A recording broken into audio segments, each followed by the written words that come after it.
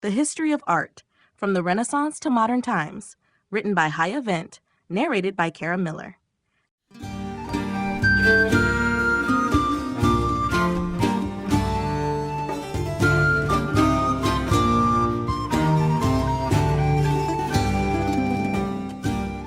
Chapter 1, Introduction to Art History.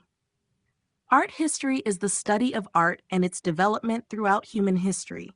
It provides a lens through which we can understand the cultural, political, social, and intellectual movements that have shaped the creative expressions of different eras.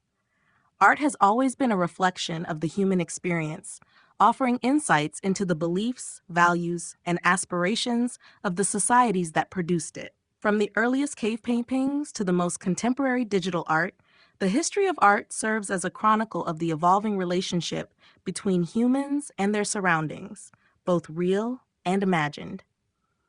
The role of art in society has changed over the centuries, but it has consistently played a significant part in shaping identity, preserving history, and conveying emotional depth. In earlier times, art was often seen as a way to honor the divine, capture royal power, or tell mythological tales.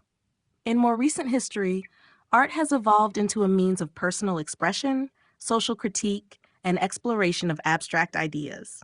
Understanding art history helps us appreciate the many forms, purposes, and innovations that have emerged throughout different periods and cultures.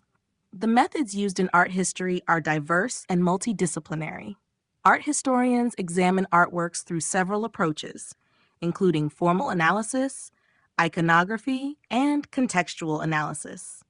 Formal analysis focuses on the visual elements of a piece, such as line, shape, color, and texture, to understand how they contribute to its meaning. Iconography is concerned with identifying and interpreting symbols within the artwork, which often reveals deeper cultural or religious significance. Contextual analysis looks at the historical, political, and social context in which a work was created, shedding light on its intended meaning and impact. Key movements and periods in art history, such as the Renaissance, Baroque, Neoclassicism, and Modernism, mark shifts in both artistic technique and the cultural values of the time. Each of these movements reflects a unique response to its predecessors and influences the direction of art that follows. For example, the Renaissance brought a renewed focus on humanism and classical ideals, while the modernist movement sought to break away from traditional forms to explore new methods of expression. Finally, the influence of geography and culture cannot be overstated in art history. Art from different regions of the world offers a wealth of diversity in style, materials, and subject matter, all shaped by the local environment and historical influences. As art continues to evolve, it remains a powerful tool for understanding the complexities of the human experience across time and space. Defining art history. Art history is the academic discipline that examines the development of visual art throughout human history. It seeks to understand how art reflects, influences, and interacts with society, culture, and history. At its core, art history is concerned with the study of objects and artifacts created by humans, exploring their meanings, contexts, and significance over time.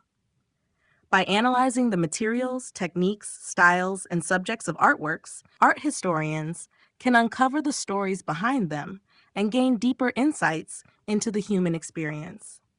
The definition of art history extends beyond merely cataloging or describing artwork. It also includes interpreting and analyzing how art fits into the broader cultural, political, and social environments in which it was produced. This involves understanding the intentions of the artists, the circumstances of their time, and the historical events or philosophical ideas that influence their work. Art history is thus a discipline that bridges the gap between the visual world and the historical, intellectual, and emotional forces that shape it.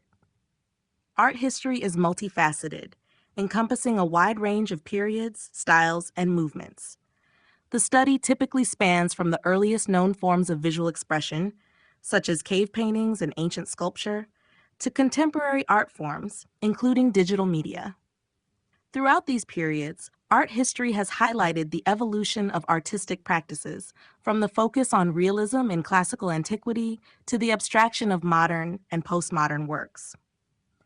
Each phase of art history offers a unique window into the priorities, concerns, and innovations of its time, making it a crucial area of study for understanding human culture.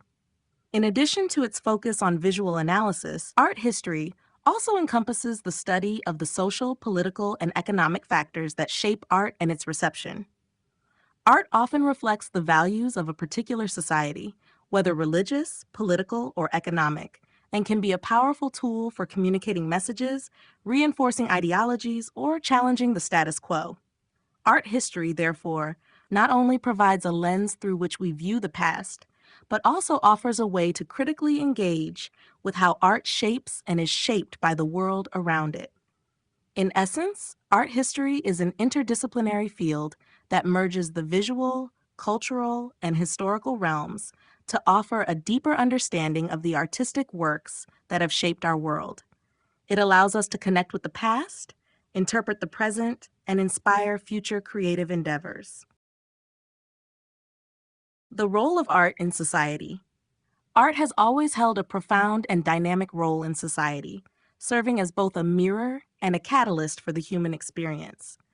It reflects the cultural, political, and spiritual climate of its time, while simultaneously shaping these very elements.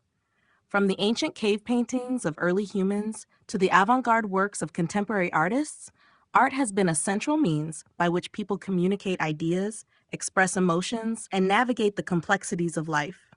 One of the most important roles of art in society is its ability to convey ideas and messages that go beyond the limitations of language. Through visual representations, art can communicate deep emotional and philosophical concepts, giving voice to the experiences of individuals and communities. Religious iconography, for example, served as a powerful tool for transmitting spiritual beliefs, while political art, such as propaganda posters or revolutionary symbols, has been crucial in shaping public opinion and motivating social change. Art is not just about aesthetics, it is a powerful form of expression that can bring awareness to issues, challenge conventions, and inspire action. Moreover, art has been instrumental in preserving and recording history. Before written records were commonplace, art was one of the primary means by which people documented their lives, customs, and beliefs. Ancient civilizations left behind visual records of their achievements, rituals, and daily life through sculpture, painting, and pottery. In more recent times, art continues to preserve historical moments, whether through the lens of a photographer capturing the aftermath of war or a painter illustrating a significant cultural event. Art thus acts as a vital historical record, allowing future generations to access the thoughts, events, and experiences of those who came before them. Art also plays a significant role in shaping identity and culture. It serves as a reflection of individual and collective identities, offering a way for communities to express their values, heritage, and social dynamics. Cultural movements often find their voice through art, whether through the Harlem Renaissance, which celebrated African American culture, or feminist art, which challenged gender norms and explored the complexities of womanhood. Art offers a platform for marginalized voices and can empower people to see themselves in new ways, affirming their place in society. In addition, art brings communities together. It fosters dialogue, collaboration, and shared experiences. Whether displayed in a museum, performed on a stage, or exhibited in a public space, art has the ability to unite people from diverse backgrounds, encouraging mutual understanding and appreciation. In this way, art contributes to the fabric of society, enriching our lives, inspiring creativity, and providing a lasting sense of connection to both the past and the present. Methods of art analysis. Art analysis is a fundamental aspect of studying and understanding art, as it helps to decode the meaning and significance behind an artwork. Several methods have been developed over time to examine art in a more structured way, enabling both scholars and enthusiasts to approach a piece with a deeper understanding. These methods allow us to explore not only the visual components of art, but also its cultural, historical, and emotional implications. The three main methods of art analysis are formal analysis, iconography, and contextual analysis. Formal analysis is perhaps the most immediate and direct method of analyzing an artwork. It focuses purely on the visual elements that make up the piece, such as line, color, texture, shape, composition, and light. By closely examining how these elements are arranged, an art historian can uncover how the artist's choices contribute to the overall mood or meaning of the work. For example, the use of dark, muted tones might suggest somberness, while vibrant colors might evoke energy and joy. The balance, symmetry, and proportion within the composition also play a role in the viewer's experience of the artwork. Formal analysis does not concern itself with the artist's intentions or the piece's historical context. Rather, it is concerned with what the viewer directly perceives in the artwork itself. Iconography is another essential method of art analysis that focuses on the symbolism within an artwork. This approach involves identifying and interpreting the symbols, figures, and themes present in the piece, often to uncover deeper meanings related to religion, mythology, politics, or culture. Iconography allows the viewer to understand how the work fits into larger narratives or traditions, offering insight into what the artist may have been trying to communicate. For example, in Christian religious paintings, the figure of a lamb often symbolizes Jesus Christ, while a serpent might represent temptation or evil. The identification and interpretation of these symbols are crucial for unlocking the layered meanings embedded within the artwork. Contextual analysis takes into account the broader historical, cultural, and social factors that influence the creation of the artwork. This method seeks to understand the conditions in which the artist worked, including political climate, social norms, economic factors, and personal background. Contextual analysis also considers the audience for whom the artwork was intended and the purpose behind its creation. For instance, a painting commissioned by the church in the Renaissance may reflect different priorities than a modern abstract painting created as an expression of personal identity. By understanding the context in which the art was made, we can gain a fuller understanding of its purpose and impact. In combination, these methods of art analysis provide a multifaceted approach to understanding artworks, revealing not only their aesthetic value, but also their deeper cultural, historical, and emotional meanings. Key movements and periods in art. Throughout history, art has evolved through a series of key movements and periods, each reflecting distinct shifts in cultural, social, and intellectual contexts. These movements represent the dynamic nature of artistic expression and often reflect broader changes in society. From the meticulous realism of the Renaissance to the bold experimentation of modernism, the development of art has been deeply intertwined with the changing values, ideologies, and technologies of each era. The Renaissance, which began in the 14th century, marked a profound shift in art, moving away from the medieval focus on religious themes and introducing a renewed interest in humanism and the classical ideals of ancient Greece and Rome. Artists like Leonardo da Vinci, Michelangelo, and Raphael revolutionized painting and sculpture by incorporating perspective, anatomical accuracy, and the study of light and shadow. The Renaissance celebrated the beauty of the human form and sought to capture the natural world with precision and depth, laying the foundation for future developments in art. Following the Renaissance, the Baroque period emerged in the 17th century, characterized by its dramatic use of light and shadow, intense emotions, and elaborate compositions. Baroque art was often commissioned by the Catholic Church, which used it to convey religious narratives with powerful visual impact. Artists like Caravaggio and Peter Paul Rubens embraced realism, while also infusing their works with a sense of movement and grandeur, reflecting the turbulent political and religious times of the period. In the 18th century, neoclassicism arose as a response to the excesses of the Baroque and Rococo styles. It drew inspiration from the simplicity and order of classical antiquity, with artists such as Jacques-Louis David emphasizing themes of heroism, virtue, and civic responsibility. Neoclassical art often reflected the ideals of the Enlightenment and the political revolutions of the time, focusing on rationality and moral values. The 19th century saw the rise of Romanticism, which rejected the rationality of neoclassicism in favor of emotion, individualism, and the sublime power of nature. Romantic artists like Francisco Goya and J.M.W. Turner explored themes of heroism, tragedy, and the power of the natural world, often reflecting the turbulence of their era, including political upheaval and industrialization. As the 19th century progressed, realism and impressionism began to shift the focus of art towards everyday life and the perception of light and color. Artists like Gustave Courbet and Claude Monet broke with tradition, rejecting idealized depictions of the human form and embracing new ways of seeing the world around them. These movements paved the way for the advent of modernism in the 20th century, where movements such as Cubism, Futurism, and Surrealism sought to break away from realism and explore abstraction, the unconscious mind, and new artistic languages.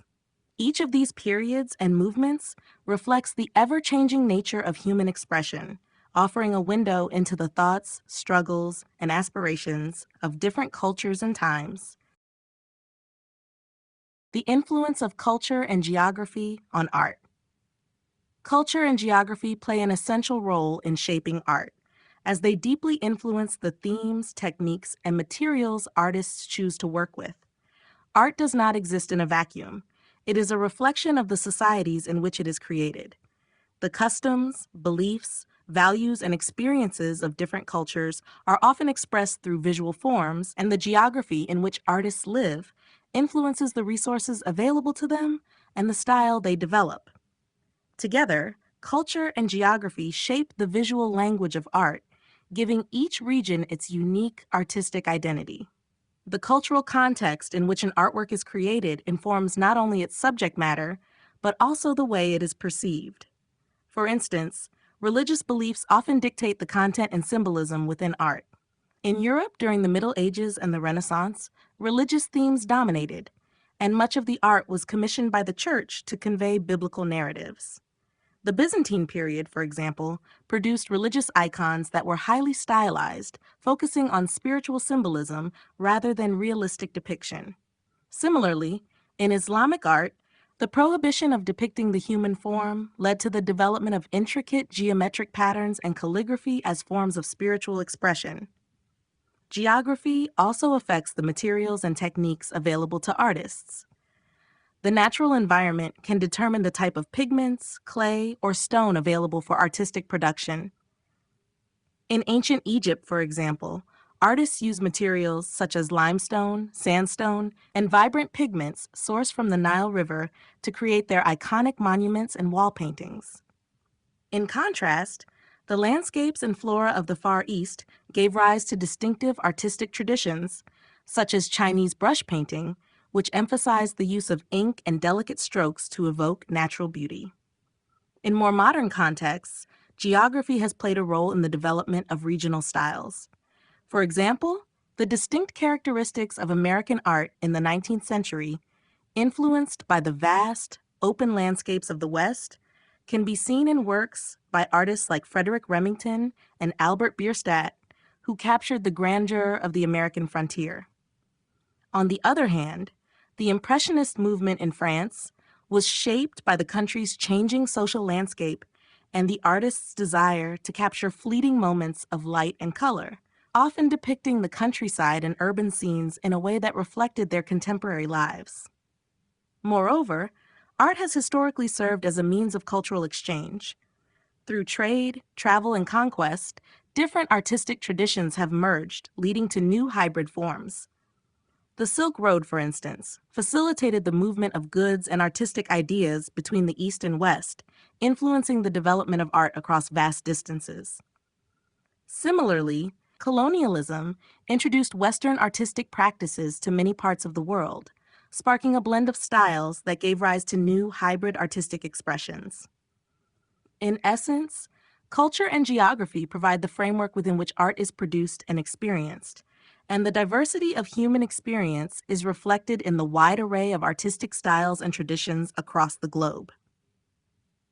Each work of art tells a story not just about the artist, but about the culture, geography, and time in which it was created.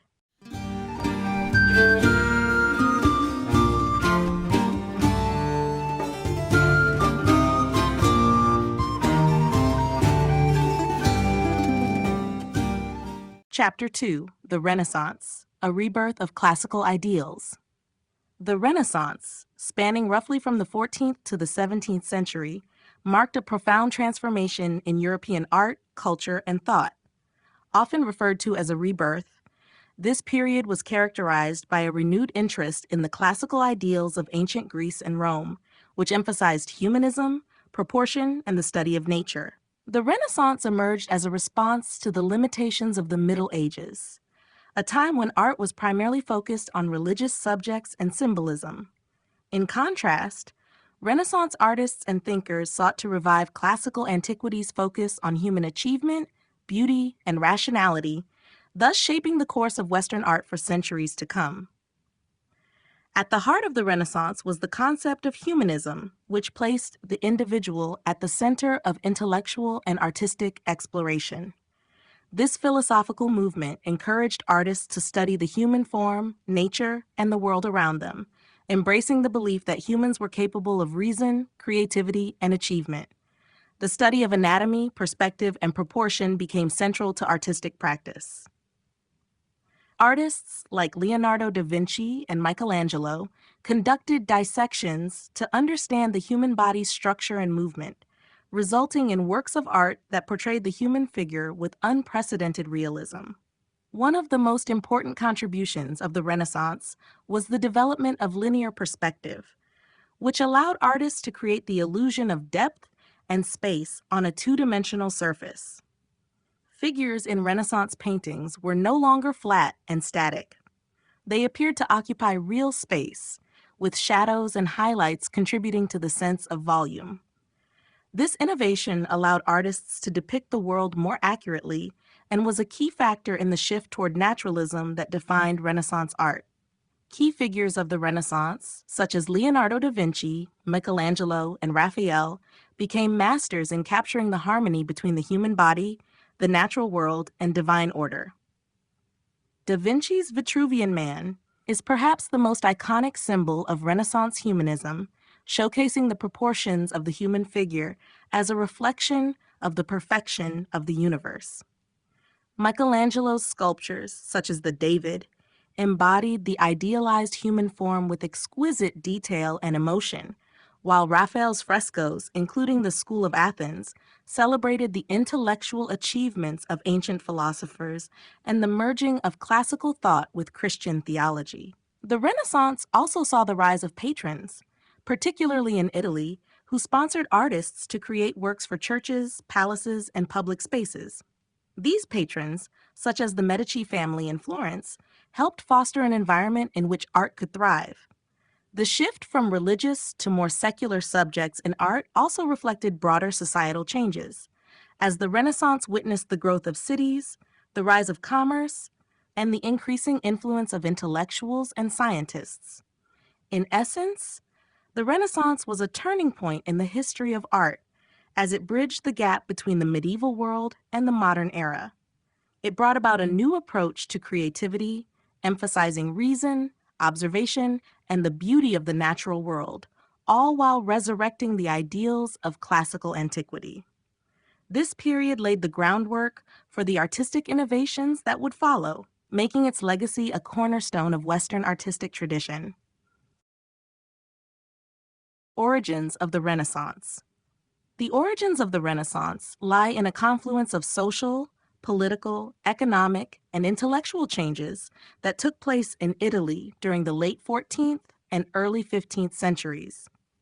While the term Renaissance itself means rebirth, it refers not only to a revival of interest in the classical cultures of ancient Greece and Rome, but also to significant shifts in the way people approached art, science, and philosophy. This intellectual and cultural awakening was shaped by a number of key factors, including the end of the medieval period, the growth of cities, the rise of humanism, and the patronage system that supported artists and scholars. The transition from the Middle Ages to the Renaissance was marked by the decline of feudalism and the gradual rise of more centralized forms of government. The Black Death, which decimated large portions of the European population in the mid-14th century, also had a profound impact, leading to economic disruptions, but also to shifts in social structures. As the population decreased, labor became more valuable, and many rural workers moved to urban centers in search of new opportunities. This urbanization, particularly in cities like Florence, Venice, and Rome, laid the groundwork for the flourishing of art, commerce, and intellectual thought that would define the Renaissance. The economic growth of these Italian city-states created a wealthy merchant class that had the financial means to support art and culture. Among the most influential of these patrons were powerful families like the Medici of Florence, who not only supported artists but also sponsored scientific inquiry and philosophy. The patronage system allowed artists like Leonardo da Vinci, Michelangelo, and Botticelli to create groundbreaking works, often for religious or civic purposes, but also for personal commissions by wealthy individuals. This financial backing helped establish a culture in which art and intellectual pursuits were valued as both aesthetic and intellectual endeavors. In addition to this economic boom, the intellectual movement of humanism played a pivotal role in the origins of the Renaissance. Humanism emphasized the study of classical texts from ancient Greece and Rome and focused on the potential for human achievement. It rejected the medieval focus on the afterlife and instead placed greater importance on human experience and reason.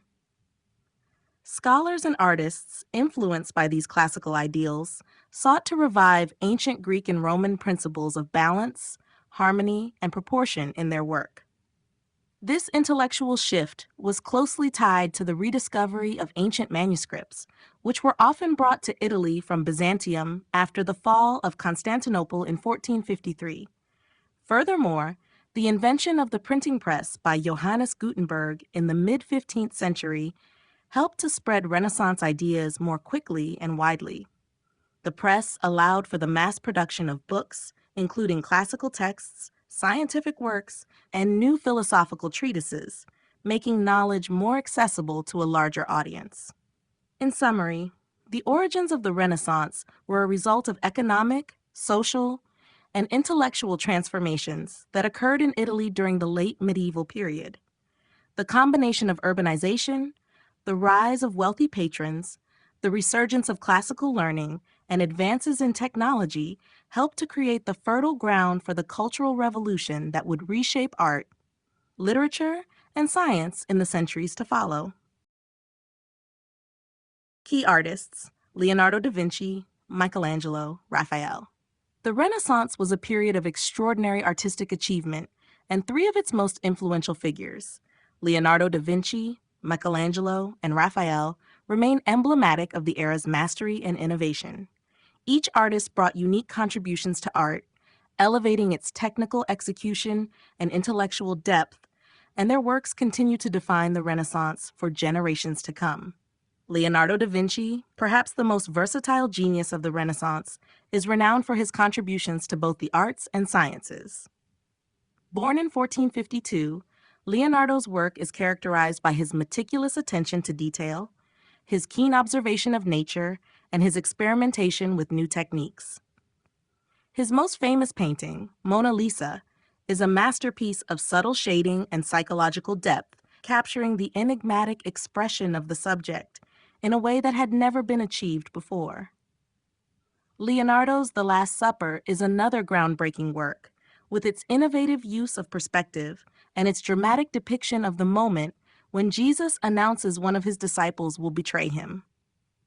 In addition to his artistic prowess, Leonardo's notebooks filled with sketches of anatomy, engineering, and natural observation reveal his relentless pursuit of knowledge and his belief in the interconnectedness of art and science. Michelangelo, born in 1475, is perhaps best known for his sculptures, but his influence as a painter and architect is equally significant. His David, sculpted from a single block of marble, represents the human form with unparalleled realism and emotion, embodying the Renaissance ideals of physical perfection and human strength.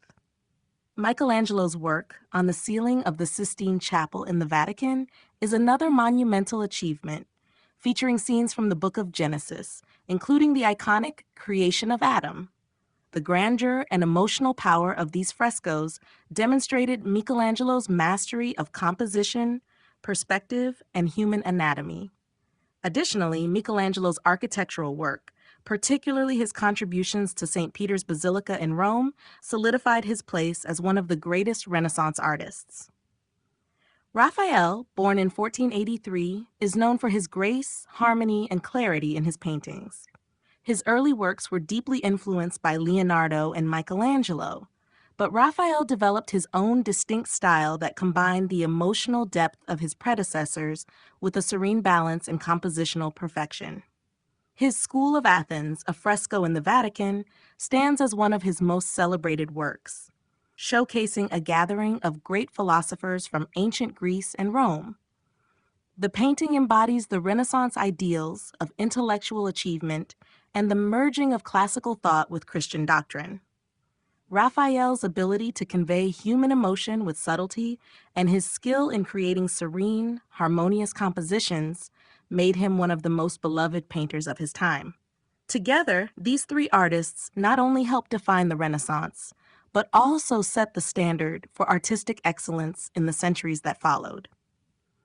Their works continue to inspire and influence artists and viewers, serving as enduring symbols of the creativity, innovation, and intellectual achievement of the period. The role of humanism in Renaissance art. Humanism played a crucial role in shaping the art of the Renaissance, marking a distinct departure from the medieval focus on religion and the afterlife. Emerging in Italy during the 14th century, humanism was an intellectual movement that emphasized the study of classical antiquity, particularly the texts and ideals of ancient Greece and Rome. It encouraged a focus on human experience, reason, and individual potential, promoting the idea that humans were capable of greatness and achievement. This shift in thought had a profound impact on Renaissance art, influencing not only subject matter, but also artistic techniques and the way artists viewed their role in society. One of the key ways humanism influenced Renaissance art was through its emphasis on the human figure. Artists began to focus on realistic depictions of the human body, studying anatomy, and using mathematical principles to achieve proportion and perspective. This was a direct response to the ideals of classical antiquity, which celebrated the beauty and potential of the human form. Figures in Renaissance art were portrayed with a sense of realism and emotion that had not been seen in earlier periods. Artists like Leonardo da Vinci and Michelangelo were at the forefront of this movement, conducting dissections and studying the human body in great detail to better understand its structure and movement. Leonardo's Vitruvian Man became a symbol of the Renaissance's humanistic ideals, showing the human body as the perfect embodiment of symmetry and proportion. Humanism also led to a shift in the subjects of art. While religious themes were still prevalent, there was a growing interest in secular subjects, including mythology, portraiture, and the natural world. The rise of individualism during the Renaissance, influenced by humanism, led to an increasing demand for portraits that captured the personalities and achievements of individuals. This change reflected the humanist belief in the worth of the individual and the idea that personal achievement and intellectual growth were just as valuable as spiritual salvation. Artists like Raphael and Titian created portraits that celebrated the nobility, scholars, and artists of the time, reflecting the humanist idea that one's life and achievements could be immortalized through art. Moreover, humanism fostered a more critical approach to knowledge and learning, encouraging artists to engage with classical texts and philosophy. Renaissance artists were not only concerned with aesthetic beauty, but also with exploring the intellectual and moral dimensions of their subjects. This is evident in works such as Raphael's School of Athens, which represents the great philosophers of antiquity in an idealized space, highlighting the Renaissance commitment to learning and the blending of classical thought with Christian theology. In essence, humanism transformed Renaissance art by elevating the importance of the individual, the study of the natural world, and the pursuit of intellectual and artistic excellence. It encouraged artists to move beyond religious symbolism and create works that celebrated human achievement, beauty, and emotion, making the human experience the central focus of art during this transformative period. Art in Italy versus Northern Europe. During the Renaissance, Italy and Northern Europe experienced distinct artistic developments shaped by differing cultural, social, and economic conditions. While both regions were deeply influenced by the classical ideals of the Renaissance, the way these ideals manifested in art differed significantly, reflecting the diverse priorities, resources, and worldviews of the two regions.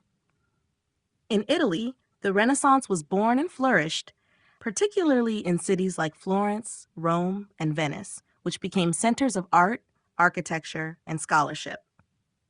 Italian Renaissance artists were heavily influenced by the rediscovery of classical antiquity and the humanist ideals of the period, which focused on the study of ancient Greek and Roman art, philosophy, and literature. Italian artists such as Leonardo da Vinci, Michelangelo, and Raphael embraced the study of the human form, anatomy, and perspective, leading to a naturalistic approach to painting and sculpture. They developed techniques such as linear perspective, which allowed for the illusion of depth and three-dimensionality on a two-dimensional surface. These innovations allowed Italian artists to create works that celebrated the beauty of the human body, idealized figures, and grand narratives. The use of light, shadow, and anatomical precision, as seen in works like Michelangelo's David or Leonardo's Mona Lisa, demonstrated a commitment to realism and the exploration of human emotion. In contrast, art in Northern Europe, particularly in regions such as Flanders, Germany, and the Netherlands, was influenced by different factors. Northern European artists were less focused on the humanistic ideals of classical antiquity and more concerned with detailed, realistic depictions of everyday life, religious scenes, and the natural world. This focus on meticulous realism was facilitated by the development of oil painting, which allowed for greater detail and the ability to capture light and texture in a way that was not possible with tempera or fresco. Artists like Jan van Eyck, Albrecht Dürer, and Hieronymus Bosch excelled in creating highly detailed, vivid works that often carried symbolic meaning. Jan van Eyck's Arnolfini portrait, for example, is a prime example of the Northern European mastery of oil paint and the ability to convey intricate textures from the fabric of clothing to the reflection of the scene in a mirror. While both Italian and Northern European art of the Renaissance focused on realism, Italian art was more oriented toward idealized human figures, grand narratives, and the exploration of classical themes, while Northern European art often depicted more intimate, detailed, and sometimes more religious or symbolic subjects. Additionally, while Italy saw a flourishing of patronage from wealthy families, the church, and the state, Northern European artists also benefited from the growing merchant class and the increasing demand for private devotional works. In essence, the primary difference between art in Italy and Northern Europe during the Renaissance lies in the approach to realism, the influence of classical antiquity, and the use of new techniques such as oil painting. Both regions produced masterpieces that have had a lasting influence on the history of art, but the cultural and artistic values of each region shaped their distinctive contributions to the Renaissance period. Innovations in technique, perspective, and chiaroscuro. The Renaissance period was marked by groundbreaking innovations in artistic techniques that radically transformed the way art was created and perceived. Two of the most significant developments during this time were the use of perspective and chiaroscuro. These techniques allowed artists to create more realistic and dynamic compositions, changing the course of art history and providing new ways to represent depth, form, and light. Perspective, specifically linear perspective, was one of the most important innovations of the Renaissance. Prior to this, artists had struggled to depict space and depth in a convincing way. While medieval art often used symbolic, flat representations, the introduction of linear perspective allowed artists to create the illusion of three-dimensional space on a two-dimensional surface. This technique was developed by Filippo Brunelleschi, an architect and engineer, who discovered the principles of linear perspective by conducting experiments with mirrors and vanishing points. The breakthrough was formally articulated by the artist Leon Battista Alberti in his treatise on painting, 1435, which outlined how parallel lines appear to converge as they recede into the distance, and how objects seem smaller the farther they are from the viewer. Linear perspective quickly became a fundamental aspect of Renaissance art. Artists such as Masaccio, who applied the technique in his fresco, The Holy Trinity, 1427, created works with an unprecedented sense of depth and realism. In this painting, the use of perspective creates the illusion of a vaulted space, with figures that seem to occupy a real architectural environment. The success of linear perspective in allowing for a more natural representation of space influenced artists like Leonardo da Vinci and Raphael, who integrated this technique into their compositions, adding a new level of complexity and verisimilitude to their work. Chiaroscuro, or the use of light and shadow to create a sense of volume and depth, was another significant technique that evolved during the Renaissance. While light and dark had been used in earlier art, it was during the Renaissance that artists began to master the use of chiaroscuro to enhance the three-dimensionality of figures and objects. This technique works by modeling form through gradations of light and dark, allowing artists to create a realistic sense of roundness and solidity. The term chiaroscuro itself means light-dark in Italian, and it became a vital tool for artists aiming to capture the subtleties of human anatomy and the textures of the natural world. Leonardo da Vinci is often credited with refining the technique of chiaroscuro, particularly through his use of sfumato, a soft blending of tones that created a smooth transition between light and shadow. This can be seen in works like the Mona Lisa, where Leonardo's use of chiaroscuro contributes to the lifelike quality of the figure, giving her face and hands a delicate three-dimensionality. Similarly, Caravaggio, working in the Baroque period, pushed chiaroscuro to even greater extremes, using stark contrasts of light and dark to create dramatic effects and to intensify the emotional impact of his scenes. Together, the innovations of perspective and chiaroscuro revolutionized the way artists approached representation, moving away from flat, symbolic depictions toward more naturalistic, lifelike compositions. These techniques not only enhanced the visual impact of art, but also aligned with the Renaissance ideals of humanism, which sought to capture the true essence of the human form and the world around it.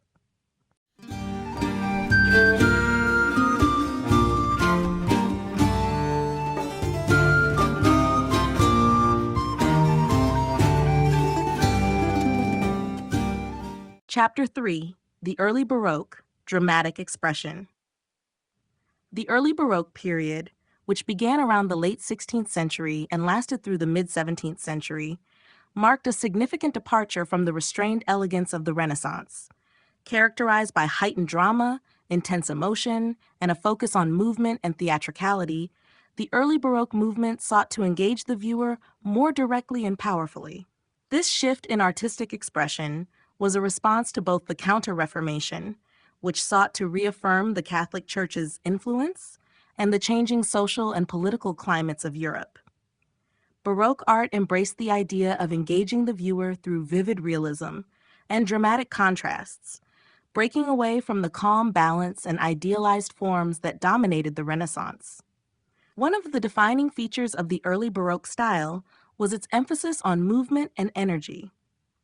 Unlike the static, harmonious figures of the Renaissance, Baroque artists sought to depict figures in dynamic poses, often caught in mid-action or dramatic gestures. This movement was not limited to the human form, but extended to the composition as a whole, with swirling forms and sweeping lines that seemed to push the viewer's eye across the canvas or sculpture. The use of foreshortening, a technique that distorts objects or figures to create the illusion of depth and perspective, became more pronounced, allowing artists to convey a heightened sense of drama and immediacy. Light and shadow also played a central role in the early Baroque aesthetic. The technique of chiaroscuro, which had been developed during the Renaissance, was pushed to its extreme in Baroque art. This stark contrast between light and dark was used to create a sense of volume and depth, but also to heighten emotional intensity. The contrast between illuminated and shadowed areas would often evoke a sense of divine presence or spiritual intensity, emphasizing the drama of religious or mythological scenes. Artists such as Caravaggio became masters of this technique, using it not just to model form, but to create powerful emotional effects. His works like The Calling of St. Matthew and Judith beheading Holofernes exemplify the use of dramatic lighting and psychological tension, drawing viewers into the moment. The early Baroque was also marked by a shift in subject matter, particularly in religious art. The Catholic Church, in response to the Protestant Reformation, commissioned large-scale, emotionally charged works meant to inspire awe and devotion. Artists like Gian Lorenzo Bernini and Peter Paul Rubens infused religious scenes with emotional fervor and vitality, bringing biblical figures and saints to life in a way that was meant to stir the viewer's soul. Bernini's sculptures, such as the Ecstasy of St. Teresa, embodied this intense emotional engagement, with figures captured in dramatic, flowing motion, seeming to transcend earthly experience. In addition to religious themes, the early Baroque also saw a growing interest in still life and portraiture, with artists emphasizing the tactile qualities of objects, textures, and light. This extension of Baroque style into everyday life further reflected the era's love for realism and dramatic effect. In essence, the early Baroque period marked a time of heightened emotional expression characterized by movement, dynamic compositions, and intense contrasts of light and shadow. Through their dramatic depictions, Baroque artists sought to captivate the viewer, engage their senses, and provoke deep emotional responses, making it one of the most impactful periods in the history of art. The emergence of Baroque art. Baroque art emerged in the early 17th century as a response to the changing social, religious, and political landscape of Europe.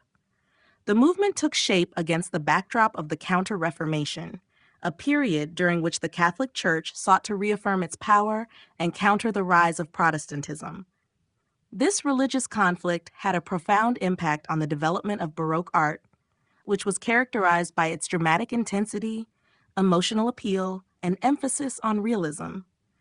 The Baroque period marked a departure from the restrained classicism of the Renaissance and introduced an aesthetic that was more dynamic, theatrical, and designed to evoke strong emotional reactions.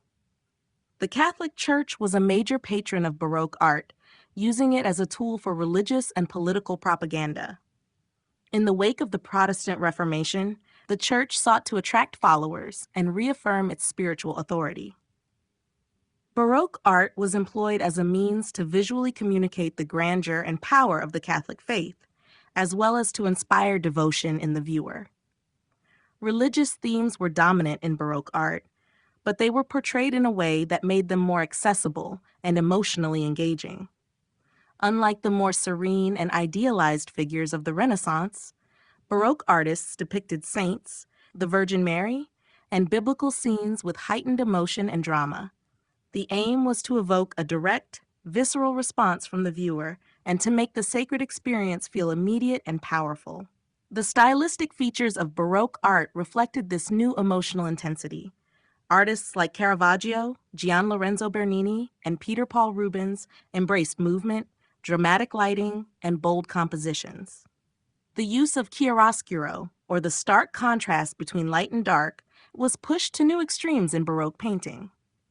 This technique created a sense of depth and volume while also heightening the emotional intensity of the scene.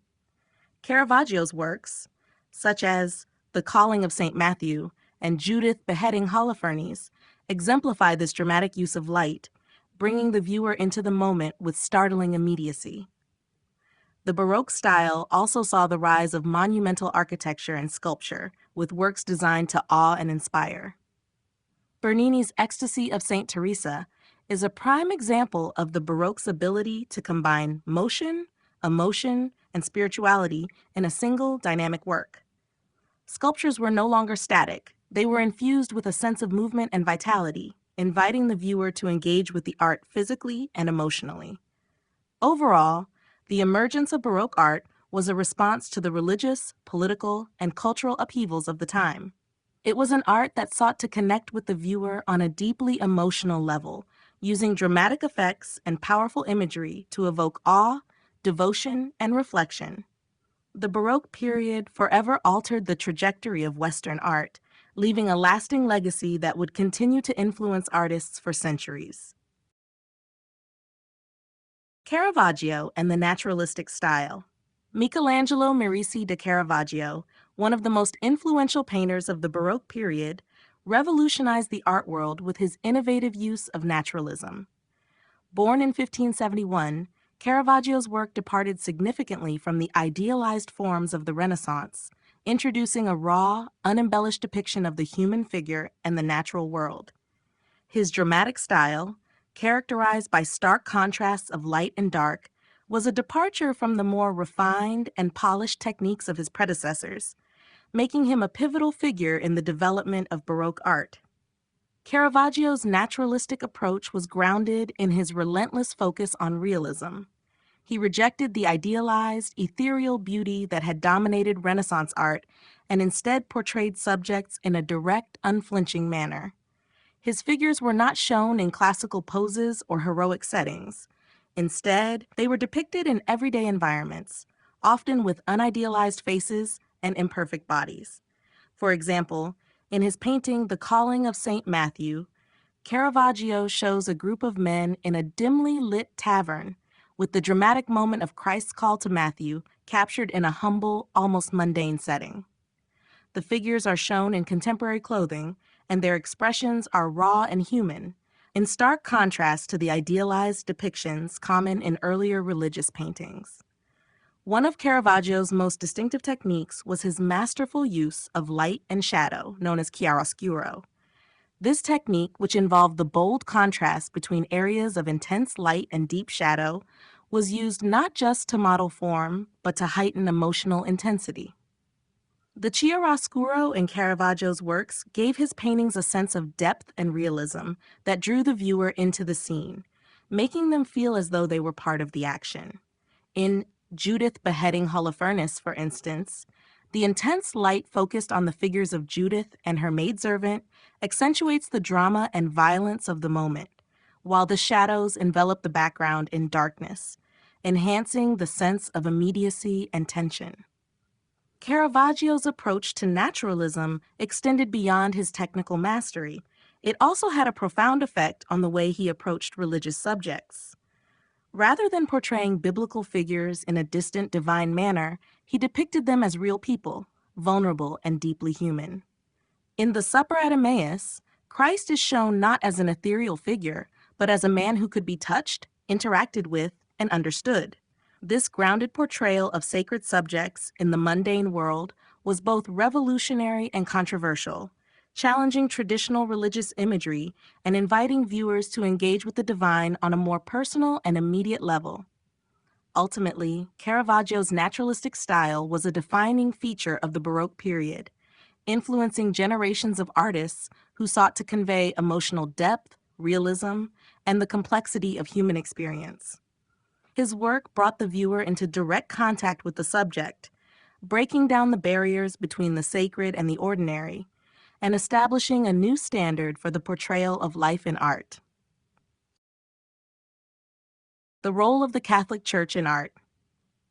During the Baroque period, the Catholic Church played a pivotal role in shaping the direction and purpose of art. The Counter-Reformation, which began in response to the Protestant Reformation, was a defining influence on Catholic patronage of the arts. The Church used art not only to convey religious messages, but also to assert its authority and reinforce Catholic teachings.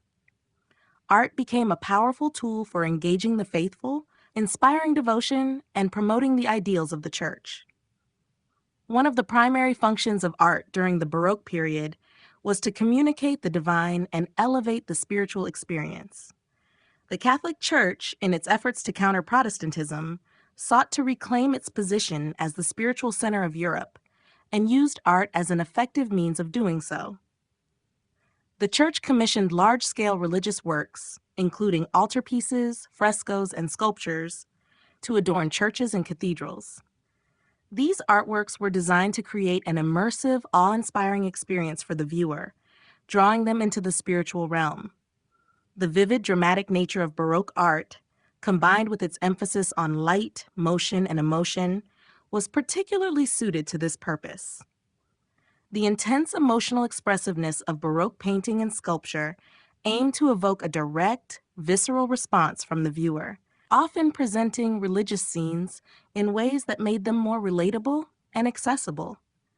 The Catholic Church also sought to depict religious themes in ways that reinforced its theological messages. The Baroque era saw the rise of saints and martyrs as central figures in religious art, with depictions of their lives and suffering meant to inspire emulation and devotion. Artists like Gian Lorenzo Bernini and Peter Paul Rubens were commissioned to create grand sculptures, paintings, and altarpieces that captured moments of divine intervention, miraculous events, and the triumph of the Church. For example, Bernini's Ecstasy of Saint Teresa is a dramatic portrayal of the mystic's religious experience, depicting her spiritual rapture in a manner that emphasizes both the divine and the human. These works were meant to bridge the gap between the earthly and the spiritual, demonstrating the presence and power of God in the lives of believers. Furthermore, the Church's patronage had a direct impact on the development of the Baroque style itself. The demand for religious art led to a focus on realism, emotion, and dynamism. The Church wanted art that could move and inspire the viewer, pushing artists to create works that were full of drama, energy, and visual impact. This desire for emotional engagement is evident in the use of chiaroscuro, the contrast between light and dark, and the dramatic compositions found in works by artists like Caravaggio and Rubens. In sum, the Catholic Church's involvement in art during the Baroque period was multifaceted. It was not only a major patron of the arts, but also a key driver in shaping the themes and techniques used by artists. Through art, the Church sought to reinforce its teachings, engage the viewer emotionally, and create a profound spiritual experience that would strengthen faith and devotion among the faithful. The legacy of this period continues to be seen in the magnificent religious art that adorns churches and cathedrals around the world. Baroque architecture and sculpture. Baroque architecture and sculpture, like the art of the period, were characterized by grandeur, drama, and a strong sense of movement. Emerging in the early 17th century, Baroque architecture reflected the religious and political changes of the time, particularly the influence of the Catholic Church during the Counter-Reformation. The Church sought to use architecture and sculpture to inspire awe, communicate divine power, and reinforce its authority. As a result, Baroque buildings and sculptures were designed to evoke a sense of emotional intensity and create an immersive spiritual experience. In architecture, Baroque style is defined by its use of bold forms, dynamic shapes, and the manipulation of space to create a sense of grandeur and movement. Architects abandoned the rigid symmetry of Renaissance designs in favor of curving walls, expansive colonnades, and dramatic facades. The play of light and shadow, the incorporation of decorative elements, and the blending of interior and exterior spaces all contributed to the theatricality of Baroque architecture. One of the most iconic examples of Baroque architecture is St. Peter's Basilica in Vatican City, designed by renowned architects like Michelangelo, Gian Lorenzo Bernini, and Carlo Maderno. The church's massive dome, sweeping colonnades, and grandiose interior reflect the period's focus on creating awe-inspiring spaces that symbolize the power and glory of the Catholic Church. Baroque architects also sought to create a sense of movement and fluidity within their structures. This is especially evident in the design of church interiors, where the architecture seemed to embrace the viewer, drawing them toward the altar. The use of oval shapes, curved walls, and expansive ceilings created an almost theatrical effect, where space appeared to flow and expand, giving the impression of divine presence and energy.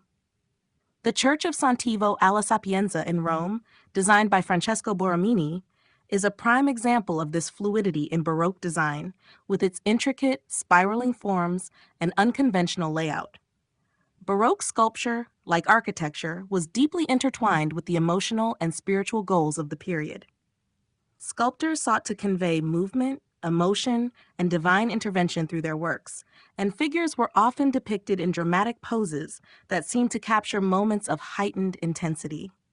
Gian Lorenzo Bernini, one of the most important sculptors of the Baroque era, is renowned for his ability to infuse his sculptures with a sense of motion and emotional depth. His Ecstasy of Saint Teresa, located in the Cornaro Chapel in Rome, is a masterful example of Baroque sculpture, capturing the mystical experience of Saint Teresa with such dramatic realism that the figure seems to transcend earthly experience. In Baroque sculpture, the use of light and shadow played an important role. Bernini, for instance, used the interplay of light to create a dynamic relationship between the viewer and the sculpture, making the figures appear as if they were alive and part of the surrounding space. Sculptors often used marble to create delicate textures and lifelike expressions, further enhancing the emotional impact of the work. In summary, Baroque architecture and sculpture reflected the era's emphasis on drama, movement, and emotional engagement.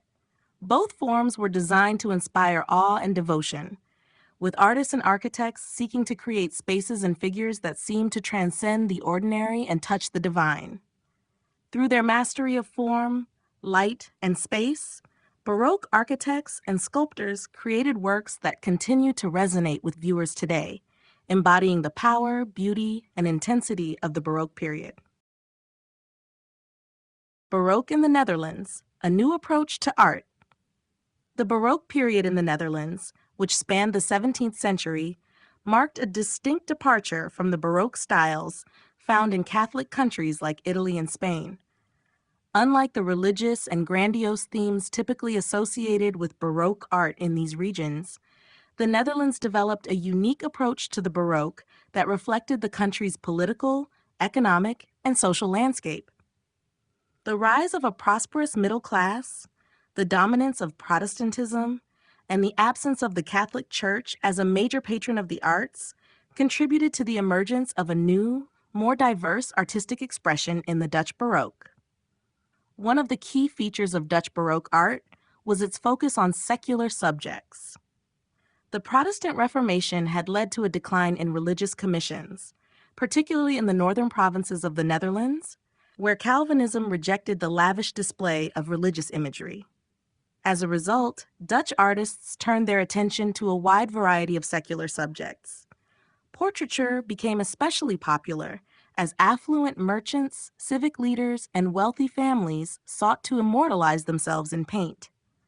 Artists like Rembrandt van Rijn and Frans Hals excelled in capturing the personality and status of their subjects with remarkable realism, using light and shadow to bring their figures to life.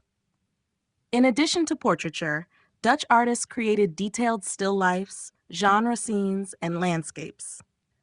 Still life painting flourished as an art form in the Netherlands, with artists like Peter Kles and Willem Kalf producing works that depicted everyday objects with astonishing precision. These paintings not only showcased the artist's technical skill, but also reflected the growing affluence of Dutch society, with their intricate depictions of luxury items such as silverware, glassware, and exotic goods. Genre scenes, which depicted everyday life, were also widely popular, offering a glimpse into the daily activities of ordinary people. Artists like John Vermeer captured quiet, intimate moments of domestic life, using soft, natural light to create a sense of tranquility and realism. Landscape painting emerged as a major genre in the Netherlands, with artists like Jacob van Ruysdael and Elbert Cuyp producing sweeping views of the Dutch countryside, rivers, and coastal scenes. These landscapes often had a symbolic meaning, reflecting the Dutch people's pride in their mastery of land reclamation and their connection to the natural world. Unlike the Baroque art of Catholic countries, which was often characterized by dramatic intensity and religious fervor, Dutch Baroque art was characterized by a sense of calm realism, a celebration of everyday life, and a deep appreciation for the natural world. This new approach to art in the Netherlands reflected the country's changing social structure and the values of its citizens. With the rise of the Dutch Republic as a major economic and political power, art became a reflection of the new Dutch identity, one that emphasized individualism, commerce, and a connection to the natural world. In conclusion, Baroque art in the Netherlands marked a significant shift from the religious and monumental Baroque styles of Catholic Europe. Through a focus on secular subjects like portraiture, still lifes, and landscapes, Dutch artists developed a new artistic language that mirrored the values and experiences of their society, leaving a lasting legacy in the history of art.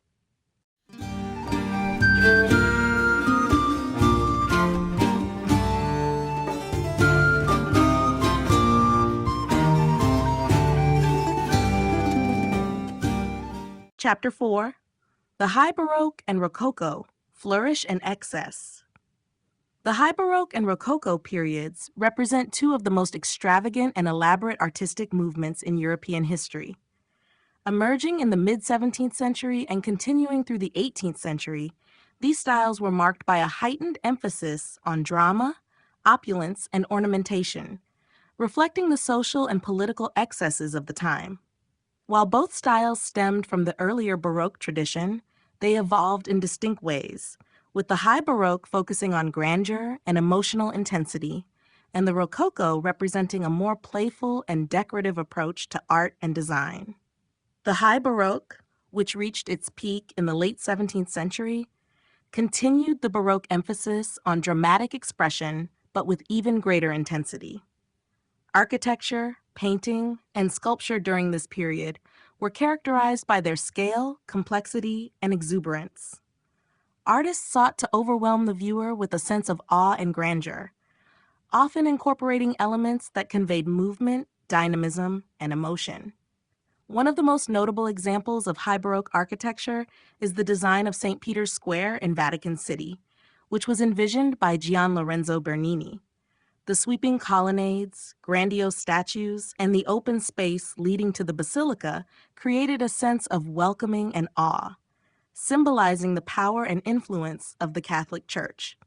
High Baroque painting also continued to embrace bold contrasts of light and dark, as seen in the works of artists like Peter Paul Rubens. Rubens' paintings were known for their vibrant color palettes, dynamic compositions, and muscular figures, all of which contributed to the dramatic impact of his work. His The Descent from the Cross exemplifies the emotional intensity of High Baroque art, with its turbulent poses and vivid depictions of human suffering. As the 18th century progressed, the Rococo style emerged as a reaction against the solemnity and grandeur of the High Baroque. Originating in France, Rococo art was characterized by its lightness, elegance, and a focus on decorative beauty. Rococo artists moved away from the dramatic intensity of the Baroque and instead embraced soft colors, curvaceous forms, and intricate ornamentation. The style often depicted scenes of romance, playful pursuits, and the pleasures of aristocratic life. François Boucher and Jean-Honoré Fragonard were among the leading artists of the Rococo movement, creating works that celebrated sensuality, intimacy, and charm. Rococo architecture mirrored these characteristics, with interiors featuring elaborate stucco work, delicate chandeliers, and mirrored walls, all designed to create a sense of luxury and refinement. The Hôtel de Soubise in Paris is a prime example of Rococo architecture, with its ornate decoration, airy rooms, and use of pastel colors. Despite their differences, both the High Baroque and Rococo periods were expressions of the excess and grandeur of their time, reflecting the wealth and power of the aristocracy and the Catholic Church. The High Baroque's emphasis on awe-inspiring scale and emotional depth gave way to the more playful, refined elegance of Rococo, which prioritized beauty, grace, and a sense of joy. Both movements played a significant role in shaping the cultural landscape of the 17th and 18th centuries, leaving behind an enduring legacy in art and architecture.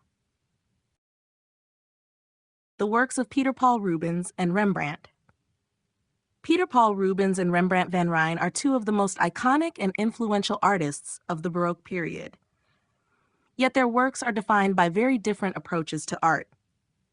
While Rubens is celebrated for his dynamic compositions and emotional intensity, Rembrandt is renowned for his mastery of light, texture, and deep psychological insight into the human condition. Together, their works embody the diverse possibilities of Baroque art, each contributing significantly to its development. Peter Paul Rubens, born in 1577 in what is now Belgium, was a prolific artist whose career spanned much of the 17th century. Rubens' art is characterized by his bold use of color, dramatic lighting, and dynamic compositions. He was a master of combining movement, emotion, and color in his works, creating images that were both captivating and highly emotional. His paintings often depicted biblical, mythological, and historical subjects, imbued with a sense of grandeur and passion. In works such as The Descent from the Cross, Rubens conveyed the intense suffering and physical strain of Christ's crucifixion with remarkable realism, while simultaneously using vibrant colors and dramatic lighting to heighten the emotional impact. His ability to capture the human body in motion, particularly through his large, muscular figures, became a hallmark of his style. Rubens also produced numerous portraits, often for wealthy aristocrats, where he demonstrated his skill in rendering sumptuous textures and capturing the personalities of his subjects with grace and grandeur. Rembrandt, born in 1606 in the Netherlands, was a master of light and shadow, developing a style that focused more on psychological depth and the inner life of his subjects. Unlike Rubens, whose works often sought to dazzle with dramatic compositions, Rembrandt's art was marked by a deep sense of intimacy and quietude. His use of chiaroscuro, the stark contrast between light and dark, became one of his defining techniques. In paintings such as The Night Watch, Rembrandt employed light to bring attention to specific figures while allowing the rest of the composition to dissolve into shadow, creating a sense of mystery and atmosphere. His portraits, such as those in his series of self-portraits, reveal a remarkable sensitivity to the human soul, capturing moments of introspection, vulnerability, and self-reflection.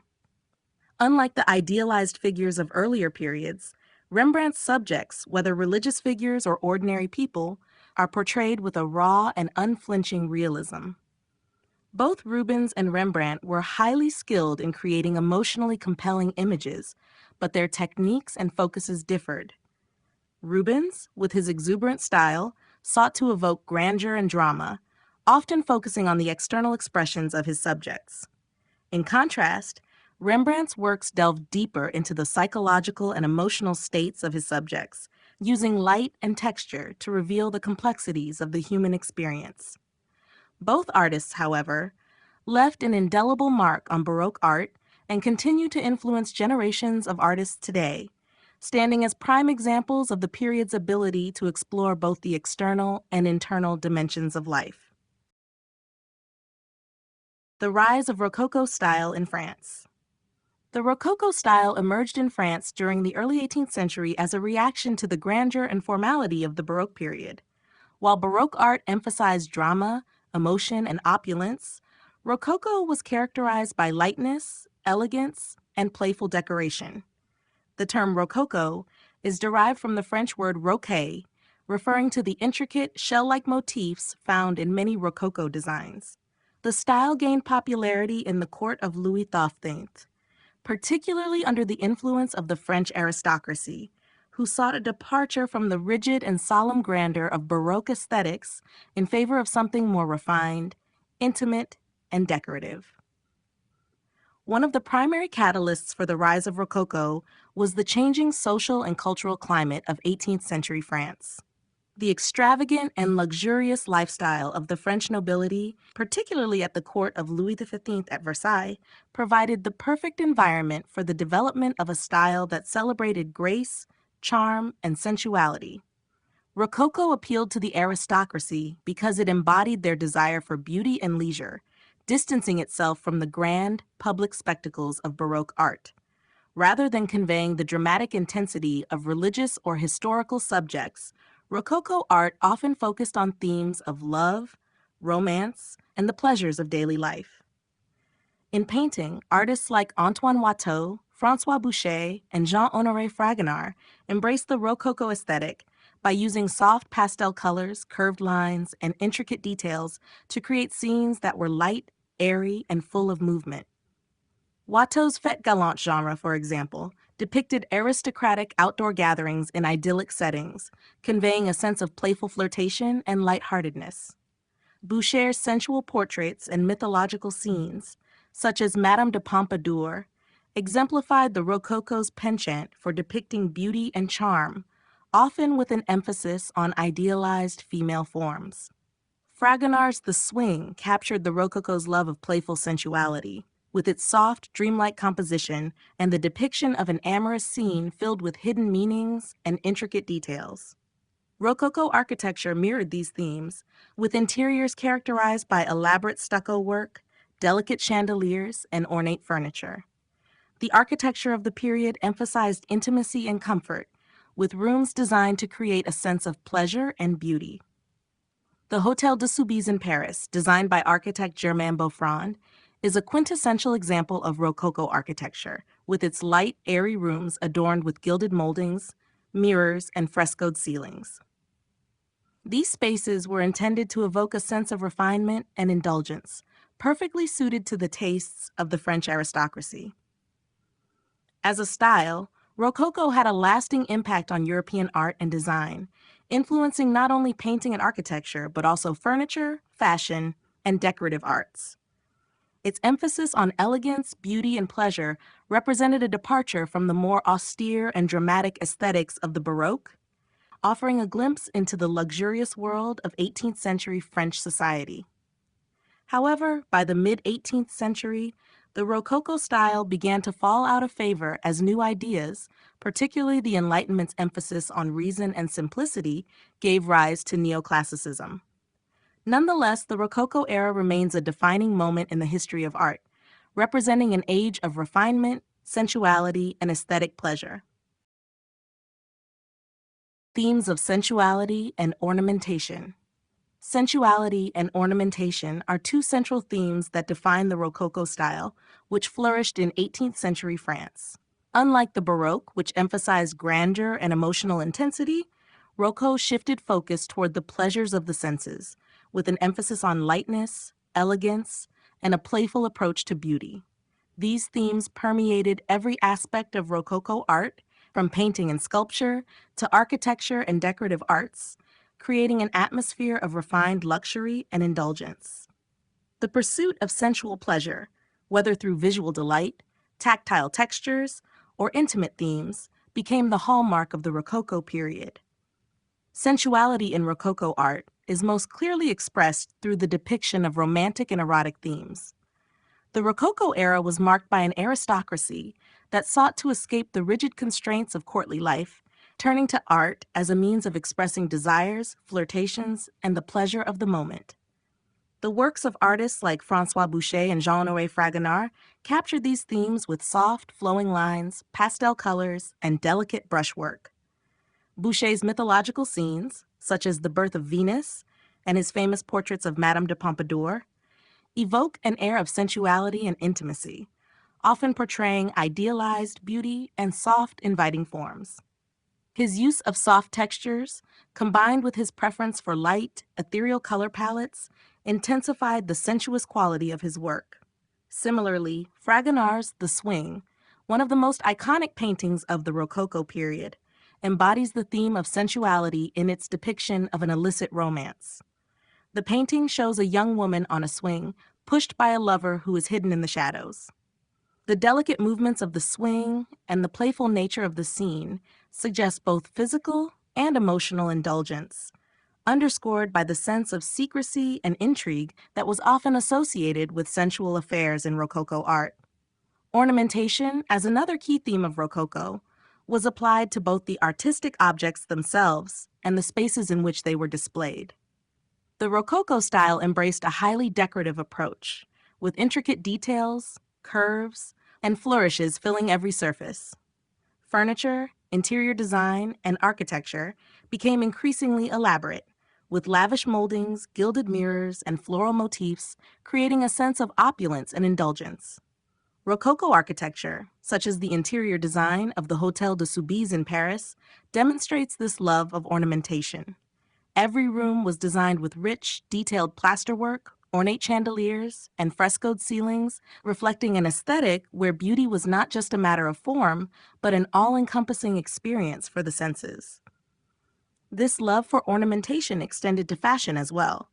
Rococo-era clothing was highly decorative, with intricate lace, ribbons, and embroidery adorning the garments of the French aristocracy.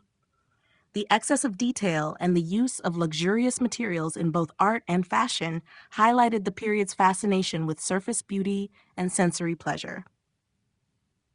In conclusion, the themes of sensuality and ornamentation defined the Rococo style as a celebration of refinement, pleasure, and the pursuit of beauty in all its forms. The period's focus on lightness, intimacy, and the joy of the senses created an art form that emphasized elegance and indulgence, setting it apart from the more dramatic and intense Baroque period that preceded it.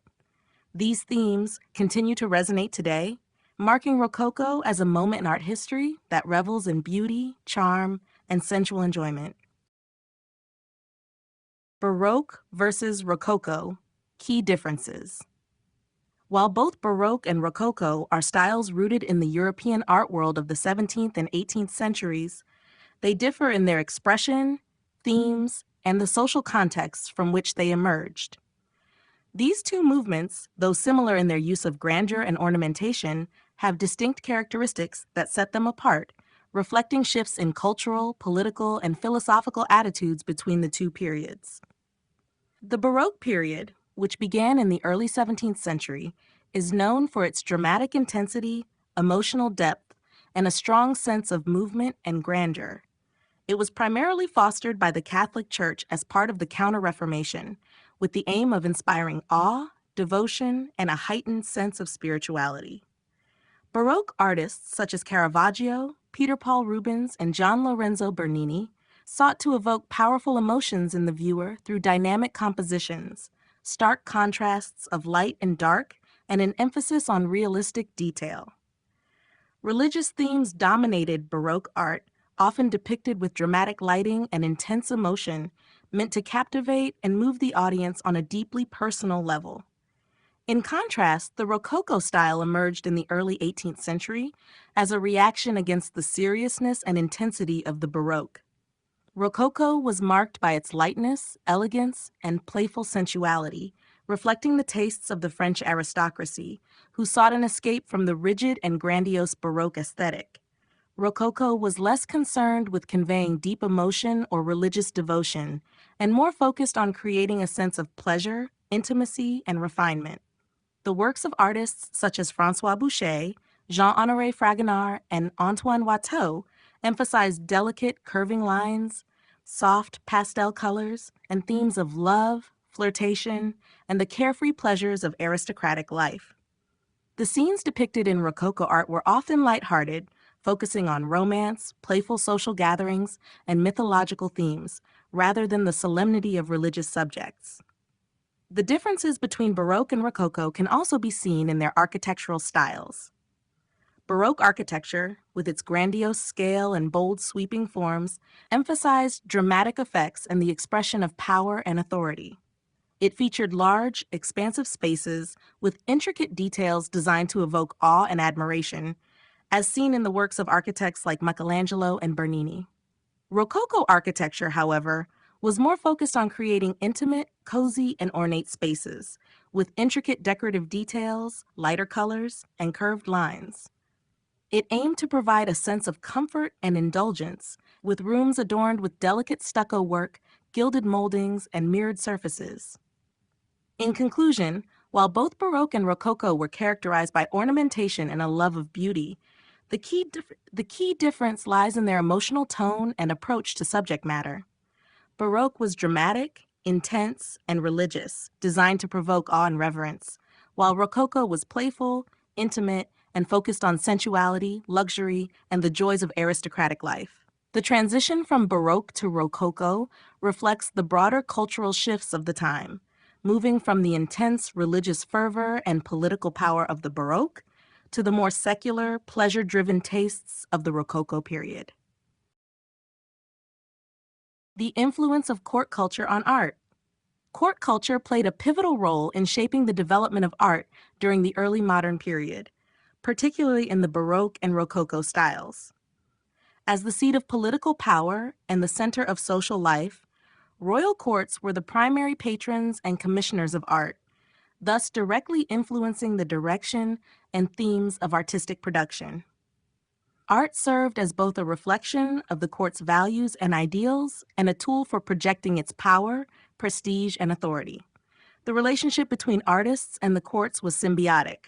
Artists gained fame, wealth, and commissions from royal patrons, while the courts used art to reinforce their authority and communicate their ideologies. In the Baroque period, the Catholic Church and European monarchies were key patrons of the arts. Kings, queens, and noble families saw art as an instrument for maintaining power, asserting religious devotion, and glorifying their reigns. Courtly commissions often focused on themes that enhanced the ruler's image, such as portraits, allegorical works, and monumental religious or historical scenes that reflected the glory of their reigns or divine favor. The grandeur and drama typical of Baroque art, seen in works by artists like Peter Paul Rubens, Gian Lorenzo Bernini, and Diego Velázquez, were designed to inspire awe and reinforce the ruler's authority. Royal portraits, for instance, became a vehicle for monarchs to communicate their strength, elegance, and divine right to rule. The use of dramatic lighting, dynamic compositions, and larger-than-life scale in these portraits carried the power and influence of the individual depicted. During the Rococo period, court culture in France, particularly under the reign of Louis XIV, shifted to embrace a more playful and intimate aesthetic. The French court at Versailles became a symbol of luxury, refinement, and sensual pleasure. Artists like François Boucher, Jean-Honoré Fragonard, and Antoine Watteau captured the frivolous, leisurely activities of the aristocracy, focusing on themes of romance, beauty, and the pleasures of courtly life. Rococo art often depicted aristocratic figures in idyllic, carefree settings, indulging in private pleasures and celebrating love and sensuality. The light, delicate colors and ornate details in Rococo works mirrored the opulence of the court's lifestyle. Art during this period was less about power and more about personal expression and pleasure, reflecting the changing tastes and values of the French nobility. The court's influence on art extended beyond paintings and sculptures to architecture and decorative arts. In both the Baroque and Rococo periods, courtly spaces were designed to reflect the wealth and sophistication of the ruling elite. Baroque palaces like the Palace of Versailles were vast, monumental structures with expansive gardens, grandiose halls, and intricate details meant to inspire awe and display the monarchy's power. Rococo architecture, on the other hand, was more focused on creating intimate decorative interiors with curved lines, pastel colors, and ornamental details designed to evoke a sense of comfort, luxury, and elegance. In sum, court culture profoundly influenced art by dictating the themes, styles, and purposes of artistic production. Whether glorifying monarchs, reinforcing religious devotion, or celebrating the luxurious pleasures of aristocratic life, the art commissioned by royal courts became a means of communicating power, prestige, and cultural ideals. The lasting impact of court patronage on the visual arts, can still be seen in the monumental and decorative works that continue to define these periods of art history.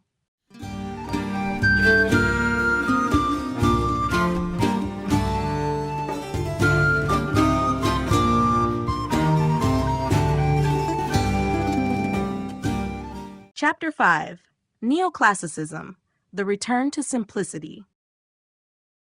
Neoclassicism emerged in the mid-18th century as a reaction against the excesses of the Rococo style and the emotional intensity of the Baroque period. Marked by a return to the classical ideals of ancient Greece and Rome, Neoclassicism sought to revive the virtues of simplicity, order, and reason. This movement was deeply influenced by the Enlightenment, a time when intellectuals began to emphasize reason, logic, and an interest in the classical past as a model for a more enlightened future. Neoclassicism became a powerful artistic and cultural force, shaping the visual arts, architecture, and even literature and philosophy. The rise of neoclassicism was partly influenced by archaeological discoveries in Italy, such as the excavation of Pompeii and Herculaneum, which brought the art and architecture of ancient civilizations to the forefront of European consciousness. These discoveries sparked a renewed interest in the classical world, leading to an admiration for its aesthetic principles. Artists and architects began to study ancient Greek and Roman works closely, adopting their emphasis on harmony, proportion, and clarity. The movement was further fueled by the philosophical ideas of the Enlightenment, which celebrated human reason, intellectual progress, and a return to moral and ethical values. Neoclassicism's focus on simplicity and rationality was seen as a counterpoint to the indulgence and excess of previous artistic styles. In painting, neoclassical artists like Jacques-Louis David, Jean-Auguste Dominique Ingres, and Antonio Canova sought to recreate the balanced compositions and restrained emotion found in classical art. David's works, such as The Oath of the Horatii and The Death of Socrates, depicted heroic figures from history and mythology in poses that reflected the stoic, moral ideals of classical antiquity. These paintings emphasized virtue, duty, and sacrifice, presenting subjects with a sense of nobility and restraint. The figures in these works were often rendered with a sense of idealized beauty and a focus on anatomical precision, reflecting the classical belief in the perfection of the human form. Neoclassical architecture also sought to emulate the simplicity and elegance of ancient structures, with architects such as Robert Adam, Johann Gottfried Schadow, and Étienne Louis Boulle designing buildings with clean lines, symmetrical facades, and columns inspired by classical temples. The influence of ancient Rome is especially evident in the design of public buildings, such as the Pantheon in Paris and the United States Capitol in Washington, D.C., both of which feature domed roofs and classical porticos. The neoclassical movement marked a return to simplicity and order, rejecting the playful ornamentation of the Rococo and the emotionalism of the Baroque. Instead of the dramatic, ornate compositions of previous styles, neoclassical artists and architects embraced clarity, symmetry, and restraint. The movement was an intellectual and aesthetic response to the values of the Enlightenment and laid the groundwork for the development of modern art with its emphasis on reason, virtue, and the classical ideal. Through its exploration of these themes, neoclassicism left an enduring legacy in both art and culture. The reaction against Rococo. The reaction against Rococo in the 18th century was deeply tied to both cultural shifts and political changes, particularly as the Enlightenment began to challenge the excesses of aristocratic life and the values associated with the Rococo style. Rococo, with its emphasis on ornate, frivolous decoration and themes of sensual pleasure, had come to symbolize the excesses of the French aristocracy. By the mid-1700s, the grandeur of Versailles and the lavish court culture that Rococo had represented were increasingly seen as decadent and disconnected from the emerging ideals of reason, morality, and virtue that were central to the Enlightenment. A backlash against the Rococo style began to take shape, paving the way for the rise of neoclassicism. One of the primary factors in the reaction against Rococo was the growing dissatisfaction with the aristocratic lifestyle, which was marked by luxury, superficiality, and indulgence. The French Revolution, which began in 1789, played a crucial role in this shift, as it brought about a new political consciousness that rejected the old regime's opulence. The Rococo aesthetic, with its light-hearted, playful depictions of courtly love and luxury, was no longer in tune with the revolutionary spirit, which demanded reform and a return to more virtuous, rational ideals. As the Enlightenment's ideas about reason, progress, and equality gained ground, the need for a new artistic expression emerged, one that was grounded in moral seriousness, simplicity, and a respect for classical ideals. Neoclassicism, with its emphasis on simplicity, order, and a return to the art and philosophy of ancient Greece and Rome, became the key artistic movement in this reaction. Neoclassical artists, influenced by the ideals of the Enlightenment, sought to distance themselves from the decorative excesses of Rococo by embracing the balanced, harmonious forms of classical antiquity. Where Rococo art was characterized by its soft colors, flowing curves, and playful erotic themes, Neoclassicism focused on clarity, rationality, and moral values.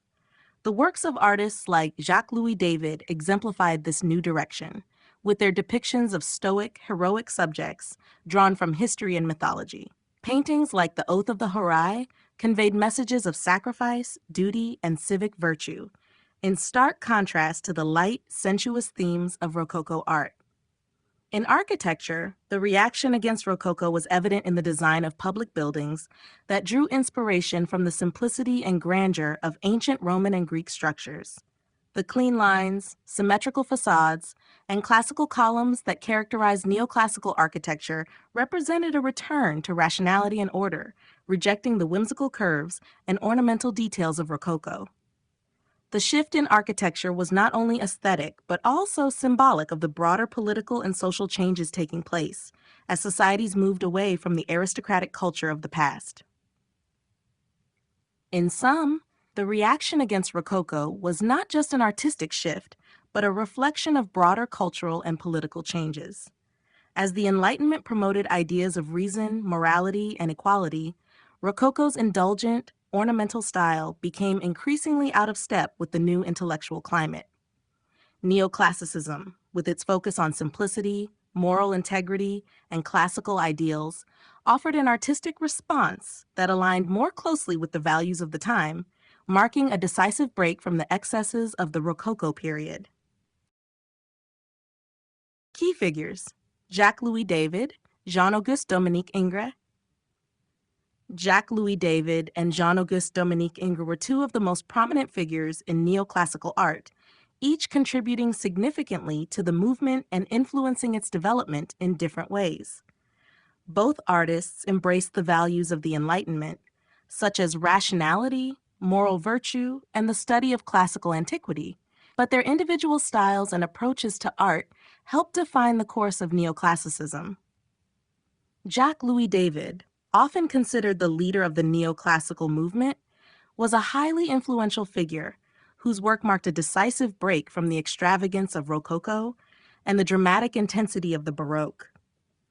David's art was deeply rooted in the ideas of the French Revolution and the political upheavals of his time. His paintings, characterized by their clarity, precision, and moral seriousness, reflected the themes of civic duty, heroism, and patriotism.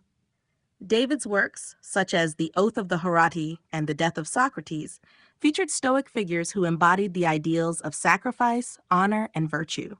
The strong, heroic poses and restrained emotions in these works were a direct response to the ornamental and playful themes of the Rococo style. David's focus on history, allegory, and moral virtue made his paintings powerful tools for political and social commentary during a time of revolutionary change. His influence extended beyond the canvas, as he became the official painter of the French Revolution and later worked under Napoleon Bonaparte, helping to solidify the connection between art and political power. Jean-Auguste Dominique Ingres, a student of David, is another key figure in the neoclassical movement. but his artistic vision differed from that of his mentor in significant ways. While David focused on dramatic, narrative-driven works, Ingres was known for his meticulous attention to detail, his emphasis on idealized beauty, and his pursuit of perfect line and form. Ingres's paintings often depicted historical or mythological subjects, but he also became renowned for his portraiture, which was characterized by precision and an almost sculptural rendering of the human form. His works, such as the Valpinchon Bather and La Grande Odalisque, combined the neoclassical emphasis on idealized human figures with a sensuality that was sometimes controversial for its departure from the moral restraint advocated by David. Ingres was less interested in narrative and more focused on the purity of line and the beauty of the human body, emphasizing grace and elegance in his figures. His style was more refined and delicate than David's, marked by smooth, polished surfaces and an almost ethereal quality in his portraits and nudes. While both David and Ingres were champions of neoclassical ideals, they represented two different aspects of the movement.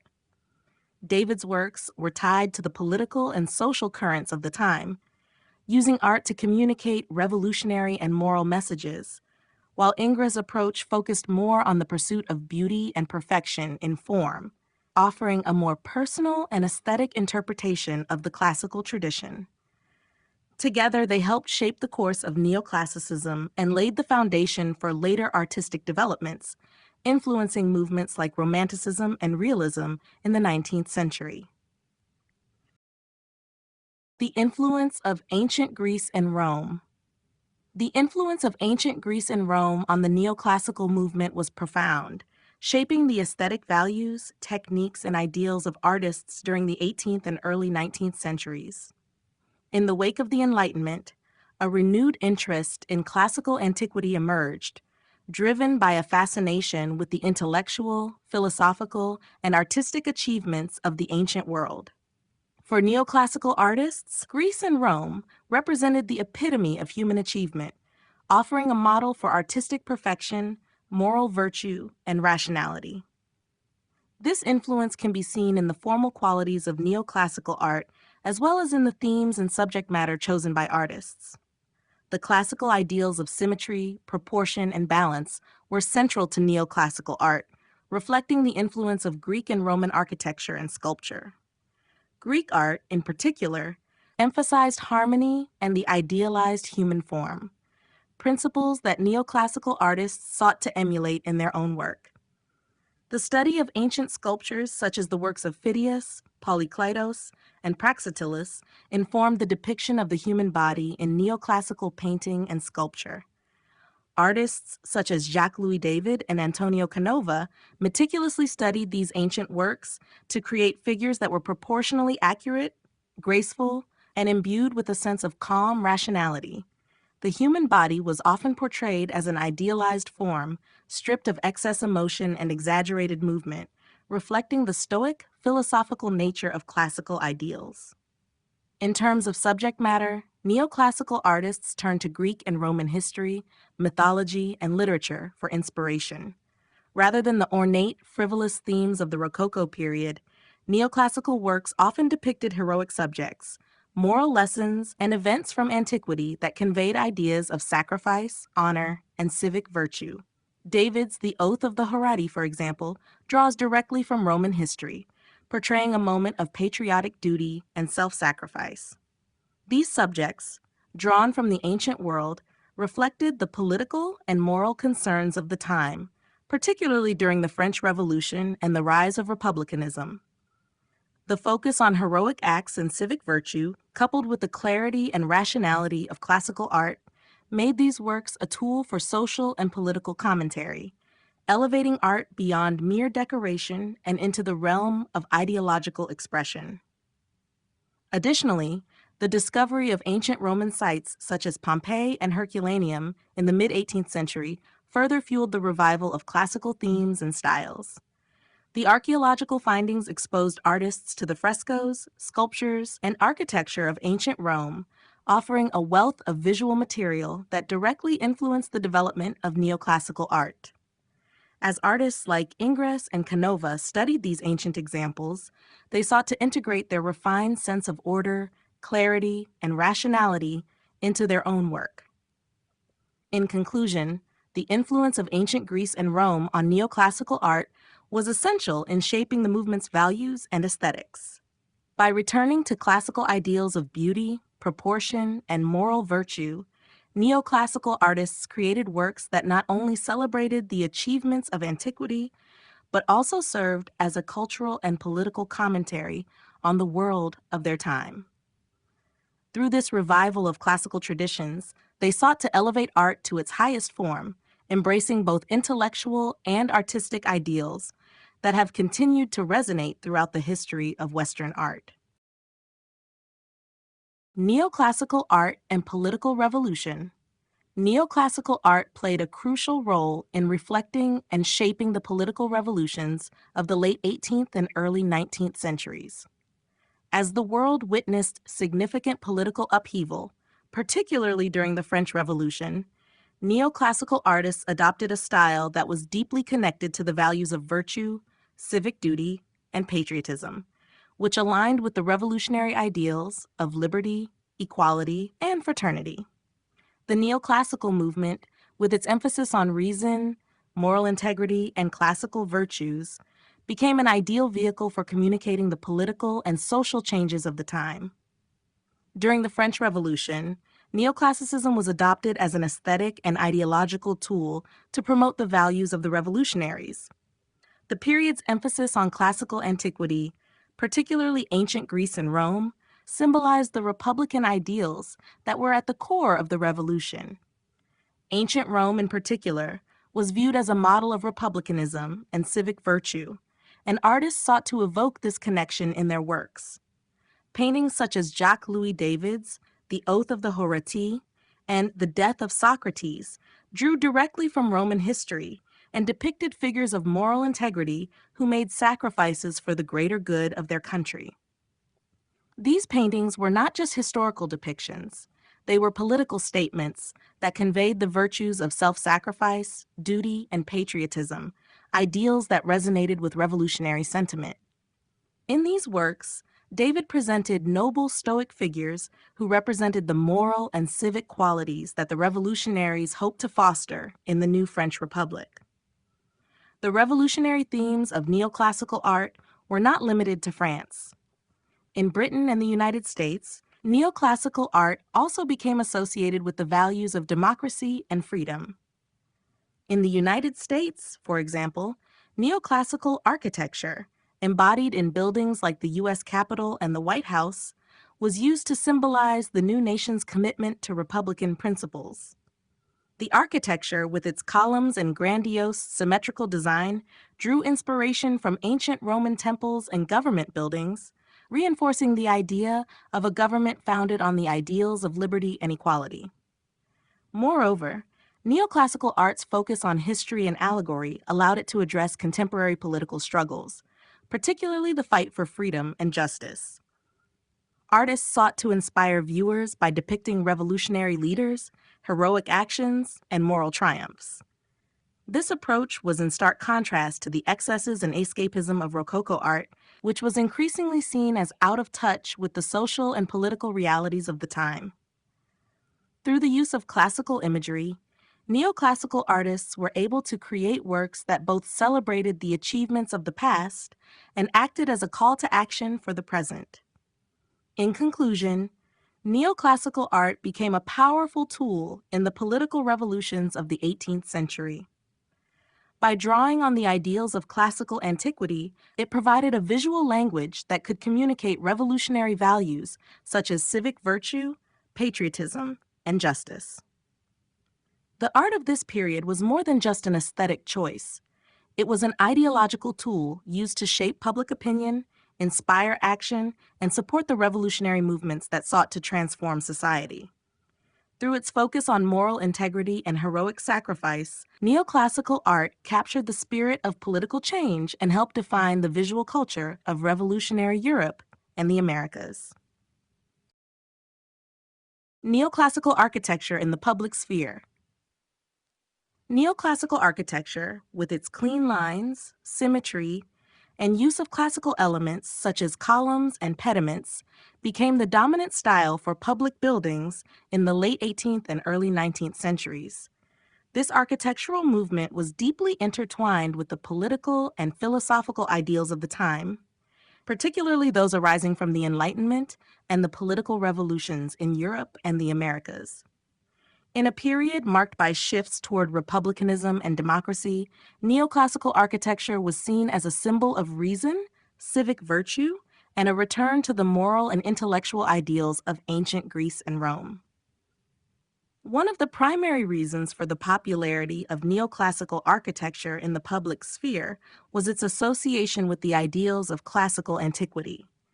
The ancient Greeks and Romans were viewed as the model civilizations for democracy and republicanism, making their architectural styles a natural fit for the new political orders emerging in Europe and the Americas. Buildings designed in the neoclassical style were meant to symbolize strength, order, and the permanence of the state, reflecting the stability and rationality that the new governments hoped to establish.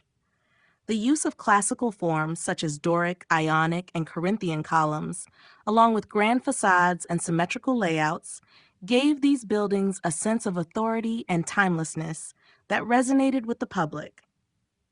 In the United States, neoclassical architecture became a defining feature of the nation's public buildings, symbolizing its commitment to Republican ideals. The design of the U.S. Capitol, with its grand dome and classical porticos, reflected the country's desire to align itself with the democratic traditions of ancient Rome. Similarly, the White House, with its symmetrical design and use of classical columns, embodied the notion of a strong, stable government grounded in Enlightenment principles. These buildings, along with many others, were designed to evoke the grandeur of the Roman Republic and the values of liberty, equality, and democracy. In France, neoclassical architecture played a similar role during the Revolution and the rise of Napoleon Bonaparte. The grandiosity of the style was used to express the ideals of the Revolution and later the authority of Napoleon's regime. Buildings such as the Pantheon in Paris, originally a church, but later converted into a mausoleum for national heroes, became symbols of the Revolution's emphasis on civic virtue and the celebration of national heroes. The use of classical forms in these buildings was intended to align the new French Republic with the heroic traditions of ancient Rome, reinforcing the idea that France was embarking on a new era of Republican glory. Overall, neoclassical architecture in the public sphere became a powerful visual tool for the promotion of political ideals. Its association with the classical world, with its democratic values and rational design, made it an ideal vehicle for the expression of the aspirations of the new republics and democratic governments. Whether in the United States, France, or elsewhere, neoclassical architecture served as a reminder of the enduring power of the classical past and its relevance to the present political climate. Through its grandeur, symmetry, and classical references, it reinforced the legitimacy of the new political order, giving physical form to the ideals of reason, virtue, and civic duty.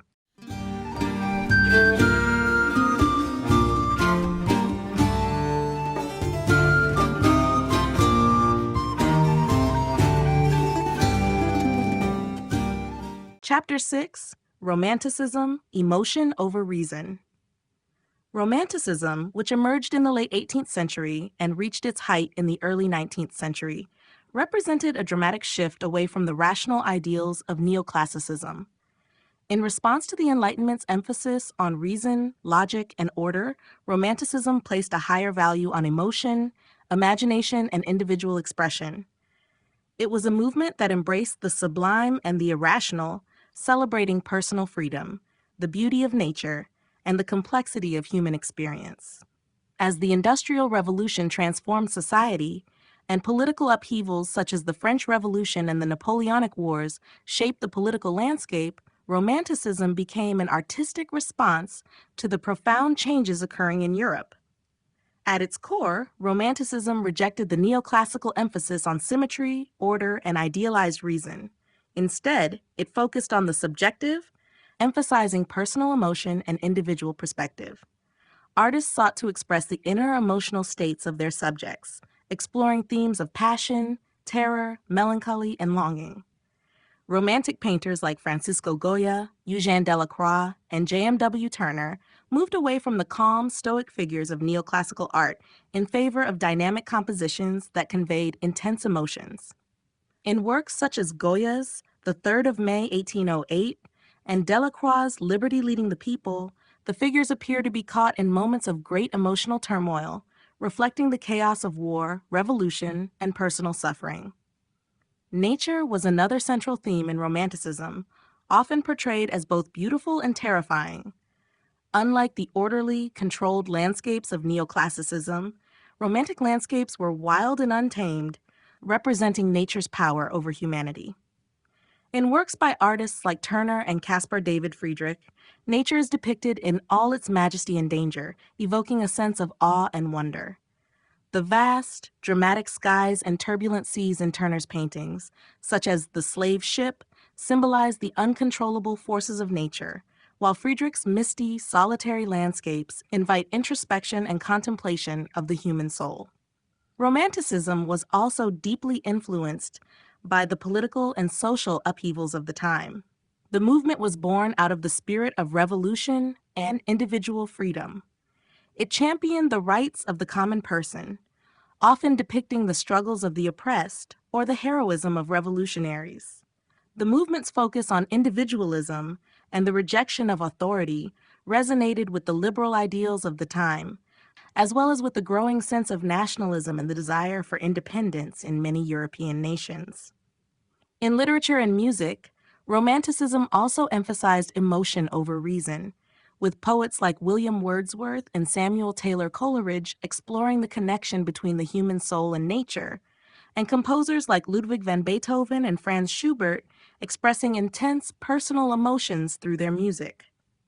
The Romantic movement, across all its forms, represented a cultural shift toward prioritizing personal experience and emotional depth, ultimately paving the way for the exploration of the human psyche in modern art. In conclusion, Romanticism was a rebellion against the intellectualism and rationality of the Enlightenment. It embraced emotion, imagination, and individual expression, focusing on the inner worlds of human experience and the power of nature. By emphasizing the sublime and the irrational, Romanticism provided a new lens through which to view the complexities of the world, giving rise to some of the most powerful and evocative works of art, literature, and music of the 19th century. The origins of Romanticism. The origins of Romanticism can be traced back to the late 18th century, emerging as a reaction to the intellectual, political, and social upheavals of the time. The movement arose in response to the rigid structure of neoclassicism, which championed reason, order, and classical ideals, and the Enlightenment's focus on logic and scientific progress. Romanticism, in contrast, emphasized emotion, individualism, and a return to nature, which were seen as antidotes to the mechanized, industrialized world that was rapidly developing. Romanticism began to take shape in the wake of the French Revolution, a time of political turmoil and radical change that shattered traditional power structures. The revolution brought to light the struggles for freedom, equality, and justice, and it set the stage for a cultural transformation. As revolutionary ideals spread across Europe, there was a growing sense of disillusionment with the old systems of government, the rise of industrial capitalism, and the increasing dominance of rationalism.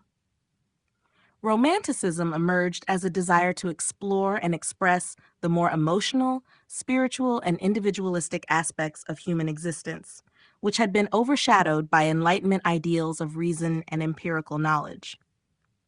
The movement was also influenced by the changes brought about by the Industrial Revolution, which radically transformed society, particularly in terms of urbanization, mechanization, and the rise of factory-based economies. The Romantic reaction to industrialization was one of nostalgia for a simpler, more organic way of life. Many Romantic artists and writers looked to nature as a refuge from the dehumanizing effects of industrial progress, celebrating the beauty and power of the natural world. Nature, in Romantic thought, was a source of inspiration, freedom, and authenticity, standing in stark contrast to the artificiality of industrial cities. Intellectual and philosophical developments also contributed to the rise of Romanticism. The German philosopher Johann Wolfgang von Goethe, whose work, The Sorrows of Young Werther, captured the essence of Romantic despair, explored themes of personal emotion, individual freedom, and the tensions between the individual and society. In addition, thinkers like Jean-Jacques Rousseau, who advocated for the importance of natural human feeling over societal conventions, provided intellectual grounding for the movement.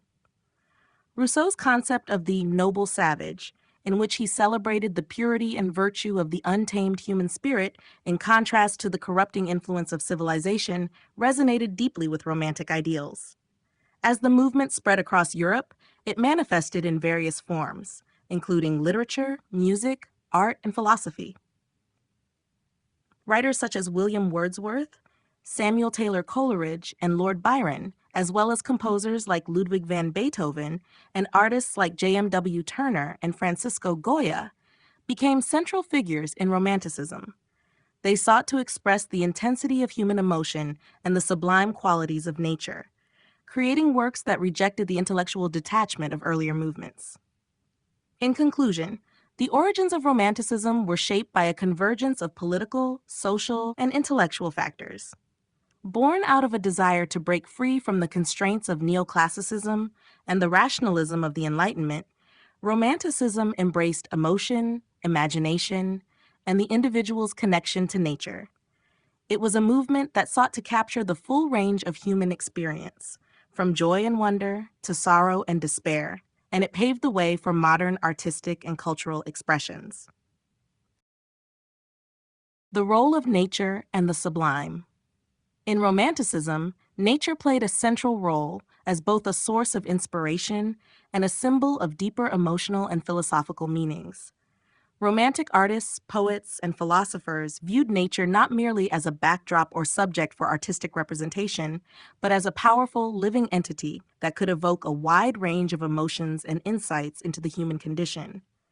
Nature, in its various forms, vast landscapes, turbulent oceans, towering mountains, and serene forests, became a mirror for the inner workings of the human soul and a place for personal reflection and emotional release.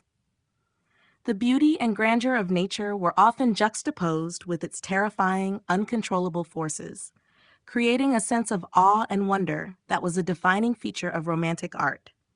The concept of the sublime, which was central to Romanticism, played a key role in the Romantic relationship with nature. The sublime refers to experiences that inspire both awe and fear, evoking a sense of awe for the vastness and power of the natural world. This emotion arises from encounters with nature's most overwhelming and seemingly infinite elements, immense mountains, raging storms, or boundless seas, that seem beyond human comprehension. Romantic artists and writers sought to capture these sublime moments where the human being felt both humbled and exalted by nature's overwhelming force. The sublime allowed Romantic artists to express the beauty of nature in a way that was emotionally intense and philosophically profound, evoking feelings of insignificance and yet a connection to something greater than themselves. In art, the sublime was often conveyed through dramatic, expansive landscapes. Artists like J.M.W. Turner and Caspar David Friedrich used vast, stormy skies, tumultuous seas, and rugged mountain ranges to create a sense of both wonder and fear.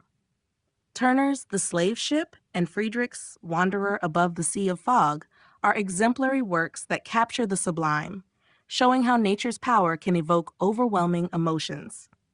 The vastness and drama of these landscapes were not simply artistic techniques, but ways to explore the limits of human experience, showing how humanity stands in awe of a nature that cannot be fully understood or controlled.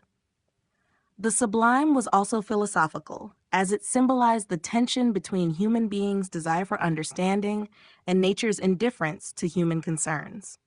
In this way, the sublime provided a way to contemplate humanity's place in the universe. It was a space for individuals to grapple with the unknown, to confront the limits of reason, and to experience transcendence through emotions that words could not fully express.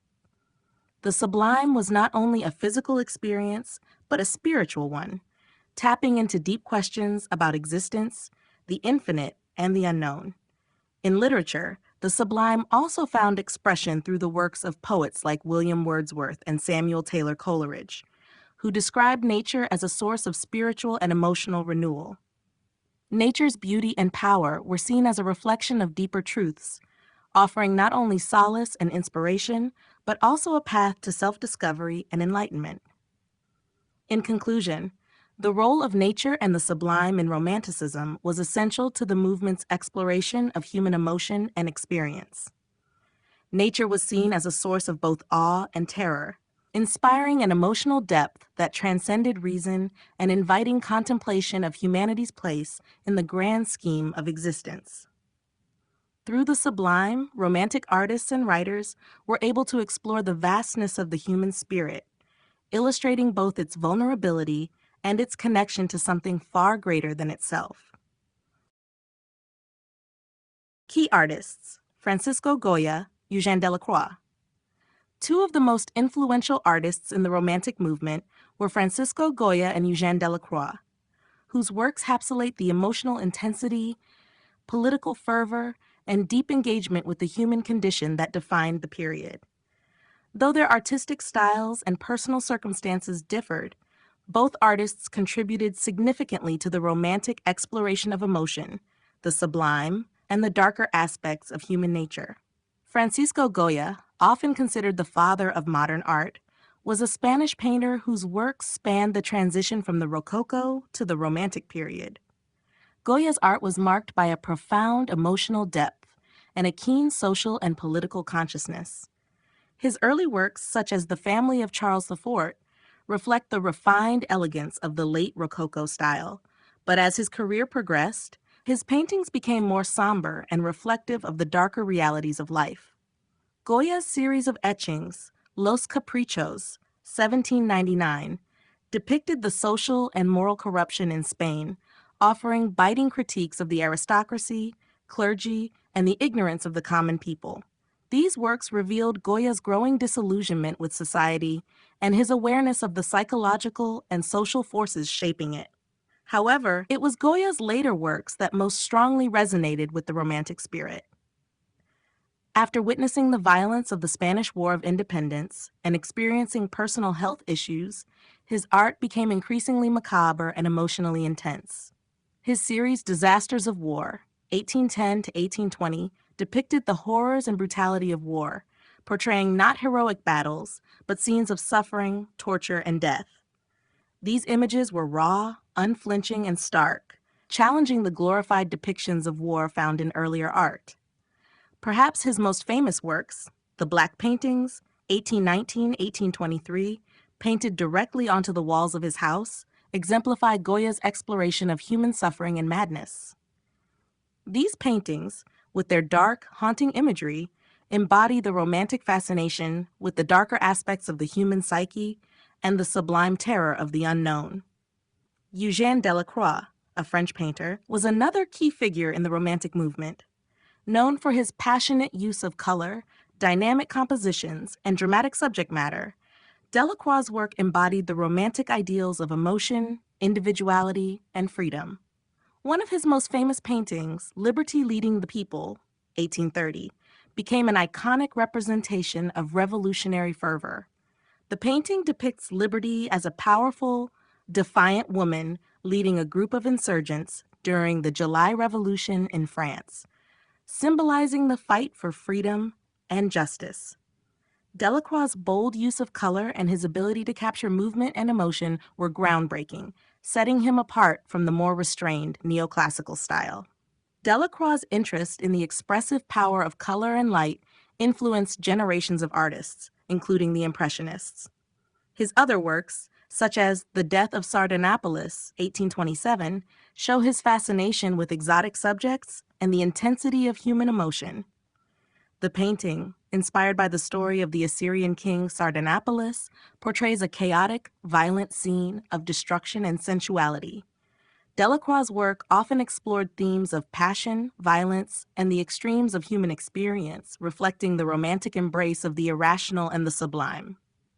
In conclusion, both Francisco Goya and Eugène Delacroix were pivotal figures in the Romantic movement. Goya's works, particularly those that emerged from his personal experiences and the political turmoil of his time, were marked by a profound exploration of human suffering and the darker side of humanity.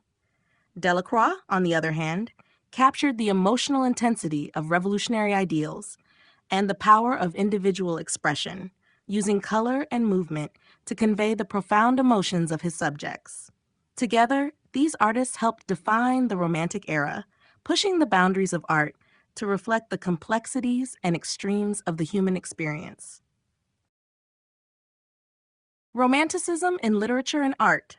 Romanticism was a transformative movement that permeated both literature and art, shifting the focus from reason and order to emotion, imagination, and individual expression. Emerging in the late 18th and early 19th centuries, Romanticism sought to break away from the rationality of the Enlightenment and Neoclassicism, embracing instead the unpredictable, the mysterious, and the sublime. This revolution in thought and creativity shaped not only visual art and sculpture, but also literature, where it influenced both the themes explored and the ways stories were told. In literature, Romanticism was a reaction to the rigid forms and reasoned subject matter of Neoclassicism. Writers of this period rejected formal constraints and instead focused on personal feelings, the individual's relationship with nature, and the exploration of deep emotional states. Prominent Romantic writers such as William Wordsworth, Samuel Taylor Coleridge, and Lord Byron sought to bring personal experience, intuition, and imagination to the forefront of their works. Wordsworth's Lyrical Ballads, 1798, co-written with Coleridge, is considered a foundational work in the Romantic tradition, emphasizing the beauty of nature and the emotional experiences that it evokes. Wordsworth's notion of spontaneous overflow of powerful feelings emphasized the importance of emotion and personal experience in literature. The themes of nature, individualism, and freedom were also prominent in the works of writers like Percy Bysshe Shelley and John Keats. Shelley's Ode to the West Wind is an expression of the poet's yearning for change and liberation, while Keats's Ode on a Grecian Urn meditates on the nature of beauty, art, and the fleetingness of life. Romantic literature often explored the tension between the human soul and the constraints of society, as well as the infinite possibilities for expression and transformation that the imagination allowed. In the visual arts, Romanticism similarly emphasized the emotional power of nature, the rejection of classical ideals, and the focus on individuality. Artists like Francisco Goya, Eugène Delacroix, and J.M.W. Turner conveyed the emotional intensity and complexity of the human experience through dramatic compositions and vivid color. Goya's dark, introspective works like the Black Paintings depicted psychological depth and explored themes of madness and despair. Delacroix's dynamic paintings, such as Liberty Leading the People, captured the fervor of revolution and the struggle for freedom, while Turner's stormy seascapes, such as The Slave Ship, evoked both beauty and terror in the face of nature's power. The Romantic style in art rejected the orderly, restrained forms of neoclassicism, opting instead for dramatic and sometimes chaotic compositions that sought to stir deep emotions in the viewer. This often meant focusing on turbulent scenes, whether those of war, revolution, or sublime landscapes, where nature itself could embody humanity's inner turmoil and longing. The use of vivid, expressive color became a key element in Romantic painting, as artists like Delacroix sought to communicate the intensity of emotion that the subject matter inspired. In conclusion, Romanticism in literature and art was a celebration of the individual, the emotional, and the imaginative. Writers and artists of the Romantic period sought to express the deepest facets of the human experience, turning to nature, individual freedom, and the exploration of emotion and the sublime to convey their messages. The movement's rejection of the classical ideals of order, reason, and restraint laid the groundwork for later developments in both art and literature, influencing the course of modern artistic and literary movements. The impact of revolution on Romantic art. The Romantic movement emerged during a time of significant political and social upheaval, with revolutions in America, France, and elsewhere reshaping the course of history. These revolutions, which aimed to overthrow oppressive regimes and establish new ideals of liberty, equality, and fraternity, had a profound impact on Romantic art. The artists of this period were deeply influenced by these political changes, which not only inspired their subject matter, but also transformed the way they approached the role of art in society. The French Revolution, 1789 to 1799, was particularly significant for Romanticism, as it challenged the established order of aristocracy, monarchy, and the church. For many Romantic artists, the Revolution was both a symbol of human struggle and an embodiment of the power of the people to create change. The revolutionary ideals of liberty and freedom resonated deeply with the Romantic emphasis on individualism, self-expression, and the desire for personal and social freedom. Romantic artists such as Eugène Delacroix and Theodore Géricault used their works to capture the emotions and energy of the Revolutionary era, creating powerful, dramatic scenes that conveyed the tumult and passion of the time. Delacroix's Liberty Leading the People, 1830, one of the most iconic works of the Romantic period, vividly depicts the July Revolution in France. The figure of Liberty, personified as a woman holding the French flag, leads a diverse group of insurgents through the streets in defiance of oppression. The dynamic composition, the use of bold color, and the sense of movement all reflect the revolutionary fervor of the time. The painting not only celebrates the revolutionary spirit, but also exemplifies the Romantic ideals of personal freedom and social justice. Similarly, Theodore Géricault's The Raft of the Medusa, 1818 to 1819, which depicts the aftermath of a shipwreck, explores themes of human suffering and survival in the face of catastrophe. The work was inspired by a contemporary disaster, the wreck of a French naval ship, which led to the deaths of many passengers, including those stranded on a raft for days.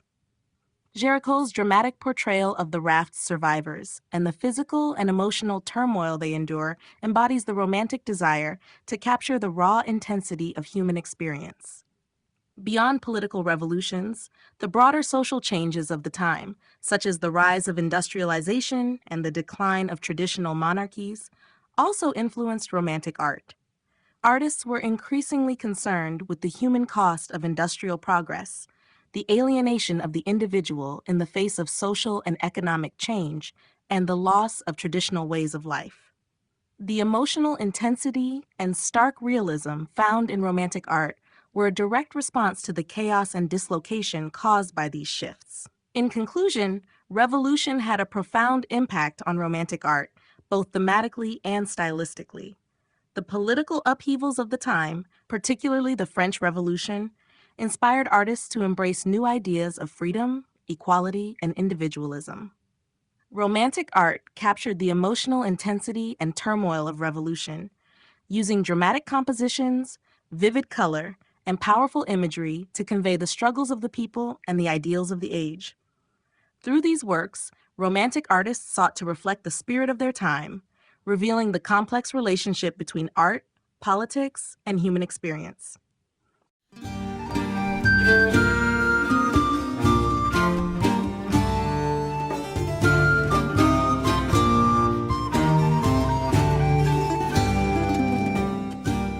Chapter 7, Realism, a focus on the everyday. Realism emerged as an art movement in the mid-19th century as a direct response to the dramatic, emotional, and often idealized themes of Romanticism. Artists sought to depict the world as it truly was, focusing on ordinary, everyday life, rather than the heroic or exotic subjects that had dominated the art world. Realism was shaped by a rapidly changing society marked by industrialization, urbanization, and the social upheaval that accompanied these transformations.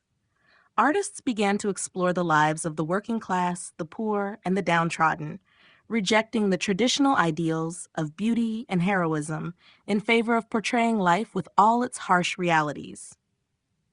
One of the key figures in the realist movement was Gustave Courbet, whose works challenged the conventions of academic art and introduced a new way of seeing and representing the world.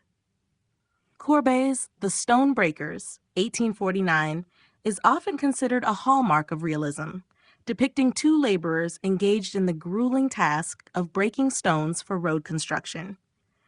The figures are portrayed with a sense of dignity and realism, their rough labor and weathered features captured in minute detail.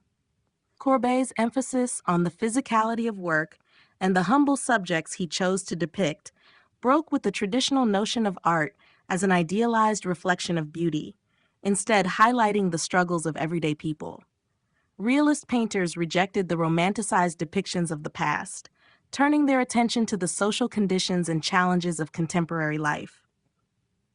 Jean-François Millet's The Gleaners, 1857, is another quintessential example of realist art, portraying three women gathering leftover grain in a field. This image of rural labor speaks to the themes of poverty and social inequality, with the women depicted not as idealized figures, but as hardworking, impoverished individuals struggling to survive. The focus on the laboring class reflected the artist's desire to bring attention to the lives of those often overlooked by traditional art. Realism also extended beyond the visual arts into literature and other forms of expression. Writers such as Honoré de Balzac and Émile Zola embraced realism, using literature as a means to portray the gritty reality of French society. Balzac's monumental La Comédie Humaine offered a detailed, often unflattering view of French society, depicting its diverse classes and the complexities of human behavior. Zola, a leading figure in the naturalist branch of realism, took a scientific approach to depicting society, focusing on the influence of environment and heredity on individual behavior. His novels, like Germinal, 1885, explored the harsh lives of workers and the effects of industrialization on the human spirit. In conclusion, realism marked a significant shift in the history of art, moving away from the idealized and often fantastical subjects of earlier movements to focus on the reality of everyday life. By depicting ordinary people, labor, and the struggles of society, realist artists sought to give voice to those who had been marginalized.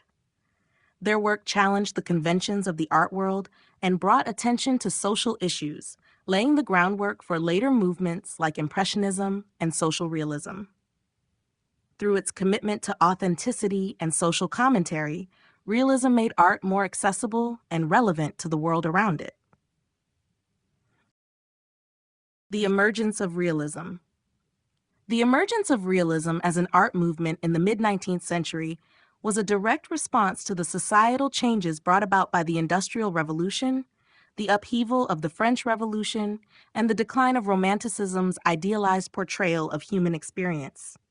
As European society underwent profound shifts, artists began to turn their attention toward the lives of ordinary people, moving away from the dramatic, emotional, and heroic subjects favored by the Romantic movement. Realism was driven by a desire to depict the world with honesty, focusing on the unembellished realities of daily life and the challenges faced by the working class and the poor. Realism took root in France in the late 1840s, a period marked by political instability, social unrest, and the rising influence of industrialization. Artists of the time were responding to the rapid urbanization and the increasing divide between the wealthy elite and the impoverished masses. The changes in the social landscape, particularly the struggles of the working class, became a central theme for realist artists. They sought to move beyond the grand, romanticized visions of history and myth, and instead focus on the mundane, often harsh aspects of life that had previously been ignored or overlooked. The origins of realism are often traced back to the work of Gustave Courbet, one of the movement's most prominent figures. Courbet's revolutionary approach to painting challenged traditional notions of beauty and subject matter. His paintings, such as The Stone Breakers, 1849, and A Burial at Ornans, 1849, depicted the lives of everyday people, showing them with unflinching realism and refusing to idealize or romanticize their experiences.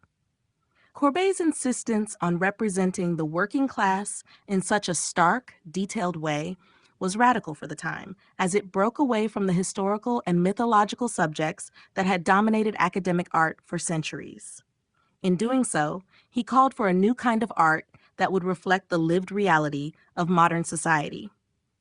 Realism was also shaped by a broader intellectual climate that emphasized the importance of empirical observation and scientific inquiry. Writers and philosophers of the time, including Honoré de Balzac and Émile Zola, embraced the idea of depicting human behavior through the lens of social and environmental forces, a concept that extended to art. Zola's concept of naturalism built upon the realist foundation, seeking to depict not just the external reality of subjects, but also the influence of heredity and environment on human actions and emotions. The growing interest in realism was further fueled by advancements in technology, particularly the invention of photography. The camera's ability to capture a true likeness of the world influenced artists to focus more closely on accurate depictions of their surroundings. As photography became more widespread, artists realized the importance of capturing moments from life with authenticity, leading to a shift away from idealized portrayals. In conclusion, the emergence of realism was a pivotal moment in art history. It reflected the turbulent political and social changes of the 19th century, as well as a philosophical shift toward the representation of ordinary life. Realist artists, led by figures such as Gustave Courbet, sought to depict the world as it truly was, without the filters of idealization or romanticization. Their work focused on the working class, rural life, and the gritty realities of modern existence, making art more reflective of the society it represented. Realism paved the way for later movements, including Impressionism, and laid the groundwork for art's continued exploration of social and cultural issues. The works of Gustave Courbet and Jean-François Millet. Gustave Courbet and Jean-François Millet were two of the most important figures in the realist movement, each contributing in unique ways to the development of art that focused on the everyday lives of ordinary people.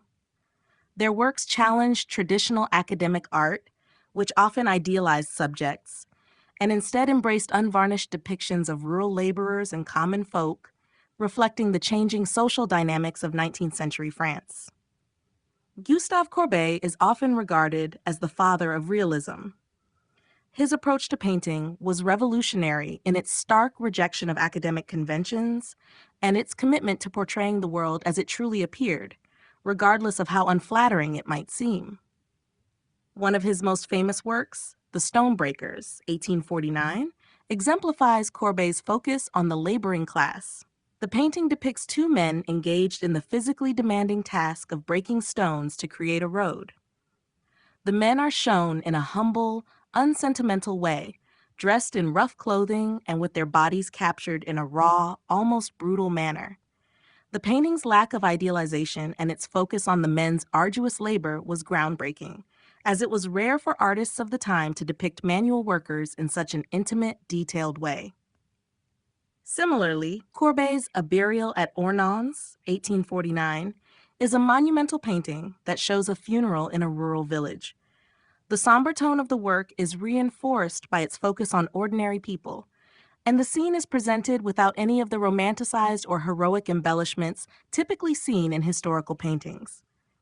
These works exemplify Courbet's belief that art should represent reality, without the veneer of romanticism or the grandeur often associated with historical or mythological subjects. Jean-François Millet, while closely associated with Courbet, took a slightly different approach to realism. Millet's work often centered on rural life and the struggles of the peasantry, particularly in the context of agricultural labor. His painting, The Gleaners, 1857, is one of his most celebrated works. It depicts three women gleaning the fields after the harvest, gathering leftover grains to feed their families. The figures are shown in a humble, dignified light, highlighting the difficult, repetitive nature of their work. Unlike Courbet's more direct approach, Millet's work imbues his subjects with a sense of nobility through their labor, presenting them as quietly heroic in their struggle for survival. Millet's work, though also a reflection of the hardships of rural life, often carries a more poetic, reflective tone, focusing on the simplicity and timelessness of the human connection to the land. Both Courbet and Millet were deeply influenced by the political and social climate of their time. The rise of industrialization and the growing divide between the wealthy elite and the working classes were reflected in their art. These artists gave voice to the marginalized and depicted the rural poor not as mere subjects of pity, but as individuals deserving of recognition and respect. By focusing on the labor of ordinary people, they turned away from the idealized depictions of the past and instead created art that confronted the viewer with the reality of contemporary life. In conclusion, the works of Gustave Courbet and Jean-François Millet played a pivotal role in the development of realism. Through their focus on the lives of ordinary people, especially the working class and rural laborers, both artists rejected the romanticism of their predecessors and created art that was grounded in the harsh realities of life. While Courbet's works often presented a more raw, unflinching portrayal of life, Millet's paintings offered a more reflective, compassionate view of the struggles of the rural poor. Together, their contributions reshaped the way artists approach their subjects and paved the way for later developments in modern art. Art as social commentary. Throughout history, art has been a powerful tool for social commentary, providing a means for artists to express their views on political, cultural, and societal issues. In the 19th century, as industrialization, urbanization, and political upheaval reshaped the world, artists began to use their work to reflect, critique, and challenge the status quo. The realist movement, in particular, was deeply tied to social commentary, with artists aiming to represent the lives of ordinary people and address pressing social concerns. These artists rejected the romanticized depictions of idealized beauty and grandeur in favor of confronting the harsh realities of daily life. Realist artists like Gustave Courbet and Jean-François Millet were at the forefront of using art as a means to highlight social inequalities. Courbet's The Stone Breakers and A Burial at Ornans were not only radical for their unflinching portrayal of the working class, but also served as critiques of the social and political structures that ignored or exploited these individuals. By portraying peasants and laborers in such a raw and dignified manner, Courbet and other realists sought to force their audiences to confront the uncomfortable realities of poverty and the struggles of the lower classes. In this way, their works acted as a form of social protest, urging viewers to recognize the worth and humanity of the working class, which had long been overlooked or marginalized in art. Similarly, Millet's The Gleaners focused on the plight of the rural poor, showing women collecting leftover grain after the harvest. This painting raised awareness of the difficulties faced by agricultural laborers, many of whom lived in poverty and had to rely on such hard, repetitive work to survive. Through his portrayal of these women, Millet was not only depicting a humble, everyday activity, but also commenting on the class disparities in rural France. He captured the dignity of their labor while drawing attention to the economic hardship that many endured. Beyond realism, other artists also employed social commentary in their work. In the 20th century, movements such as social realism and Dadaism used art to critique the social and political issues of their time.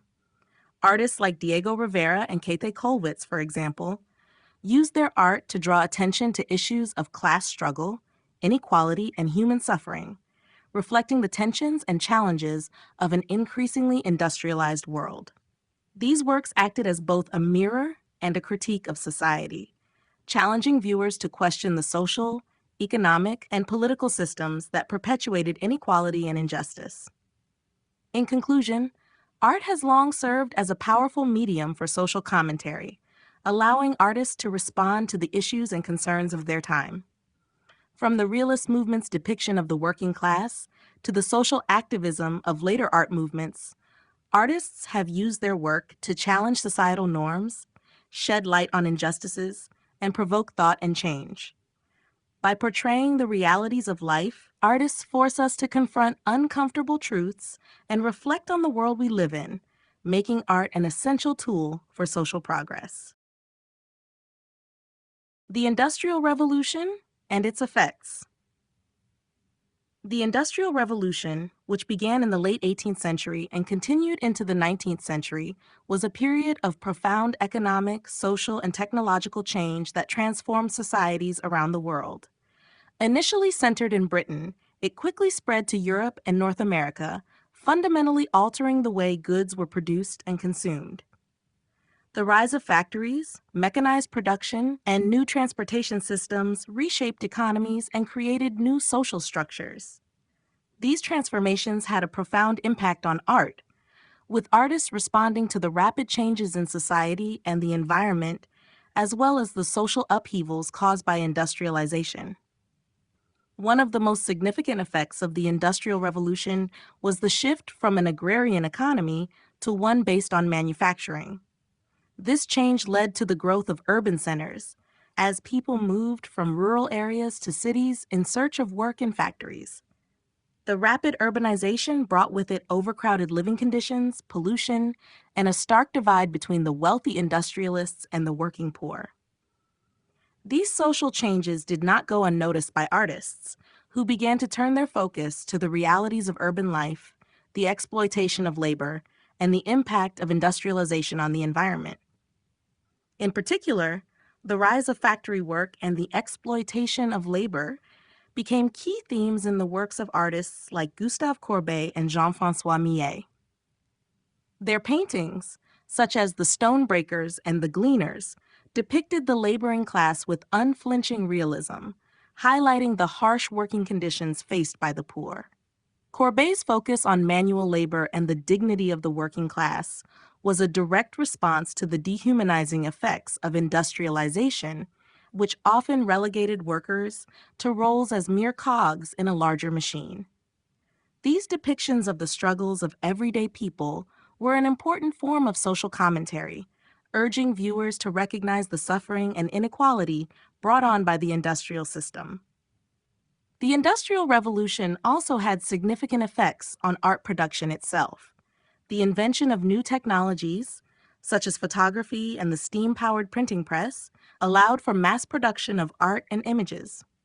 Photography, in particular, had a profound impact on how artists approached their subjects. The ability to capture images with mechanical precision pushed painters to experiment with new techniques and styles, leading to the development of movements like Impressionism.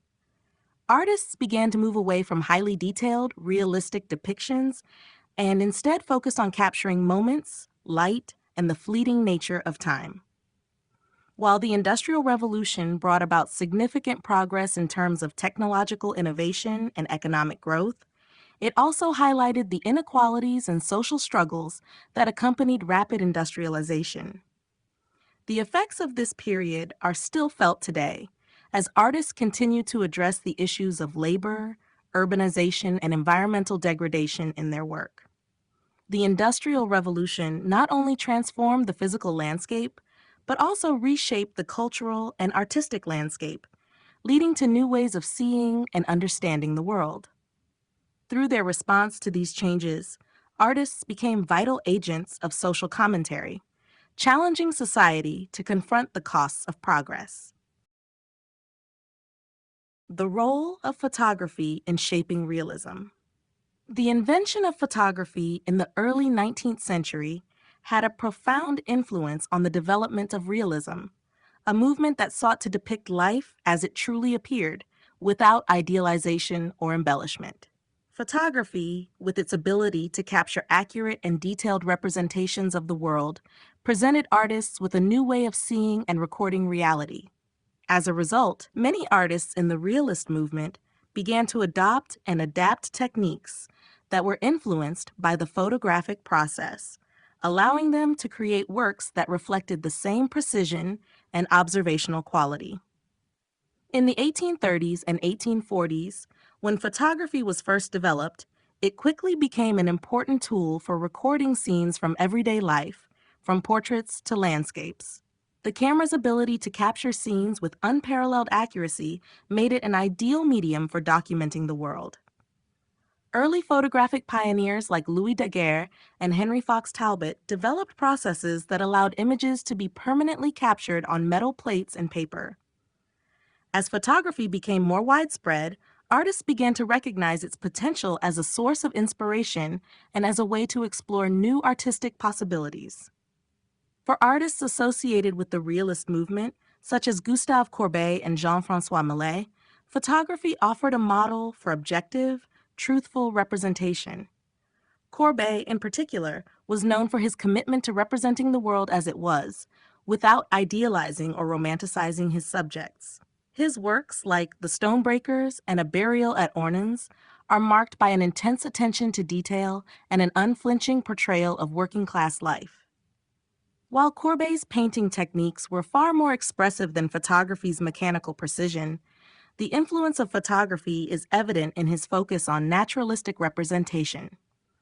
The camera's capacity to capture minute details of the human form, clothing, and landscape inspired Courbet to develop a similar sense of realism in his own paintings.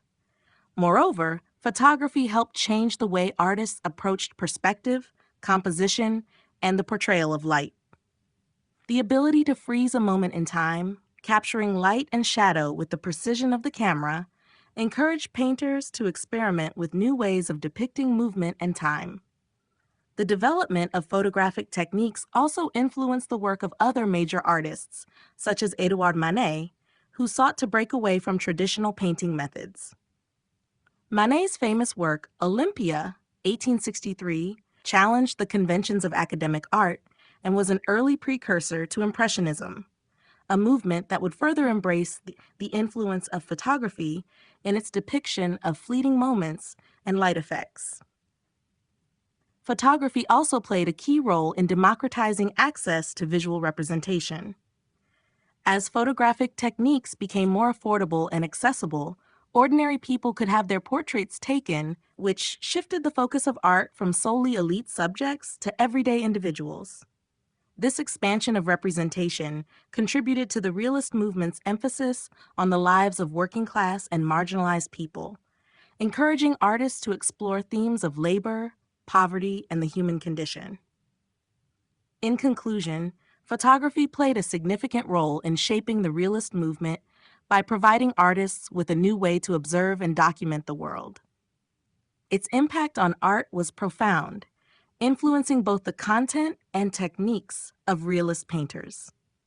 By adopting the camera's focus on precise representation, artists were able to develop a new style of art that was grounded in the reality of modern life, capturing moments in time with a level of detail and authenticity that had not been seen before in Western art.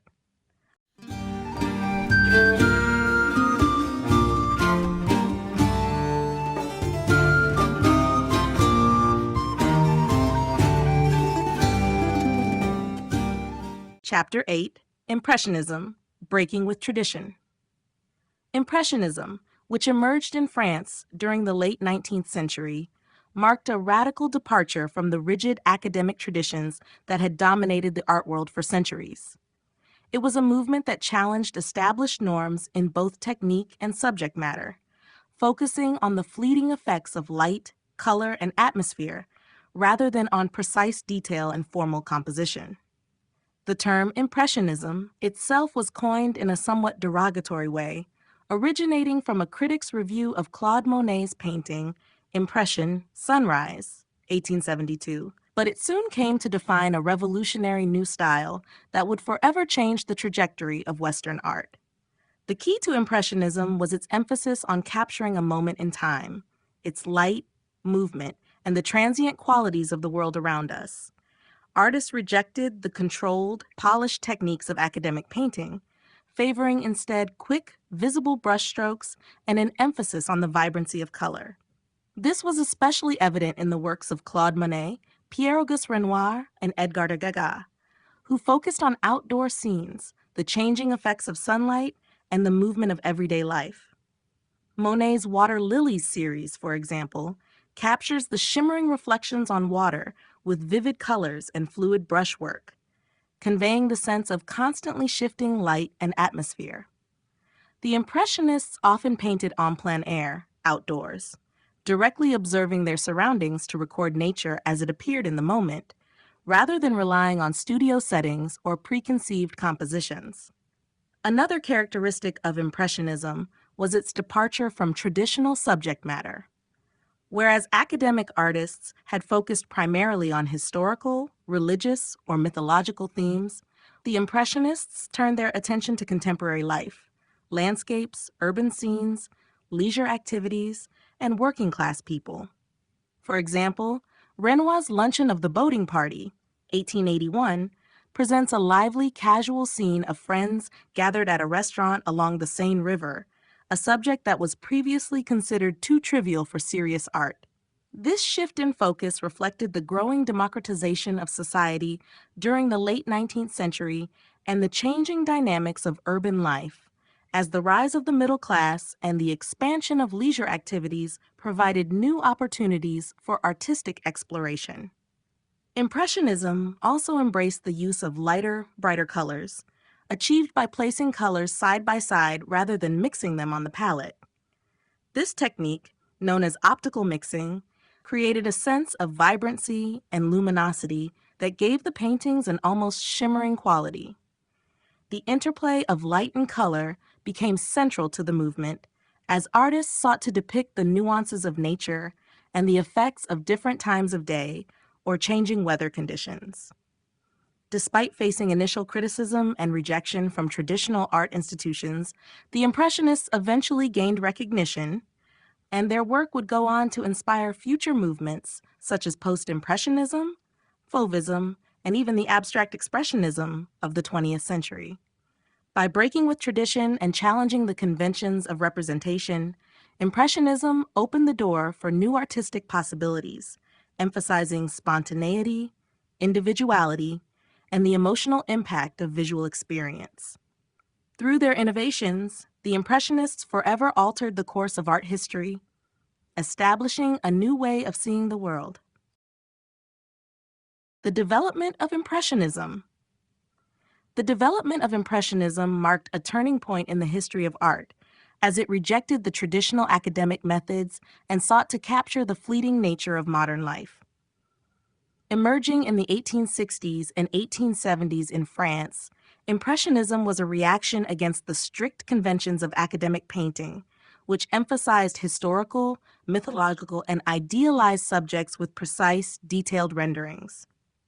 The artists associated with the movement sought to break free from these constraints by focusing on light, color, and everyday scenes, using loose brushwork and an emphasis on capturing moments in time.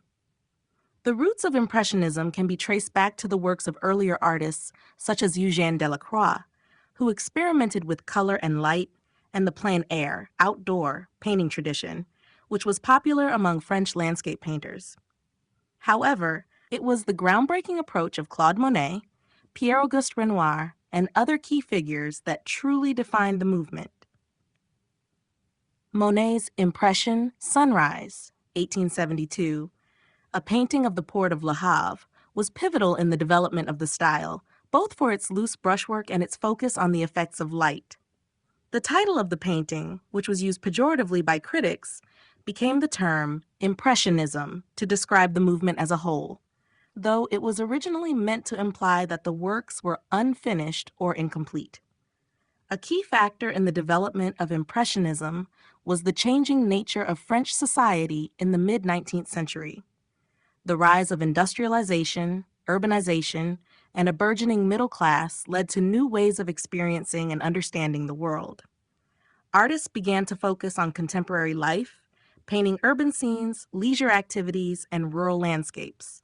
This shift in subject matter was in line with the growing popularity of bourgeois culture, as well as the increased availability of public spaces, parks, and cafes.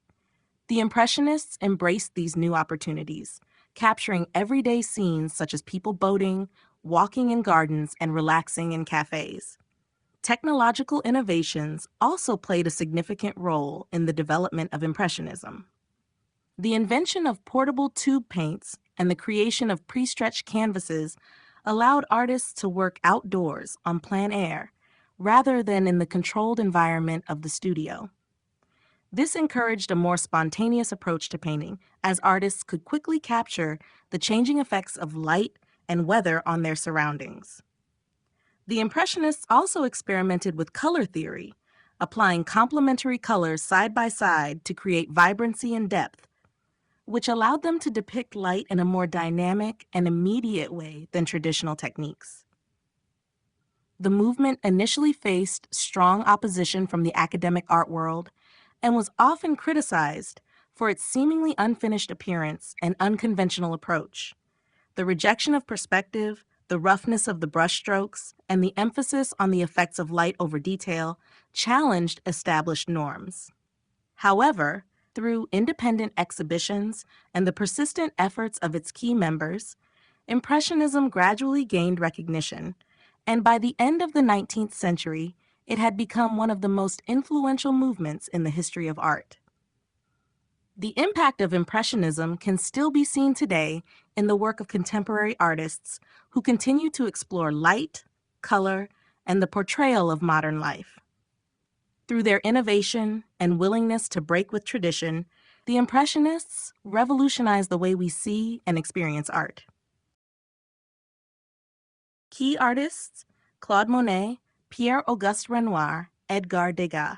The development of Impressionism was deeply influenced by three central figures: Claude Monet, Pierre-Auguste Renoir, and Edgar Degas.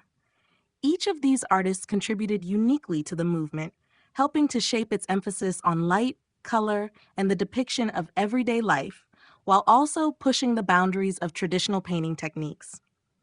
Their works embodied the spirit of Impressionism, challenging the established norms of art at the time. Claude Monet is perhaps the most iconic of the Impressionist painters, best known for his exploration of light and color. Monet's work was centered around capturing the ever-changing effects of light on the landscape, as well as the reflections and subtle variations in color that occurred during different times of the day or in various weather conditions.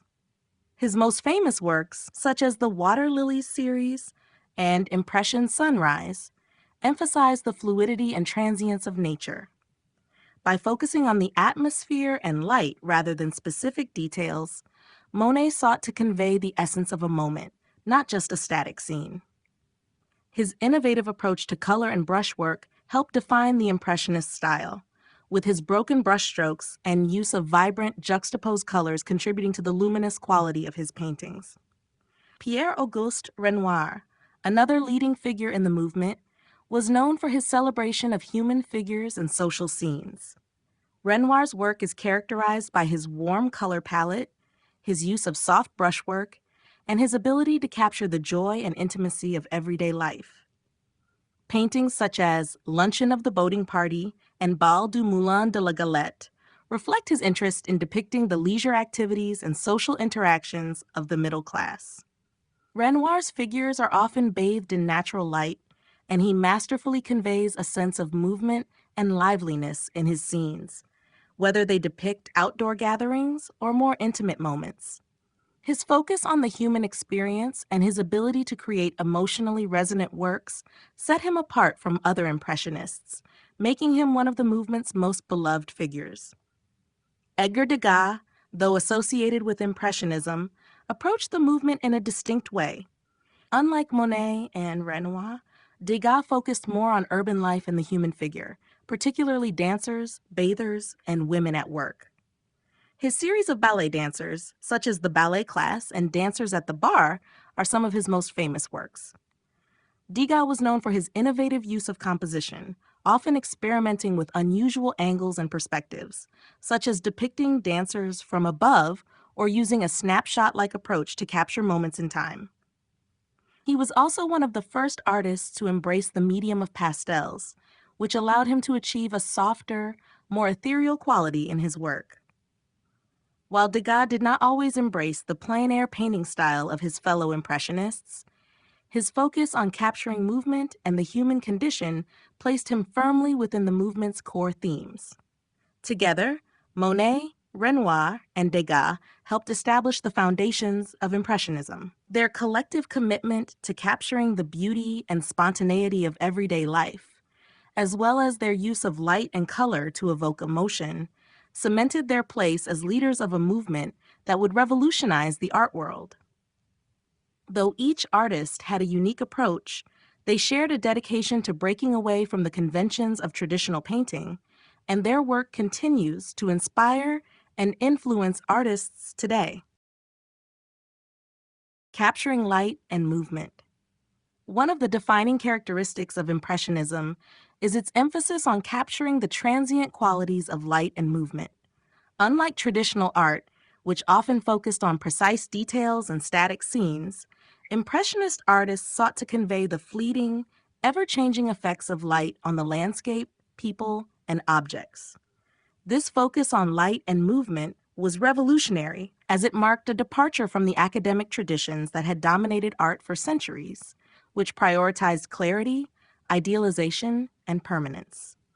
Impressionist artists understood light not as a fixed element, but as something that constantly shifted, influenced by time of day, weather, and atmospheric conditions. Claude Monet, in particular, was a master at this.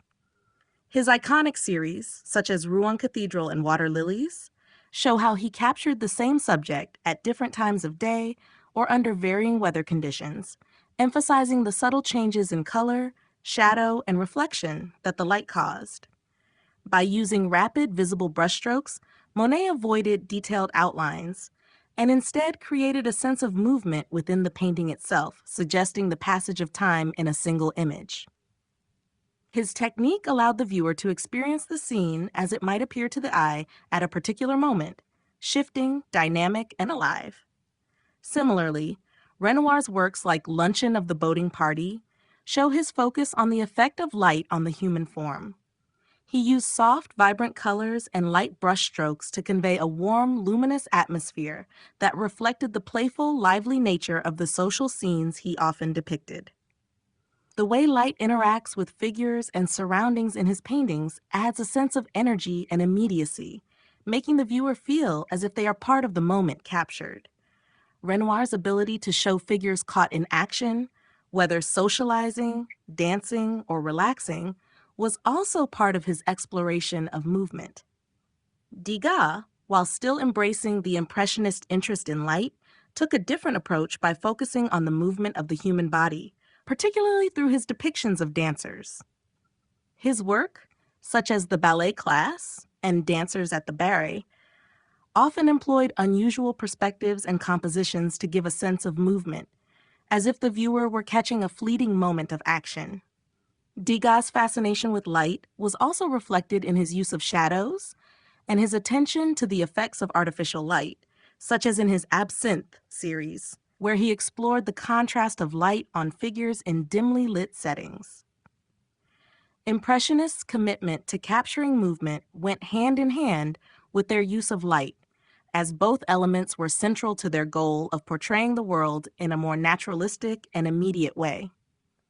Rather than focusing on static, posed scenes, they sought to convey the rhythm and pulse of modern life, whether through the movement of water, the hustle and bustle of city streets, or the graceful gestures of a dancer. In doing so, they transformed the way the world was seen and experienced in art, creating works that felt alive and in constant motion. Their innovative approach to light and movement would go on to influence countless artists and movements in the years that followed, solidifying Impressionism as one of the most groundbreaking periods in the history of art. The innovation of plein air painting. One of the key innovations of the Impressionist movement was the widespread adoption of plein air painting, or painting outdoors. This technique was revolutionary in its departure from the traditional practice of creating art in a controlled studio setting, where artists could carefully compose and refine their works. Plein air painting allowed artists to directly engage with the natural world, capturing the changing effects of light, weather, and atmosphere in real time. The Impressionists embraced this approach as a way to depict the world as they saw it, emphasizing the fleeting and dynamic nature of the environment. Before the rise of the Impressionists, artists typically painted in studios, relying on memory or preparatory sketches made outdoors to inform their compositions. The plein air approach, however, emphasized the immediacy of the moment and the spontaneous interaction between the artist and their surroundings. For artists like Claude Monet, Pierre-Auguste Renoir, and Camille Pissarro, working outdoors allowed them to capture the subtle nuances of light, color, and atmosphere that could not be reproduced in the studio. They painted quickly, using short, visible brushstrokes to record the changes in light and shadow, sometimes finishing works in a single sitting before the light shifted too drastically. This approach to painting was facilitated by the invention of portable paint tubes and pre-stretched canvases, which allowed artists to work outside with greater ease. These innovations gave artists the freedom to explore a wide range of subjects, from rural landscapes and gardens to urban scenes and leisure activities. Monet's iconic Water Lilies and Haystacks series, for example, were created using plein air techniques, with Monet painting the same subjects at different times of day and in varying weather conditions to explore the changing effects of light. His use of rapid brushstrokes and layered color helped convey the vibrancy and fluidity of the natural world, as opposed to the static, highly detailed depictions that had dominated earlier art. The shift to plein air painting also had profound implications for the subject matter of Impressionism. No longer constrained by the formal demands of academic painting, artists were able to explore a wider array of scenes, from the serenity of rural landscapes to the vibrancy of city life. This new focus on contemporary, everyday life was part of a broader cultural shift in which the rapidly changing social and economic landscape of the time became a central subject of artistic inquiry. Plein air painting was a defining characteristic of the Impressionist movement, but its influence extended far beyond this period. It opened the door for future generations of artists to explore the relationship between the artist, the environment, and the passage of time. Through their embrace of plein air painting, the Impressionists not only changed how art was made, but also how the world was perceived, capturing moments of beauty and transience that reflected the rhythms of modern life. The rejection of traditional artistic standards. The Impressionist movement's rejection of traditional artistic standards was one of its most revolutionary aspects, challenging the conventions that had governed academic painting for centuries. Traditional art was rooted in precise rules and techniques that emphasized realistic representation, idealized subjects, and a formal approach to composition.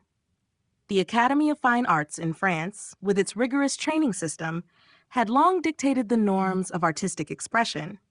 Artists were expected to follow established rules of perspective, proportion, and detail, focusing on historical, mythological, or religious themes while adhering to a carefully constructed aesthetic. Impressionists, however, broke away from these rules to embrace a new vision of art that prioritized spontaneity, subjectivity, and innovation. Rather than depicting perfectly rendered scenes, they focused on capturing the fleeting effects of light, the atmosphere, and everyday life. They challenged the idealized figures and grand narratives that were common in academic art, opting instead for scenes of modern life, landscapes, and intimate moments. Their choice of subject matter was often criticized for its apparent lack of importance compared to the historical or allegorical themes revered by the Academy. One of the most striking ways the Impressionists rejected traditional standards was through their handling of color and brushwork. In academic painting, artists typically used a controlled, layered approach to achieve smooth, polished surfaces. The Impressionists, by contrast, applied color directly to the canvas in bold, unblended strokes, allowing the brushwork to remain visible and the color to stand on its own. This technique, which emphasized the vibrancy and energy of color rather than its realism, was one of the key elements that defined the movement.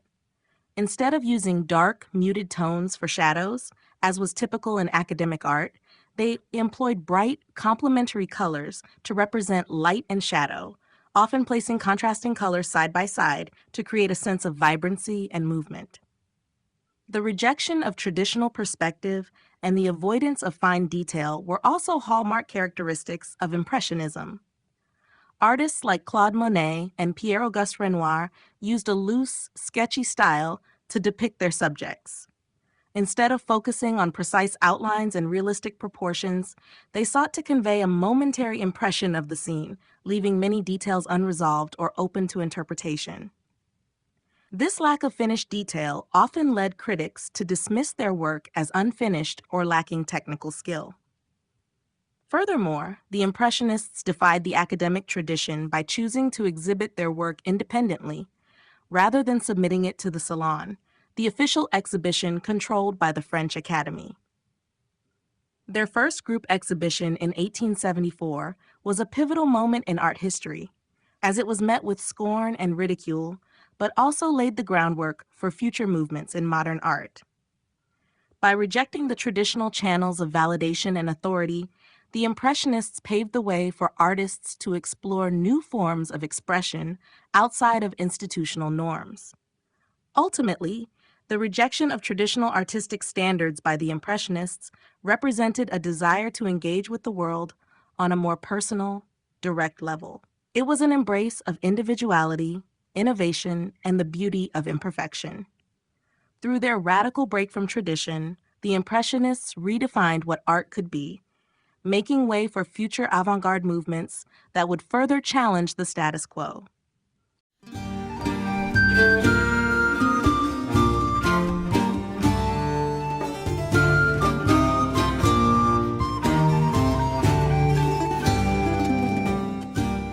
Chapter 9, Post-Impressionism, The Search for Meaning.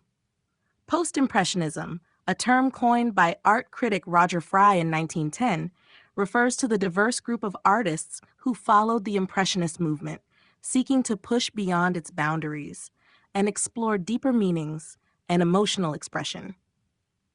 While the Impressionists focused on capturing the fleeting effects of light and atmosphere, post-Impressionist artists sought to give their work a more personal, symbolic, or structured focus. The period, which roughly spanned from the late 19th century into the early 20th century, witnessed artists experimenting with form, color, and technique to express more complex ideas and emotions.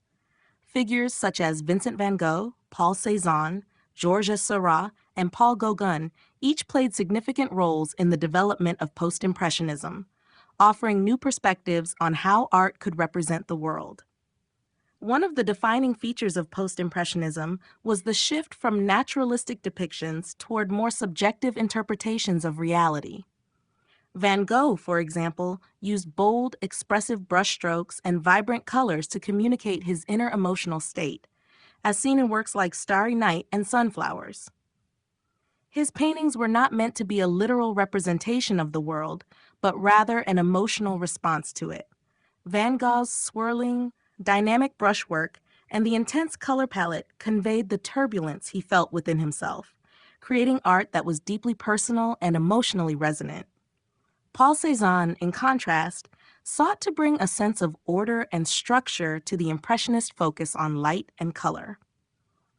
Often regarded as the bridge between Impressionism and Cubism, Cézanne's works, such as his series of still lifes and landscapes, used geometric shapes to represent the underlying structure of nature.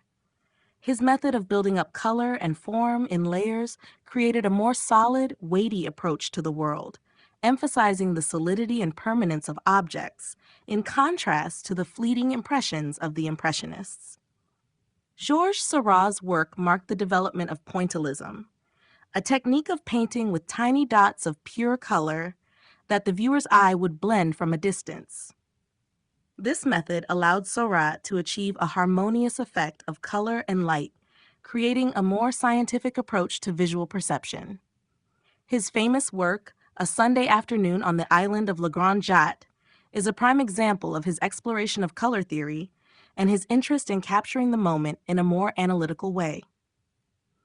Paul Gauguin, perhaps one of the most experimental of the post-impressionists, sought to move away from the industrialized world of Europe and find spiritual and symbolic meaning in more primal subjects. His journey to Tahiti and his vibrant depictions of the island's culture reflected his desire to reconnect with a simpler, more authentic way of life. Gauguin's use of bold colors, flat forms, and symbolic content in works like Where Do We Come From? What Are We? Where Are We Going? Emphasized his quest to represent a deeper, more metaphysical reality. Overall, post-impressionism was not a cohesive movement, but rather a collection of artists who, while reacting against impressionism, still embraced many of its core principles. They sought meaning beyond the surface and explored the emotional, symbolic, and psychological dimensions of art. By pushing the boundaries of color, form, and representation, post-impressionists paved the way for the modernist movements of the 20th century, including Fauvism, Cubism, and Expressionism. The legacy of Impressionism. The legacy of Impressionism is profound, shaping the direction of modern art and influencing generations of artists long after its inception in the late 19th century. What began as a radical departure from the academic norms of the time has since become one of the most beloved and foundational movements in art history. Impressionism's emphasis on capturing the transient nature of light, color, and everyday scenes introduced a new approach to painting that would reverberate through numerous subsequent movements and redefine artistic practice for the modern era. One of the key contributions of Impressionism was its challenge to traditional techniques and subject matter. By rejecting the need for precise detail and idealized figures, Impressionist artists focused instead on the fleeting effects of light and atmosphere. Their loose brushwork and emphasis on color over line led to a new form of visual expression that conveyed the immediacy and energy of the world around them. Artists like Claude Monet, Pierre-Auguste Renoir, and Edgar Degas redefined how artists viewed and represented their environment, moving away from the staged, formal compositions of academic painting to scenes that felt alive, spontaneous, and in motion. Impressionism's focus on modern life and everyday scenes also laid the groundwork for later movements, including realism, post-impressionism, and even the avant-garde developments of the 20th century. The movement's break with traditional subject matter allowed future artists the freedom to explore new themes, from urban life to abstract forms.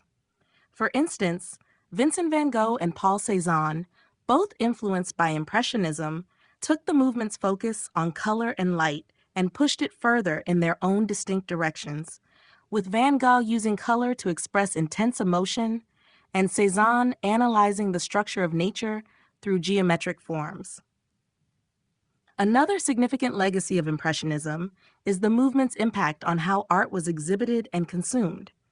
The Impressionists broke away from the salon system and the established art institutions, choosing instead to hold independent exhibitions.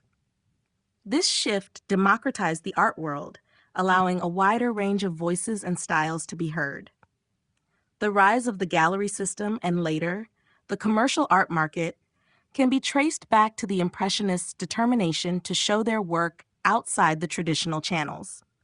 Their exhibitions, though initially met with criticism and scorn, eventually garnered wide recognition and success, making way for future artists to find alternate paths to fame. Impressionism also changed how viewers engaged with art. By focusing on capturing moments in time, whether in a bustling city scene or a quiet countryside, the movement invited viewers to experience the world through the eyes of the artist. The lack of clear boundaries between the subject and the viewer, combined with the emphasis on light and color, created a sense of participation, as if the viewer was stepping into the scene itself. This emotional connection to the work would be central to future movements such as Expressionism and Abstract Expressionism.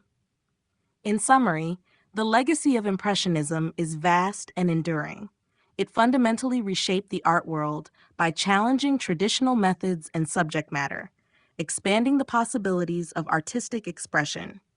Its influence can be seen in virtually every major art movement that followed, and its approach to color, light, and perception continues to inspire contemporary artists today. Artists of the Post-Impressionist movement. The Post-Impressionist movement emerged in the late 19th century as a reaction against the fleeting sensory qualities of Impressionism. While it shared many of its predecessors' techniques, such as vibrant colors and an emphasis on light, post-impressionist artists sought to push beyond the purely visual representation of the world and explore deeper meanings, symbolism, and emotional expression. The movement was not a unified style, but rather a collection of diverse approaches, with artists developing highly personal interpretations of their surroundings and emotional states. Four key figures, Vincent van Gogh, Paul Cézanne, Georges Seurat, and Paul Gauguin, played central roles in shaping the post-impressionist landscape, each contributing their own distinctive voice to the movement. Vincent van Gogh is perhaps the most iconic figure of post-impressionism, known for his intense, emotional use of color and expressive brushwork. His paintings, such as Starry Night and Sunflowers, reveal a turbulent inner world, with swirling, impassioned strokes conveying the artist's psychological and emotional states. Van Gogh's work rejected the realistic depictions of light and shadow seen in Impressionism, opting instead for exaggerated color schemes and dynamic textures that conveyed a more subjective, internal experience of reality. His dramatic style has had a lasting influence on Expressionism and modern art in general. Paul Cézanne, often considered the father of modern art, took a more analytical approach to painting. His focus was on the structure of nature and the underlying geometry of the world around him. In works like Mont Sainte-Victoire and his famous still lifes, Cézanne redefined how form and space were depicted, using geometric shapes to break down objects and landscapes into their essential components. His exploration of color and perspective would later pave the way for the development of Cubism in the early 20th century, influencing artists such as Pablo Picasso and Georges Braque. Georges Seurat, another important figure in post-impressionism, developed the technique of pointillism, in which tiny dots of pure color are applied in such a way that they blend together when viewed from a distance. Seurat's most famous work, A Sunday Afternoon on the Island of La Grande Jatte, exemplifies this method, creating a luminous and vibrant scene through carefully calculated placements of color. Seurat was interested in the scientific principles of color theory and perception, and his work represented a more methodical, almost scientific approach to the exploration of light and form. Paul Gauguin, known for his bold use of color and exploration of symbolism, took the post-impressionist movement in a different direction. Disillusioned with European society, Gauguin sought spiritual and symbolic meaning in his art. He famously traveled to Tahiti, where he painted vibrant works that portrayed the island's inhabitants and landscapes, as well as scenes of myth and legend. Gauguin's use of flat planes of color, along with his symbolic and sometimes mystical subjects, marked a departure from the more naturalistic approach of earlier artists, laying the groundwork for the symbolist and fauvist movements. Together, these artists, Van Gogh, Cézanne, Seurat, and Gauguin, redefined the possibilities of art in the late 19th century. Each of them, in their own way, sought to express a deeper, more personal vision of the world, moving beyond the purely visual concerns of Impressionism to explore emotional, structural, and symbolic dimensions of reality. Their work influenced countless movements that followed, marking the post-impressionist era as a key turning point in the development of modern art. Key figures: Vincent van Gogh, Paul Cézanne, Georges Seurat. The post-impressionist movement was marked by a departure from the impressionist focus on light and color, with artists seeking deeper emotional, structural, and symbolic expression.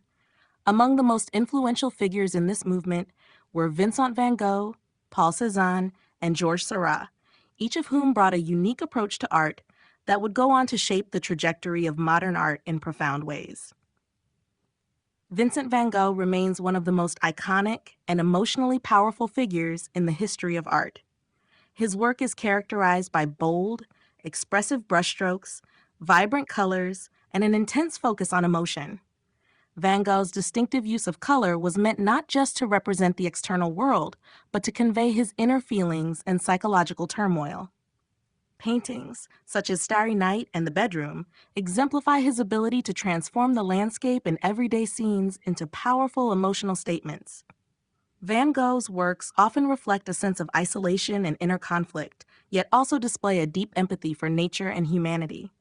His style, with its thick, swirling brushstrokes and energetic compositions, influenced Expressionism and continues to resonate with audiences today.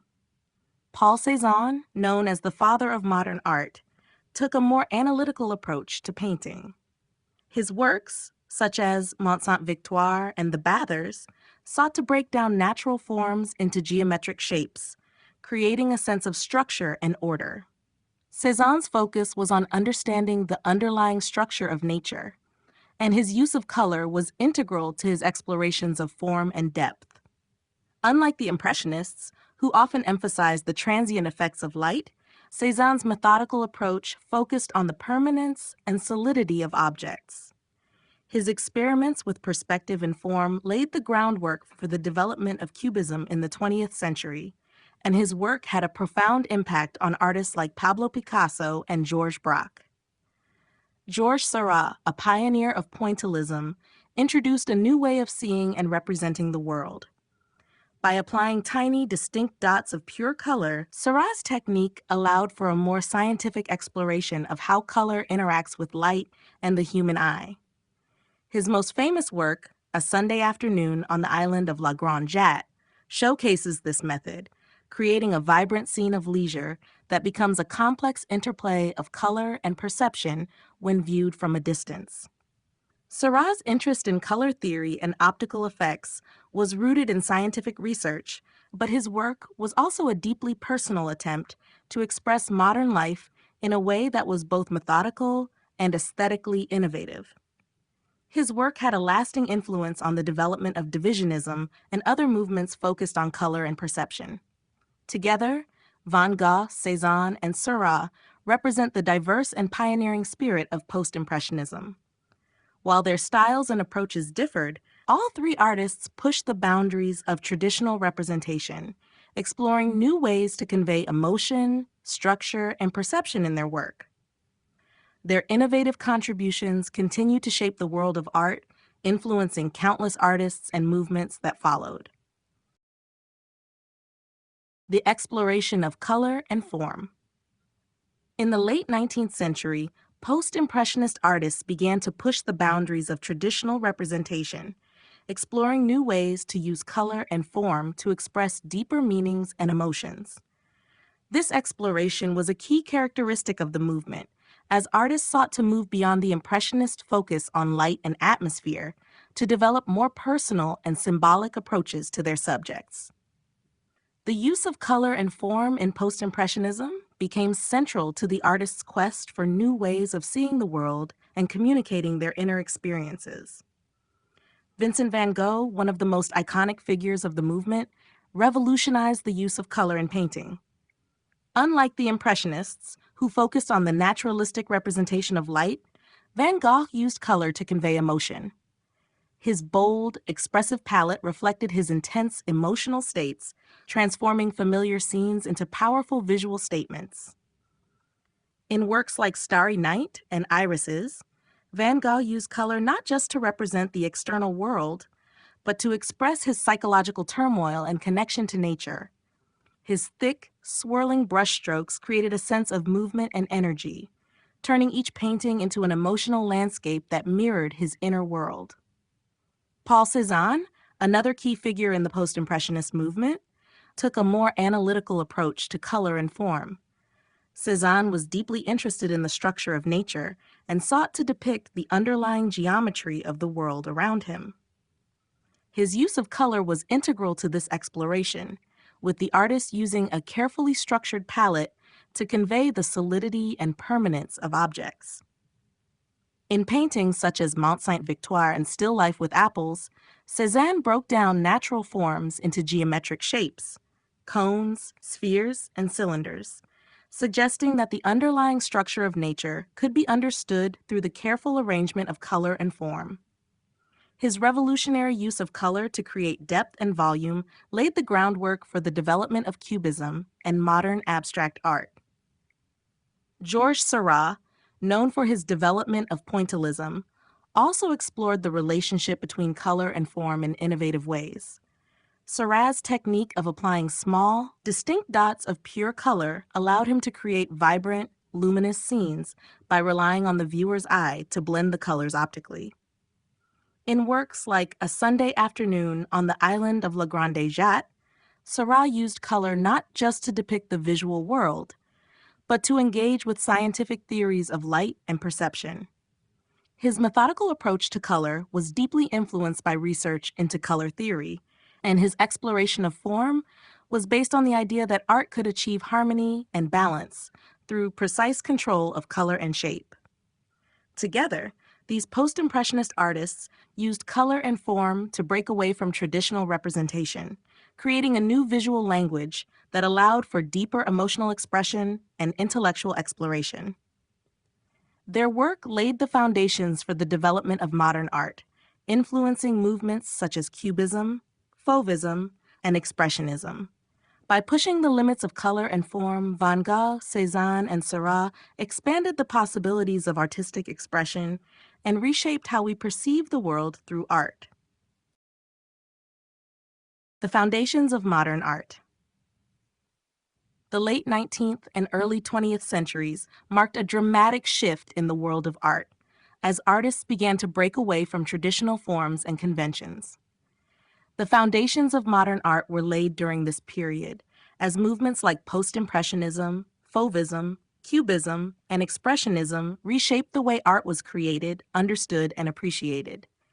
Artists sought to move beyond the realistic representation of the world, focusing instead on abstract forms, subjective experiences, and new ways of seeing.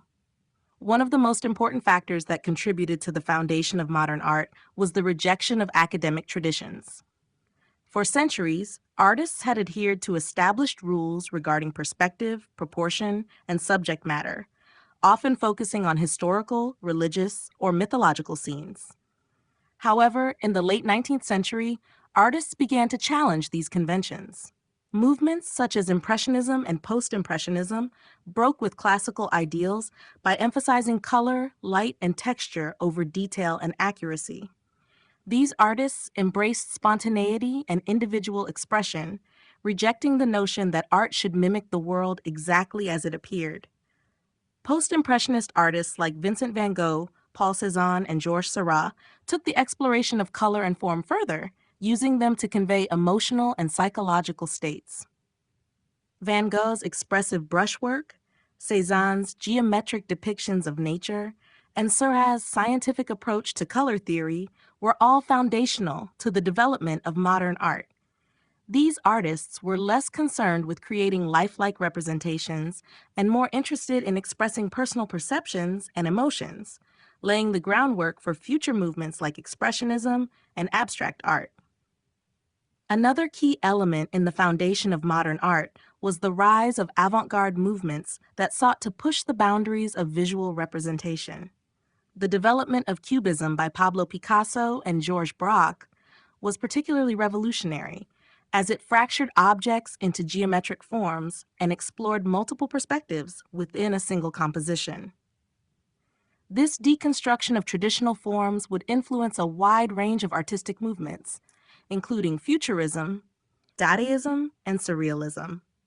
Modern art also became increasingly concerned with abstraction, as artists began to move away from representational forms entirely. The works of artists like Wassily Kandinsky and Kazimir Malevich introduced the idea that art could exist purely for its own sake, without the need to depict the external world. Abstract art focused on color, shape, and composition as the primary means of expression, further distancing art from traditional representations of reality. The foundations of modern art were built upon these innovations and a collective desire to break free from the constraints of the past. By embracing experimentation and exploring new forms of expression, artists of the late 19th and early 20th centuries redefined the possibilities of art, leading to the wide array of styles and movements that we associate with modernism today. These shifts in artistic philosophy and practice would influence generations of artists and set the stage for the radical transformations in the art world throughout the 20th century.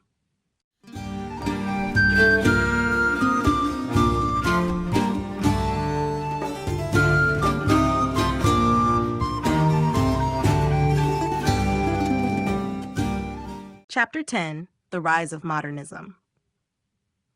The rise of modernism in the late 19th and early 20th centuries represented a dramatic departure from traditional artistic conventions. In response to the rapid industrialization, scientific advancements, and societal changes of the time, modernist artists sought to break away from the rigid structures of the past. This movement was defined by a desire to explore new forms of expression, experiment with materials and techniques, and challenge conventional notions of beauty and representation. Modernism was not just an art movement, but a cultural shift that influenced literature, architecture, music, and philosophy, all of which reflected the evolving complexities of modern life. At the heart of modernism was a rejection of the old academic traditions that had dominated European art for centuries. As the world entered an era of rapid technological advancement, social upheaval, and political change, artists felt a need to break free from the constraints of realism and classical ideals. They turned to abstraction, symbolism, and fragmentation to express the disorienting, often chaotic nature of modern existence. Influential figures like Pablo Picasso, Henri Matisse, and Wassily Kandinsky led the charge in redefining art's role in society. Picasso's development of Cubism, which fragmented objects into geometric shapes and multiple viewpoints, challenged the traditional notions of perspective and representation. Matisse, on the other hand, embraced color and form as a means of emotional expression, steering away from realistic depictions of the world to focus on the psychological and symbolic. Modernism also saw the rise of other groundbreaking movements, such as Surrealism, Futurism, and Dadaism, each with its own approach to the modern experience. Surrealism, led by artists like Salvador Dali and René Magritte, sought to explore the unconscious mind and dreams, often creating bizarre, dreamlike imagery that defied logic and reality. Futurism, with its focus on speed, technology, and dynamic movement, reflected the optimism of the early 20th century and the growing fascination with machines and progress. Dadaism, born out of the chaos of World War I, rejected traditional aesthetics and embraced absurdity, irrationality, and anti-art sentiments as a form of protest against the war and the establishment. The rise of modernism was also closely tied to the broader cultural shifts of the early 20th century. The upheavals of war, industrialization, and the breakdown of traditional social structures all contributed to a sense of disillusionment, which modernist artists channeled into their work. The development of abstract art, the use of unconventional materials, and the exploration of new forms of expression allowed modernist artists to reflect the complexities and contradictions of modern life. In doing so, they paved the way for a new era of artistic freedom, experimentation, and innovation that would shape the future of art for generations to come. The rise of modernism was not just a new artistic direction, but a cultural revolution that forever changed the way we view and experience art. The break from traditional art forms. The break from traditional art forms marked one of the most profound shifts in the history of visual culture. As the world entered the 20th century, artists began to distance themselves from the established norms of classical art, which had long relied on rigid techniques, realistic representation, and academic traditions. This departure was spurred by the social, political, and technological changes of the time, as well as the desire to reflect the complexities and uncertainties of the modern world. The break from tradition was not merely a stylistic shift.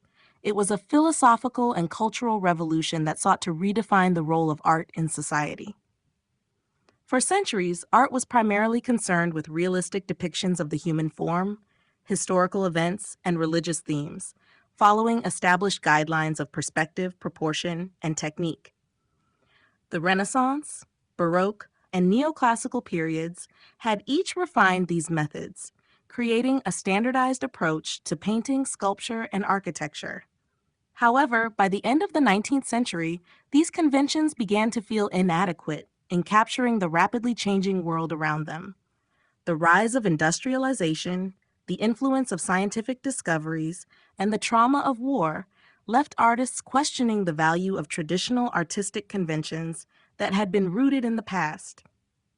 One of the most notable movements to break away from tradition was Impressionism, which rejected the highly detailed, realistic depictions of its predecessors in favor of capturing fleeting moments and the effects of light and atmosphere. Artists like Claude Monet and Pierre-Auguste Renoir introduced new techniques, such as loose brushwork and a focus on color over fine detail, that emphasized the transient nature of the world. This shift was a rejection of the idea that art should strive to represent the world in a fixed, idealized form. Instead, Impressionism embraced the notion that reality is fluid and subjective. Later movements like Cubism, led by Pablo Picasso and Georges Braque, further dismantled the rules of traditional art. Cubism fragmented objects and scenes into geometric forms and multiple perspectives, presenting a more abstract and dynamic view of reality.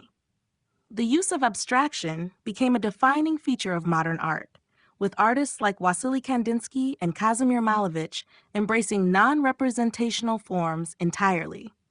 This move away from realistic representation signaled a break not only with artistic traditions, but also with the notion that art must depict the visible world. In addition to formal shifts in style, the break from traditional art also included a radical reconsideration of what art could be. Movements like Dadaism and Surrealism challenged the very definition of art, embracing absurdity, randomness, and irrationality as legitimate forms of expression.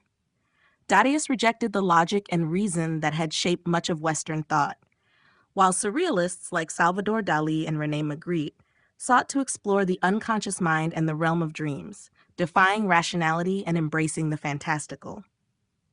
This break from traditional art forms was not simply an aesthetic change, but a reflection of the broader upheaval of the modern era.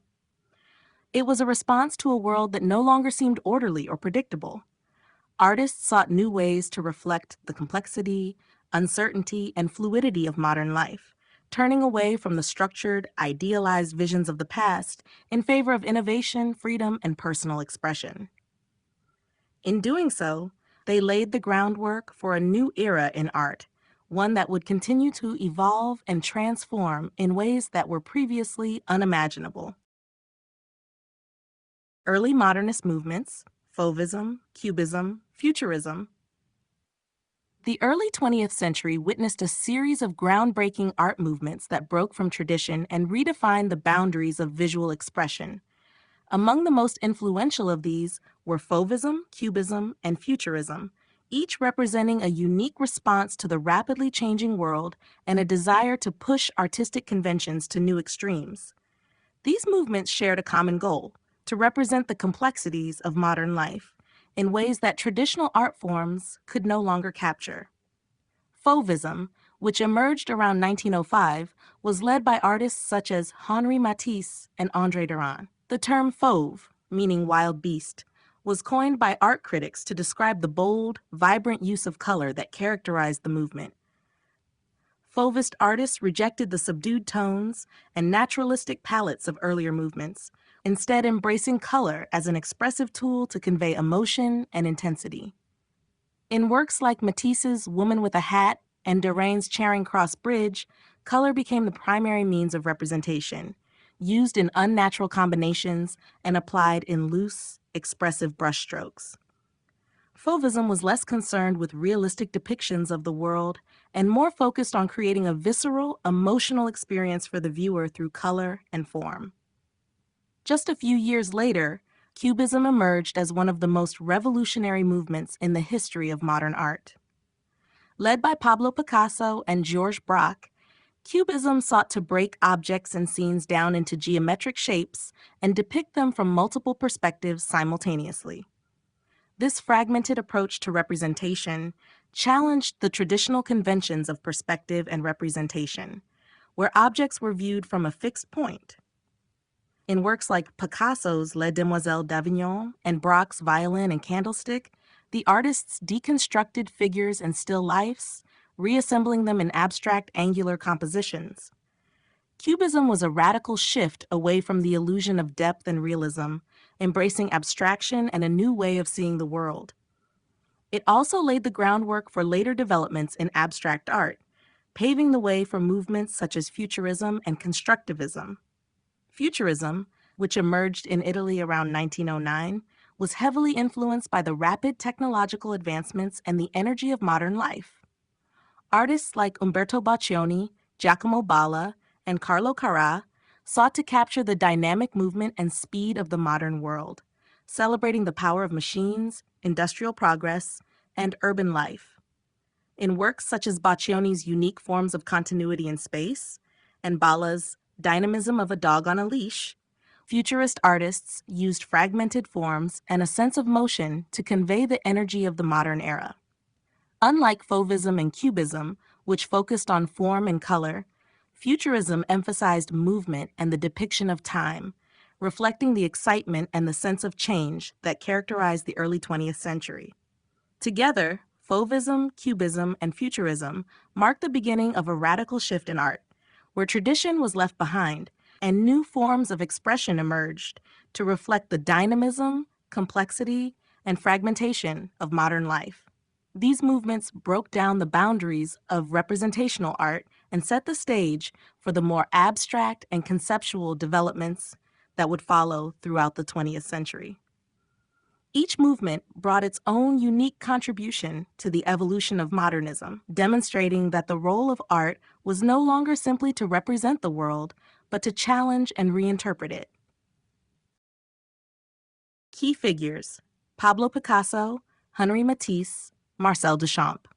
Pablo Picasso, Henri Matisse, and Marcel Duchamp are three of the most influential figures in the early years of modernism, each contributing to the development of groundbreaking movements that radically transformed the art world. Their innovative approaches challenge traditional forms and conventions, and their work continues to inspire and shape contemporary art. Pablo Picasso, perhaps the most well-known artist of the 20th century, was instrumental in the development of Cubism alongside Georges Braque. His style evolved dramatically over his lifetime, but his contributions to art were revolutionary, particularly with works like Les Demoiselles d'Avignon, 1907, and Guernica, 1937. Picasso's exploration of multiple perspectives and geometric abstraction in Cubism shattered traditional notions of representation. He continually pushed the boundaries of form, composition, and content, constantly reinventing himself and influencing a wide range of subsequent artistic movements, from surrealism to expressionism. Picasso's work, particularly his later periods, also reflected a deep engagement with political issues, particularly through his anti-war and anti-fascist works like Guernica, which remains one of the most powerful political statements in art history. Henri Matisse, another towering figure in early modernism, was a leading proponent of Fauvism, a movement defined by bold, expressive color and simplified forms. His use of color as a primary means of expression rather than a tool for realistic representation had a profound impact on the development of modern art. Works such as The Joy of Life, 1905, and Woman with a Hat, 1905, exemplified his radical departure from traditional depictions of the human figure and landscape. Matisse's innovative approach to color, line, and composition laid the foundation for the development of abstraction in art. Even in his later years, when he embraced a more decorative style with works like The Snail, 1953, Matisse's emphasis on the emotional power of color and form continued to shape the course of modern art. Marcel Duchamp, often associated with Dada and later Surrealism, is perhaps best known for challenging the very definition of art. Duchamp's most famous work, Fountain, 1917, a porcelain urinal signed R. Mutt, is a quintessential example of his philosophy of ready-mades, ordinary objects presented as art. By elevating mass-produced objects to the status of art, Duchamp questioned the role of the artist and the concept of aesthetic beauty. His work rejected traditional notions of craftsmanship and originality, instead focusing on ideas, context, and the concept of art itself. Duchamp's influence is immense, particularly in conceptual art, as his work paved the way for later movements that prioritized idea over form, such as minimalism and conceptual art. Together, Picasso, Matisse, and Duchamp redefined the possibilities of art in the 20th century. They challenged viewers to reconsider the purpose and nature of art, setting the stage for the rapid evolution of modernism and the radical transformations that would follow in the decades to come. Abstract art and the rejection of realism. Abstract art, which emerged in the early 20th century, marked a radical departure from the conventions of realism that had dominated Western art for centuries. While realism sought to faithfully represent the observable world with precision and detail, abstract art rejected the necessity of depicting the physical world altogether, focusing instead on the emotional, conceptual, and formal qualities of art. This shift was part of a broader cultural movement that sought to break free from tradition and embrace new ways of understanding and experiencing reality. The roots of abstract art can be traced to a variety of intellectual and cultural shifts, including the rise of modernism, the influence of technological and scientific advancements, and the disruption caused by global conflict. Artists began to question the relevance of traditional forms of representation, which they felt no longer adequately reflected the complexities of modern life. Instead of capturing external reality, abstract artists sought to express the internal, subjective experiences of the individual, as well as to explore the pure elements of color, form, and composition. One of the earliest pioneers of abstract art was Wassily Kandinsky, whose work was informed by his interest in spirituality and the idea that visual art could evoke deep emotional responses. Kandinsky's compositions, such as Composition 7, 1913, were characterized by bold, non-representational shapes and dynamic color relationships, which he believed could communicate universal emotions without the need for recognizable subject matter. His work helped lay the foundation for abstract expressionism, a movement that would come to prominence in the mid-20th century. Similarly, Kazimir Malevich's Black Square, 1915, marked a pivotal moment in the history of abstraction, as he presented a purely geometric form as a representation of the spiritual and intellectual liberation of art. Malevich's suprematism, which emphasized simple geometric shapes and a limited color palette, was a direct challenge to the detailed, illusionistic space of realism. By removing the human figure and familiar objects from his paintings, Malevich sought to focus on the most fundamental aspects of visual experience. In the United States, abstract art began to take on a more expressive form, with movements like abstract expressionism, which emerged in the 1940s. Artists like Jackson Pollock, Mark Rothko, and Willem de Kooning explored the emotional and gestural aspects of painting, using abstraction to convey personal and universal themes. Pollock's drip paintings, for example, were an attempt to express the raw energy and unconscious impulses that could not be captured through representational techniques. The rejection of realism in favor of abstraction represented a profound shift in how art was conceived and experienced. By moving away from the obligation to represent the visible world, abstract artists allowed for greater freedom in form and content, opening up new possibilities for artistic expression. This radical break from realism was not merely an aesthetic choice, but a reflection of the turbulent social, political, and technological changes of the time. Abstract art was, in many ways, an attempt to redefine the role of the artist in a rapidly changing world, where traditional norms and representations seemed increasingly inadequate. Through abstraction, artists sought to tap into deeper, more universal truths, allowing for a more direct and personal connection between the viewer and the artwork. The impact of war on modernist art. War, particularly the two world wars of the 20th century, had a profound impact on modernist art, shaping both the subject matter and the artistic methods that emerged during this period.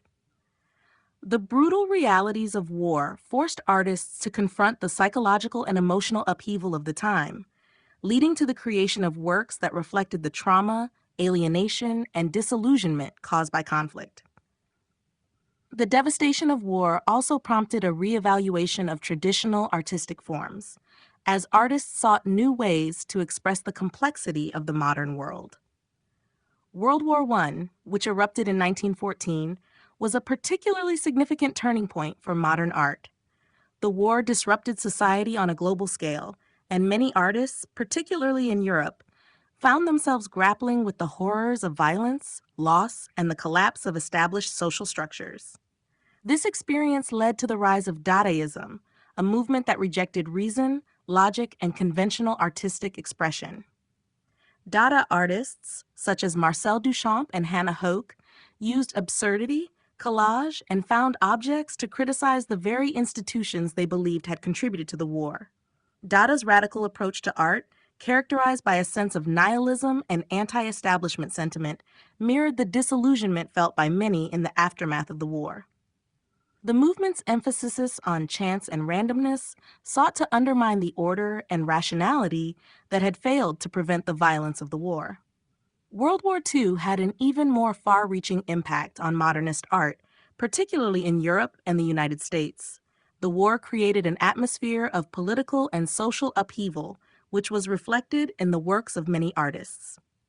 In Europe, the devastation of the war and the rise of totalitarian regimes led to the development of movements like Surrealism, which sought to explore the unconscious mind and the irrational in response to the horrors of war.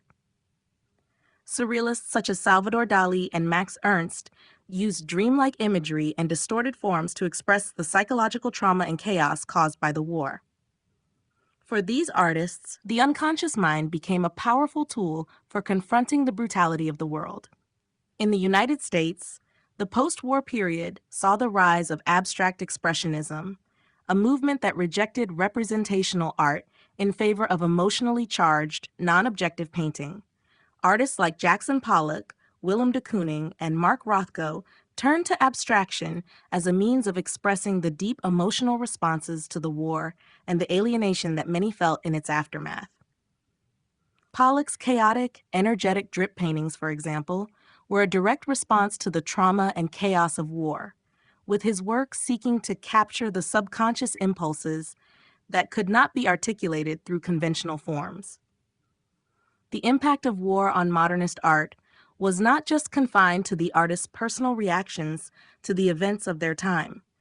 It also influenced the way art was perceived and valued.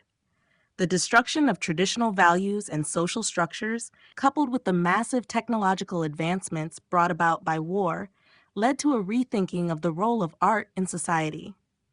Art became a means of expressing both the personal and collective experiences of trauma, loss, and survival. As a result, modernist artists rejected the notion that art should simply mirror the external world, instead embracing abstraction, experimentation, and emotional expression as ways of confronting the harsh realities of war. The legacy of war on modernist art is still felt today, as artists continue to grapple with the emotional and psychological legacies of conflict in their work.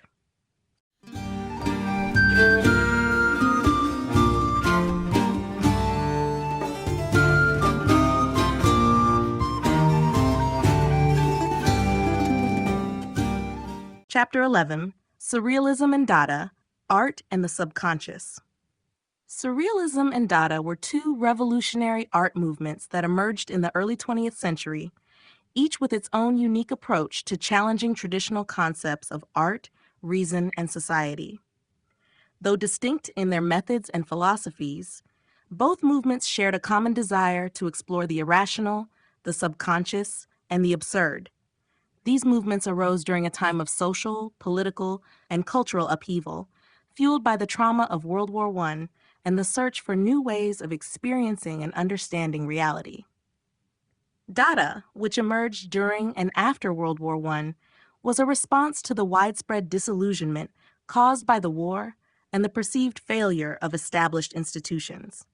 The movement was born out of the belief that rational thought and traditional values had contributed to the destruction and chaos of the war.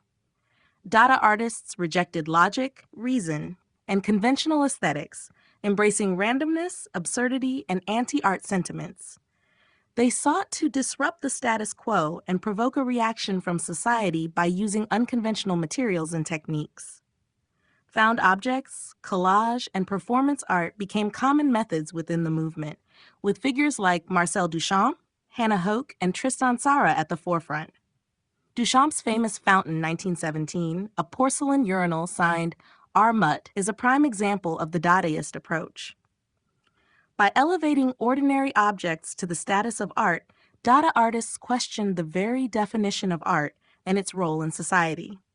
Surrealism, which developed in the 1920s, was deeply influenced by the ideas of Sigmund Freud and his theories on the unconscious mind.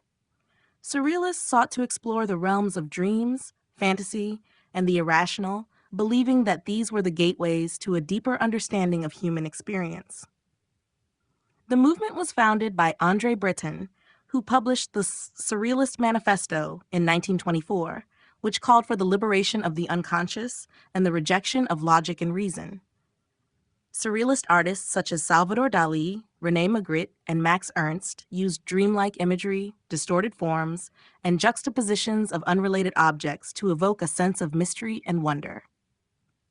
Dali's The Persistence of Memory, 1931, with its melting clocks and barren landscape, is one of the most iconic images of surrealism, embodying the fluidity of time and the power of the subconscious mind.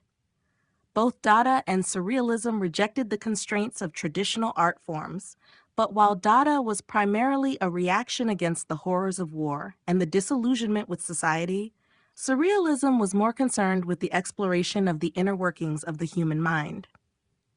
Surrealists were particularly interested in tapping into the unconscious, using techniques such as automatic drawing and writing to bypass the conscious mind and allow unfiltered thoughts and images to emerge. This focus on the subconscious led to a deeper exploration of psychological and emotional states, with surrealist works often containing symbols and imagery that were deeply personal and symbolic. Although Dada and Surrealism were relatively short-lived as movements, their influence on modern and contemporary art has been profound. They helped pave the way for later avant-garde movements, such as abstract expressionism and pop art, and their emphasis on the subconscious, irrationality, and anti-establishment sentiments continues to resonate with artists today.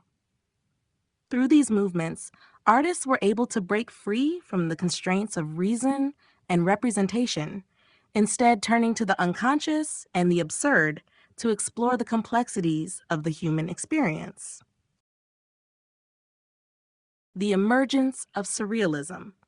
Surrealism emerged in the early 1920s as a radical and innovative movement that sought to unlock the power of the unconscious mind and explore the realms of dreams, fantasy, and the irrational.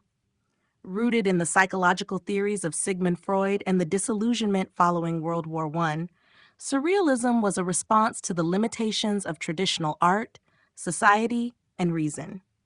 The movement was founded by André Breton, who published the Surrealist Manifesto in 1924, declaring the intention to revolutionize art by tapping into the unconscious mind and rejecting the logical constraints of rational thought.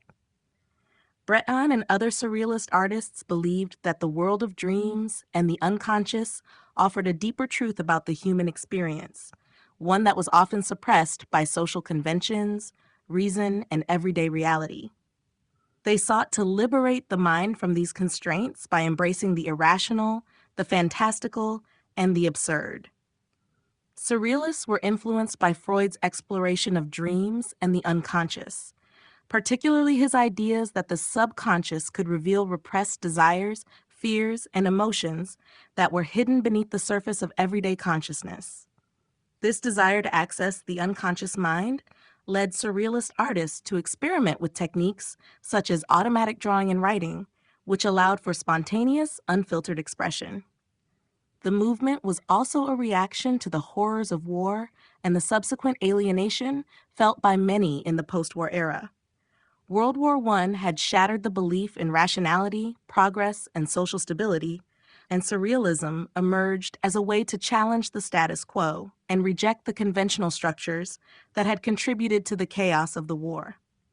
For many Surrealists, art became a means of resisting the oppressive forces of society and confronting the irrationality and chaos of the world head-on. Surrealism's early days were marked by a blend of radical experimentation and collaboration. The movement attracted a diverse group of artists, writers, and intellectuals, including Salvador Dalí, Max Ernst, René Magritte, and Joan Miró, who each contributed unique approaches to the Surrealist project. Their works were characterized by dreamlike imagery, unexpected juxtapositions, and the deliberate distortion of reality. Dali's The Persistence of Memory, 1931, with its melting clocks draped over barren landscapes, is one of the most iconic works associated with Surrealism, embodying the fluidity of time and the irrational nature of human perception. Surrealist art sought to present a world beyond logic and reason, where the boundaries between reality and imagination were blurred. This exploration of the unconscious mind not only reshaped the visual arts, but also influenced literature, film, and other cultural fields, leading to a lasting impact on the development of modern and contemporary art. Surrealism ultimately changed the way artists thought about reality and representation, encouraging a more fluid, dynamic approach to artistic expression that embraced mystery, paradox, and the untapped potential of the subconscious. The influence of Sigmund Freud. Sigmund Freud's pioneering work in psychoanalysis had a profound impact on Surrealism and its exploration of the unconscious mind. Freud's theories about the human psyche, particularly his ideas regarding repressed desires, dreams, and the unconscious, deeply influenced many Surrealist artists and writers. His exploration of the unconscious as a source of hidden truths about the human experience resonated with the Surrealists' desire to bypass the constraints of rational thought and access deeper, more primal aspects of the mind. Freud's interpretation of dreams, 1900, introduced the concept that dreams could serve as a window into the unconscious mind, revealing repressed emotions, memories, and desires. The Surrealists, led by Andre Breton, embraced this idea and sought to use dreams and the unconscious as tools for creating art that reflected a more authentic, unfiltered version of reality. Surrealist techniques, such as automatic writing and drawing, were inspired by Freud's belief that the unconscious mind could produce more truthful and meaningful expressions than those shaped by conscious thought. Through automatic techniques, artists allowed their hands or pens to move freely, without interference from rational thought, hoping to access the unconscious mind directly and create art that was more spontaneous and genuine. Freud's notion of repression was also central to the Surrealist understanding of the human psyche. He argued that individuals often suppress desires and memories that are deemed socially unacceptable, and that these repressed thoughts can have a powerful influence on behavior and emotions. The Surrealists believed that by unlocking the unconscious, they could expose these hidden forces and explore the complexities of human desire, sexuality, and identity. This led to the frequent use of provocative, taboo imagery in Surrealist works, such as sexual symbols, violent or unsettling scenes, and dreamlike scenarios that reflected the Surrealists' attempt to confront and reveal the subconscious. Additionally, Freud's ideas about the ego, and the superego helped shape Surrealist interest in the irrational and the chaotic forces within the human mind. The Surrealists were particularly drawn to the which Freud described as the impulsive and instinctual part of the psyche driven by desire and pleasure. In contrast to the rational ego and the moralizing superego, The E represented a more primal and liberated aspect of the human experience, which the Surrealists sought to explore and express in their art. The influence of Freud's psychoanalytic theories extended beyond the visual arts, permeating literature, cinema, and other cultural fields associated with the Surrealist movement. Writers such as Breton, Paul Éluard, and Louis Aragon incorporated Freudian concepts into their works, using surreal narratives and imagery to explore the depths of the unconscious. Similarly, filmmakers like Luis Buñuel, who collaborated with Salvador Dalí on the groundbreaking film Un Chien Andalou, 1929, employed Freudian ideas to create disturbing, dreamlike sequences that challenged viewers' perceptions of reality. Ultimately, Freud's ideas provided surrealism with a framework for understanding and depicting the complex, irrational, and unconscious aspects of the human psyche. By embracing Freud's theories, surrealists sought to break free from the limitations of rationality and explore the hidden depths of human experience, creating art that was daring, mysterious, and thought-provoking. Key figures: Salvador Dali, René Magritte, Max Ernst. Salvador Dali, René Magritte, and Max Ernst were three of the most influential figures in the Surrealist movement, each bringing a unique vision and approach to the exploration of the subconscious mind, dreams, and the irrational. Their work continues to resonate within the history of modern art, as they each sought to expand the boundaries of traditional artistic representation by delving into the uncharted realms of the unconscious. Salvador Dali, perhaps the most iconic of the Surrealists, became famous for his bizarre and dreamlike imagery. His work was marked by meticulous realism combined with startlingly surreal subject matter. Dali's best-known painting, The Persistence of Memory, 1931, with its melting clocks draped across a barren landscape, encapsulates the fluidity of time and the elasticity of reality, themes central to surrealism. Dali's work was not just about dreamlike fantasy. It was rooted in Freud's theories, especially his ideas about the unconscious, sexuality, and repressed memories. Dali's use of hyper-realistic techniques, such as the precise rendering of figures in landscapes, created a sense of strangeness as these familiar forms were placed in impossible contexts. Dali's flamboyant personality and eccentric behavior only enhanced his image as a surrealist master, blending his art and life into a cohesive expression of his subconscious visions. René Magritte, another central figure, approached surrealism with a more cerebral and philosophical tone. Unlike Dali's lush, hyper-realistic style, Magritte's paintings often featured everyday objects in strange, disorienting settings, creating a sense of mystery and questioning the nature of perception.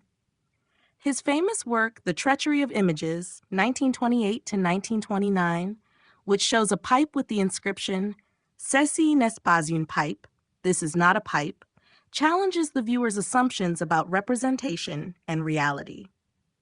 Magritte's work is often filled with paradoxes, such as figures that seem to float or objects that appear out of place, encouraging viewers to question what they see and what they know.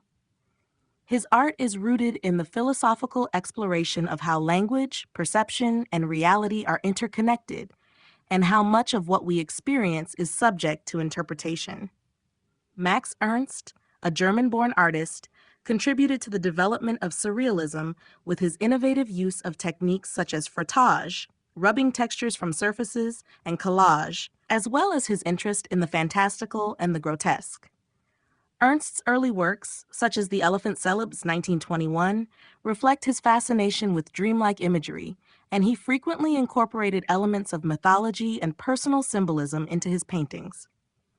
Ernst's work often explores the conflict between reality and fantasy, combining strange mechanical forms with organic shapes to create disjointed, otherworldly creatures.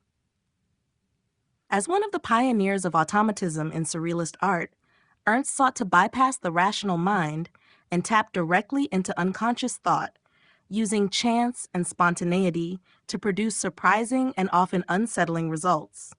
These three artists were foundational to the surrealist movement, each exploring different aspects of the unconscious and presenting their personal visions in ways that challenge conventional ideas of reality.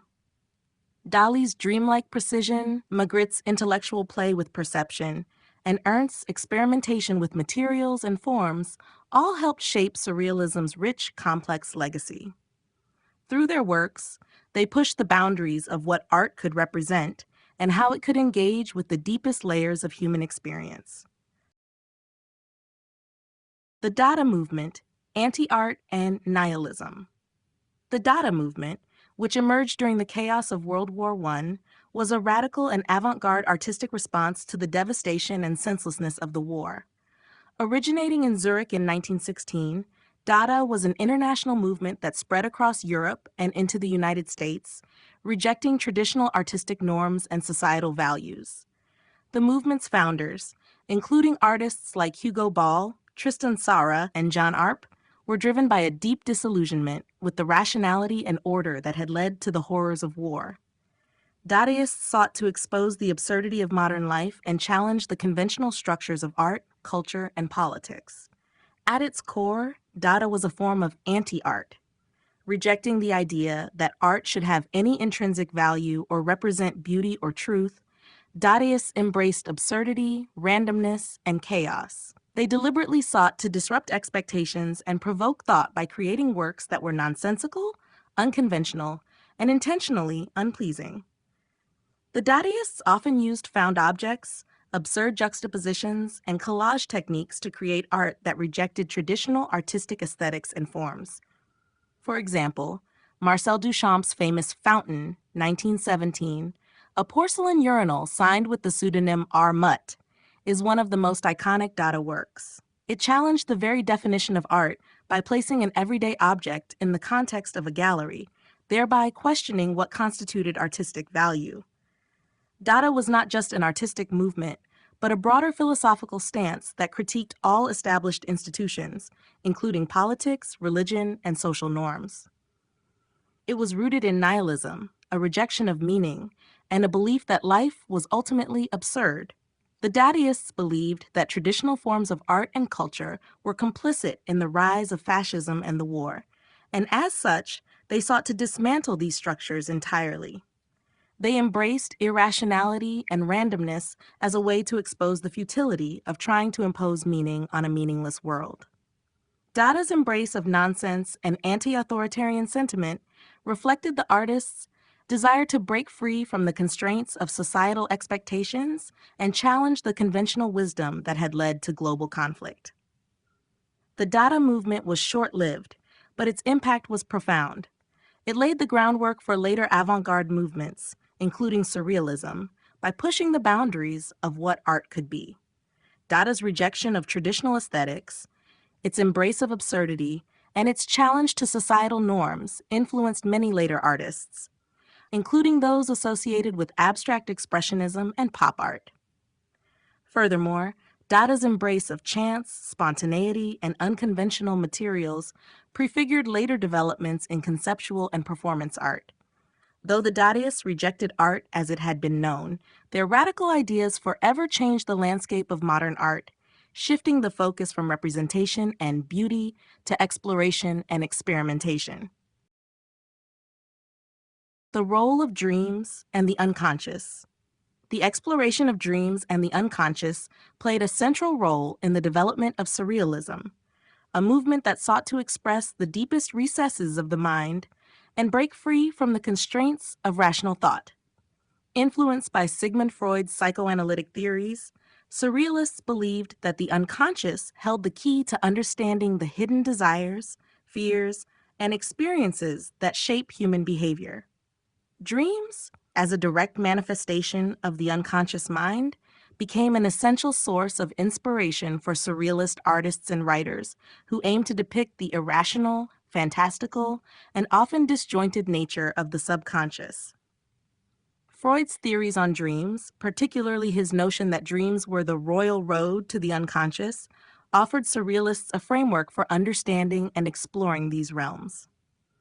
According to Freud, dreams allowed repressed thoughts and desires to surface in symbolic and distorted forms. Surrealists such as André Breton and Salvador Dali adopted this concept and sought to bring these hidden, often taboo elements to the forefront through their art. They aimed to tap into the unfiltered, raw power of the unconscious by embracing the randomness, contradictions, and strangeness that dreams often present. For surrealists, the dream world was a realm of liberation, free from the constraints of logic and societal norms. They believed that by engaging with dreams, they could bypass the rational mind, allowing for more authentic and spontaneous expression. Artists like Dali created paintings that were steeped in dreamlike imagery, such as distorted objects, unusual juxtapositions, and landscapes that defied the laws of physics. Dali's The Persistence of Memory, 1931, with its melting clocks and warped sense of time, is a quintessential example of how dreams could be translated into visual form to express the fluid, surreal qualities of the unconscious. In addition to dreams, surrealists also engaged with other methods of accessing the unconscious, such as automatic writing and drawing. These techniques allowed artists to work without conscious intention, letting their subconscious minds guide their hands in creating forms that were unrestrained by logic or self-censorship. This approach was meant to evoke the spontaneity and raw energy of dreams, where the mind is not restricted by everyday concerns or societal expectations. The exploration of dreams and the unconscious was also linked to surrealism's interest in symbolism and psychoanalysis. Surrealists believed that dream imagery and symbols carried deep psychological meaning, revealing the hidden desires and anxieties of the individual. By deconstructing these symbols and exploring their underlying meaning, they aimed to uncover the complex layers of the human psyche, revealing aspects of identity, sexuality, and the unconscious mind that were typically repressed or ignored in mainstream culture. Ultimately, the surrealists' engagement with dreams and the unconscious allowed them to create works that were both deeply personal and universally resonant, tapping into the fundamental aspects of human experience that transcend rational thought. By embracing the illogical and irrational nature of the unconscious, they not only revolutionized the art world, but also challenged the way we perceive reality, making room for new ways of understanding the self and the world around us.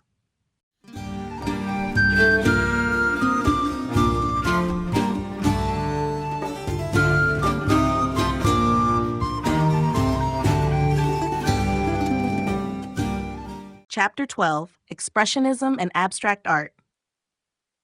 Expressionism and abstract art marked a significant departure from traditional forms of representation in the early 20th century, as artists sought to convey emotion, subjective experience, and inner states of mind rather than focusing on realistic depictions of the external world.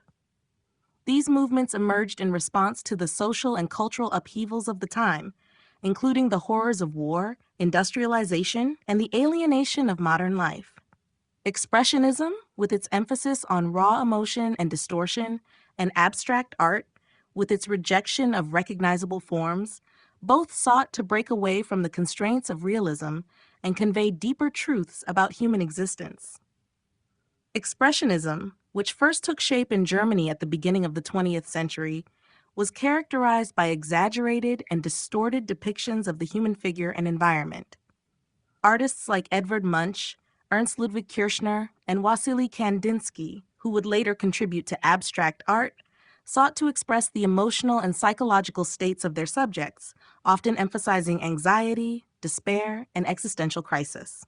One of the most famous examples of expressionist art is Munch's The Scream, 1893, which captures a figure in a moment of intense, existential terror. The bold use of color, distorted shapes, and dynamic brushstrokes in expressionist works aim to communicate not just visual reality, but the artist's emotional experience of the world. As expressionism gained momentum, it gave rise to various subgroups, such as Die Brücke and Der Blaue Reiter, each with its own approach to emotional intensity and abstraction. The movement was closely tied to the trauma of World War I and the breakdown of traditional values, which created a sense of disillusionment among many artists. Expressionism, therefore, was both a reflection of personal emotion and a broader commentary on societal chaos. Abstract art, which evolved in parallel with Expressionism, sought to transcend the limitations of representation altogether. Artists like Wassily Kandinsky, Piet Mondrian, and Kazimir Malevich were pioneers of abstraction, creating works that moved away from recognizable forms and instead focused on pure visual elements like color, line, and shape. Mondrian's geometric compositions, such as composition with red, yellow, and blue, 1921, are examples of how abstraction sought to express universal truths through the harmony and balance of non-representational elements. Malevich's Black Square, 1915, is another key work in the development of abstract art, embodying a radical break from traditional artistic forms and representing a new vision of art as an independent entity divorced from the need for representation. Both Expressionism and abstract art challenged the conventional role of art in society. Expressionists sought to tap into the inner emotional world, revealing the rawness and intensity of human experience, while abstract artists pursued a form of art that was purely autonomous, untethered from the physical world. Together, these movements expanded the possibilities of what art could be, creating space for new interpretations and creative expression that would lay the foundation for later avant-garde developments in modern art. The beginnings of Expressionism. Expressionism emerged in the early 20th century as a reaction against the industrialization, urbanization, and increasing sense of alienation that many artists felt during this period. It was born out of a desire to convey emotion and subjective experience rather than simply depicting the external world in a realistic manner. The movement sought to reveal the inner turmoil and psychological states of individuals in a rapidly changing society. Expressionist art was marked by its bold colors, distorted forms, and intense emotional content, often conveying feelings of anxiety, despair, and alienation. Although Expressionism would become a significant movement in both visual art and literature, its earliest origins can be traced to the symbolist movement of the late 19th century, which rejected the ideals of realism and sought to explore deeper emotional and psychological themes. Artists like Edvard Munch, whose iconic The Scream, 1893, captured a sense of existential anguish, are often seen as early precursors to Expressionism. Munch's distorted use of color and form in his works, combined with his focus on emotional intensity, laid the foundation for the expressionist style that would follow. The formal beginning of Expressionism as a recognized movement is often associated with Germany in the early 1900s. The movement was partly shaped by the disillusionment brought on by modernity and the horrors of World War I. In Germany, two major groups, Die Brücke, the Bridge, and Der Blaue Reiter, the Blue Rider, became central to the development of Expressionism. Die Brücke, founded in 1905 by artists like Ernst Ludwig Kirchner and Fritz Bleyl, aimed to create art that was raw, spontaneous, and emotional, reflecting the artist's inner lives rather than the external world. The group rejected academic traditions and embraced vibrant colors and distorted forms to express anxiety and alienation in an increasingly industrialized society. On the other hand, Der Blaue Reiter, formed in 1911 by Wassily Kandinsky, Franz Marc, and others, was more interested in the spiritual and symbolic potential of art. They believed that art should express the inner emotional truth of the artist and sought to create works that transcended the material world through color and abstraction. Kandinsky, in particular, believed that color had a deep spiritual significance, and his abstract works, such as Composition 7, 1913, would become foundational to the development of abstract art as well as the Expressionist movement. The beginnings of Expressionism were also marked by its connection to the broader cultural and intellectual currents of the time, including the works of Sigmund Freud and Carl Jung, whose theories on the unconscious and human psychology inspired artists to delve deeper into the irrational aspects of human experience. This focus on the emotional, irrational, and subconscious would define Expressionism and distinguish it from other movements that emphasized rationalism and realism. As it evolved, Expressionism would influence many different mediums, from painting and sculpture to theater and film, cementing its place as one of the defining movements of modern art. The use of distorted forms to express emotion. One of the defining characteristics of Expressionism is its use of distorted forms to convey deep emotional intensity. Unlike traditional art movements, which aimed for accurate representation or idealized beauty, Expressionist artists intentionally distorted figures and shapes to express the psychological states and inner turmoil of their subjects. This departure from realistic depictions was a conscious attempt to portray the emotional essence of a scene or figure, rather than simply recreating its physical appearance. Distortion in Expressionist art is often seen as a reflection of the artist's inner experience and feelings, rather than an accurate rendering of external reality. The distorted forms allowed the artists to communicate the chaos, anxiety, and alienation they felt in a rapidly changing world. For example, the sharp, exaggerated features in Edvard Munch's The Scream, 1893, represent not just the figure's emotional distress, but the universal sense of existential dread that the artist himself was experiencing at the time. The contorted face and twisted hands in the painting emphasize a sense of helplessness and panic, giving physical form to the emotions of fear and confusion. Similarly, German expressionist artists like Ernst Ludwig Kirchner and Egon Schiele used distorted and angular bodies to convey feelings of emotional dislocation. Kirchner's works often depicted the modern urban environment, filled with figures who seemed alienated from their surroundings. In his Street, Berlin, 1913, the figures are distorted, their bodies unnaturally elongated and stiff, evoking a sense of isolation and psychological unease amidst the bustling city. The figures seem trapped in their own internal worlds, disconnected from the physical reality around them, highlighting the emotional alienation felt by many during the early 20th century. In addition to emotional content, distorted forms also allowed Expressionist artists to explore the psychological and subconscious. Many of these artists were influenced by the growing interest in psychoanalysis, particularly the theories of Sigmund Freud and Carl Jung. Freud's ideas about the unconscious and repressed desires encouraged artists to explore the irrational and hidden aspects of human nature. This led to works in which the distortion of the human form symbolized the instability of identity and the fragmentation of the self, themes that were central to the modern experience. The use of distortion also allowed for the exploration of movement and energy. Artists such as Wassily Kandinsky and Franz Marc believed that distortion could be used to evoke a dynamic, emotional force in their compositions. In their work, distorted forms often appeared to be in motion, conveying a sense of urgency and internal energy.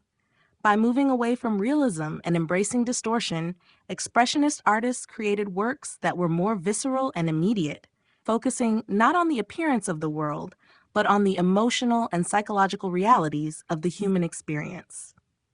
Ultimately, the use of distorted forms in Expressionism was a powerful tool for artists seeking to express emotions that could not be captured through traditional methods.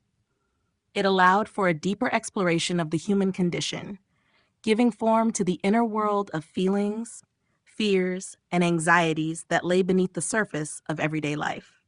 Through distortion, Expressionism transcended mere representation and became an exploration of the very essence of emotion and the human psyche.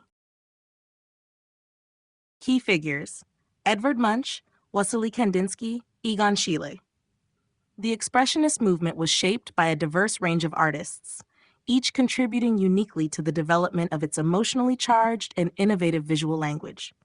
Among these, Edvard Munch, Wassily Kandinsky, and Egon Schiele stand out as key figures who profoundly influenced the direction of Expressionism through their exploration of psychological states, the subconscious, and the inner world. Edvard Munch, a Norwegian painter and printmaker, is often considered the precursor to Expressionism. His iconic painting, The Scream, 1893, encapsulates the movement's emphasis on emotion and psychological turmoil. Munch's work frequently explored themes of anxiety, fear, love, and death, drawing deeply from his own life experiences, including the death of his mother and his troubled relationship with his father. The figures in his paintings are often distorted, with exaggerated features and unsettling colors, as seen in The Scream, where the swirling sky and distorted figure communicate a profound sense of existential despair. Munch's exploration of intense emotional states paved the way for future expressionist artists to explore raw, unfiltered emotions through distorted forms and dramatic color. Wassily Kandinsky, a Russian painter, is widely regarded as one of the pioneers of abstract art and a major figure in the Expressionist movement. As a co-founder of the German expressionist group Der Blaue Reiter, the Blue Rider, Kandinsky sought to use art as a spiritual language that transcended the material world. He believed that color and form had the power to evoke deep emotional and spiritual responses, leading him to create works that were abstract and non-representational. His vibrant compositions, such as Composition Seth, 1913, are filled with swirling colors and geometric shapes that reflect his desire to express the inner life of the artist. Kandinsky's approach to abstraction helped to shape the future of modern art by moving beyond traditional representations of the physical world and focusing on the emotional and spiritual dimensions of art. Egon Schiele, an Austrian painter, was known for his raw and provocative depictions of the human figure. A protege of Gustav Klimt, Schiele's work is often associated with the Viennese Expressionist movement. His paintings and drawings, such as Self-Portrait with Raised Hand, 1912, and The Embrace, 1917, are characterized by contorted, elongated forms and a vivid exploration of sexuality, vulnerability, and the human condition. Schiele's distinctive style, marked by sharp lines, angular forms, and bold, unflinching portrayals of the human body, was often controversial for its explicit depiction of human desire and psychological anguish. His work challenged societal norms, emphasizing the raw emotional energy of his subjects rather than their physical beauty. Schiele's intense focus on the human figure and his exploration of human sexuality and existential anxiety cemented his place as one of the foremost figures in Expressionism. Together, Munch, Kandinsky, and Schiele helped to define the Expressionist movement, each contributing to the broadening of artistic boundaries and the deepening of emotional and psychological exploration in art. Their work continues to resonate today, as it offers a profound insight into the inner workings of the human psyche and the complexities of human experience. The evolution of abstract art. Abstract art emerged in the early 20th century as a revolutionary departure from traditional representational art, moving away from the direct representation of objects and instead focusing on the use of form, color, and texture to express emotions, ideas, and concepts. The evolution of abstract art is deeply intertwined with the broader shifts in modernism, which sought to break free from the conventions of the past and embrace innovation and experimentation in all aspects of culture, including the visual arts. The foundations for abstract art were laid by several key movements and thinkers in the late 19th and early 20th centuries. One of the early catalysts for abstract painting was the development of Impressionism, where artists like Claude Monet began to focus on light and color rather than precise details. While still grounded in representation, these artists' use of color and the loose application of paint signaled the beginning of a shift toward more subjective interpretations of reality. However, it was the advent of Cubism, led by Pablo Picasso and Georges Braque, that truly marked a turning point in the evolution of abstraction. Cubism fragmented objects into geometric shapes and presented multiple perspectives simultaneously, challenging the notion of art as a direct mirror of the physical world. This approach, along with the exploration of abstraction in sculpture and collage, set the stage for a more radical rethinking of art's purpose. Picasso's Les Demoiselles d'Avignon, 1907, is often cited as the first major abstract painting, as it moved away from recognizable forms and presented the human figure in a series of angular shapes and planes. Following Cubism, other abstract movements emerged, each contributing to the development of abstraction in different ways. Futurism, which arose in Italy, focused on the depiction of motion and speed, while the German Expressionist movement, particularly in the form of Die Brücke and Der Blaue Reiter, pushed abstraction as a means to express emotional intensity and spiritual experience. Wassily Kandinsky, one of the founders of Der Blaue Reiter, became a key figure in the development of non-representational art. His works, such as Composition 7, 1913, abandoned the depiction of objects entirely in favor of pure abstraction, seeking to evoke emotions through the use of color, line, and form. By the 1910s and 1920s, abstract art began to spread across Europe and the United States, with artists like Kazimir Malevich and Piet Mondrian moving further toward geometric abstraction. Malevich's Black Square, 1915, and Mondrian's grid-based compositions exemplified the move away from figurative representation toward a language of pure abstraction, emphasizing harmony, order, and the spiritual dimensions of art. The evolution of abstract art continued to gain momentum throughout the 20th century with movements such as abstract expressionism, minimalism, and color field painting, each adding new dimensions to the idea of abstraction. Abstract art's journey has been one of constant reinvention, from the early fragmented forms of Cubism to the sweeping emotional gestures of abstract expressionism, offering a wide range of possibilities for artistic expression and challenging the very notion of what art could be. The role of abstract expressionism in post-war art. Abstract expressionism emerged in the United States during the late 1940s and early 1950s as a dominant artistic movement that transformed the global art landscape in the aftermath of World War II. Characterized by its emphasis on spontaneous, emotive expression, abstract expressionism became a powerful means for artists to explore the psychological and emotional complexities of the post-war world. This movement, deeply rooted in the experiences of modernity and trauma, became one of the most significant artistic responses to the devastation of the war and the shifting social and political dynamics that followed.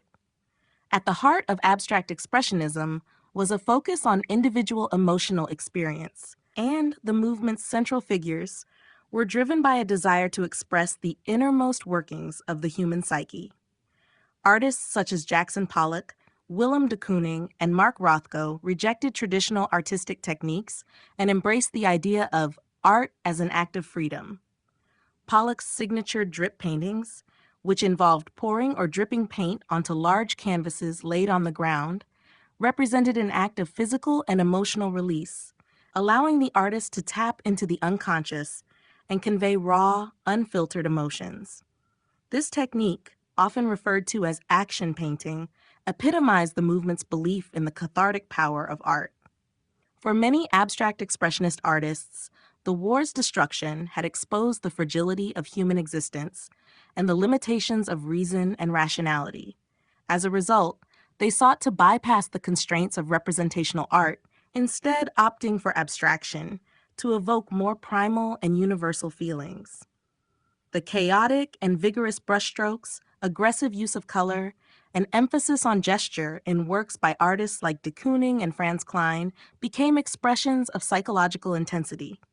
These paintings rejected the notion that art had to reflect reality in a traditional sense, instead embracing a language that was free from the constraints of representation, focusing on emotions, thoughts, and sensations.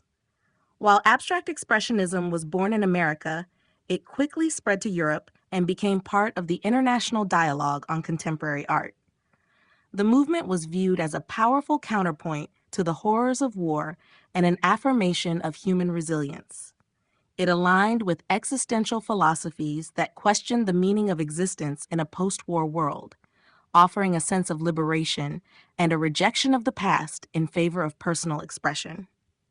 In the broader context of post-war art, abstract expressionism was a catalyst for a shift away from the representational art of earlier movements.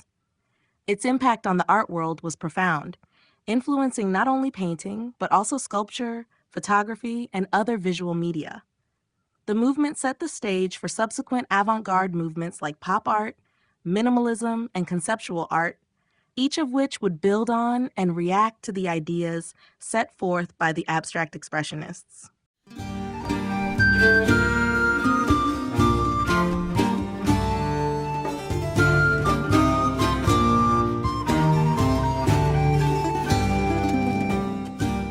Chapter 13. Conclusion.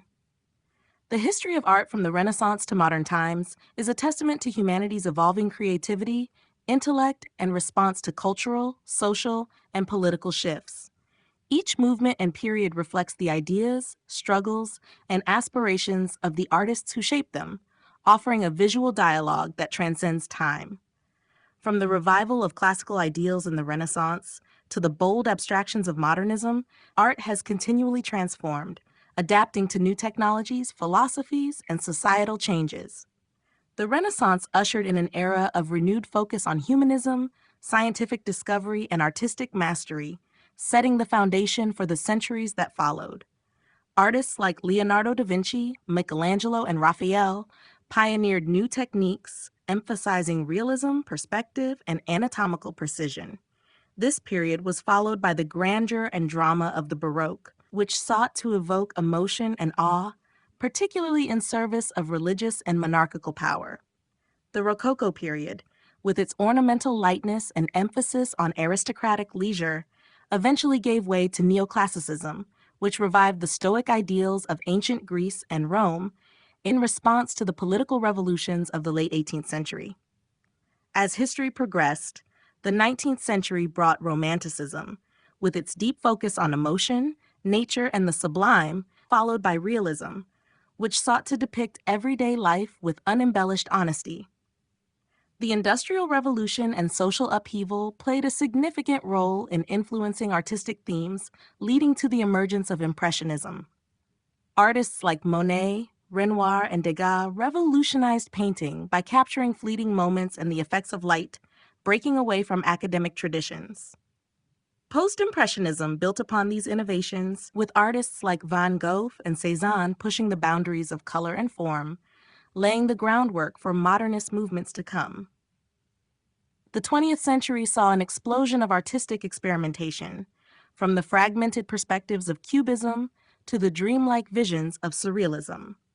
The rejection of traditional forms led to movements such as abstract expressionism, pop art, and minimalism, each reflecting the rapid technological and cultural changes of the modern world. The impact of war, industrialization, and globalization played crucial roles in shaping artistic expression, leading to a more diverse and conceptually driven art scene. Art continues to evolve, reflecting contemporary issues and challenging conventional boundaries. As new technologies and digital media emerge, artists find innovative ways to explore identity, politics, and human experience. While the movements of the past provide a foundation, the future of art remains open-ended, driven by the same creative impulse that has defined human expression for centuries. The history of art is not merely a record of styles and techniques. It is a continuous, ever-changing dialogue that speaks to the essence of what it means to be human.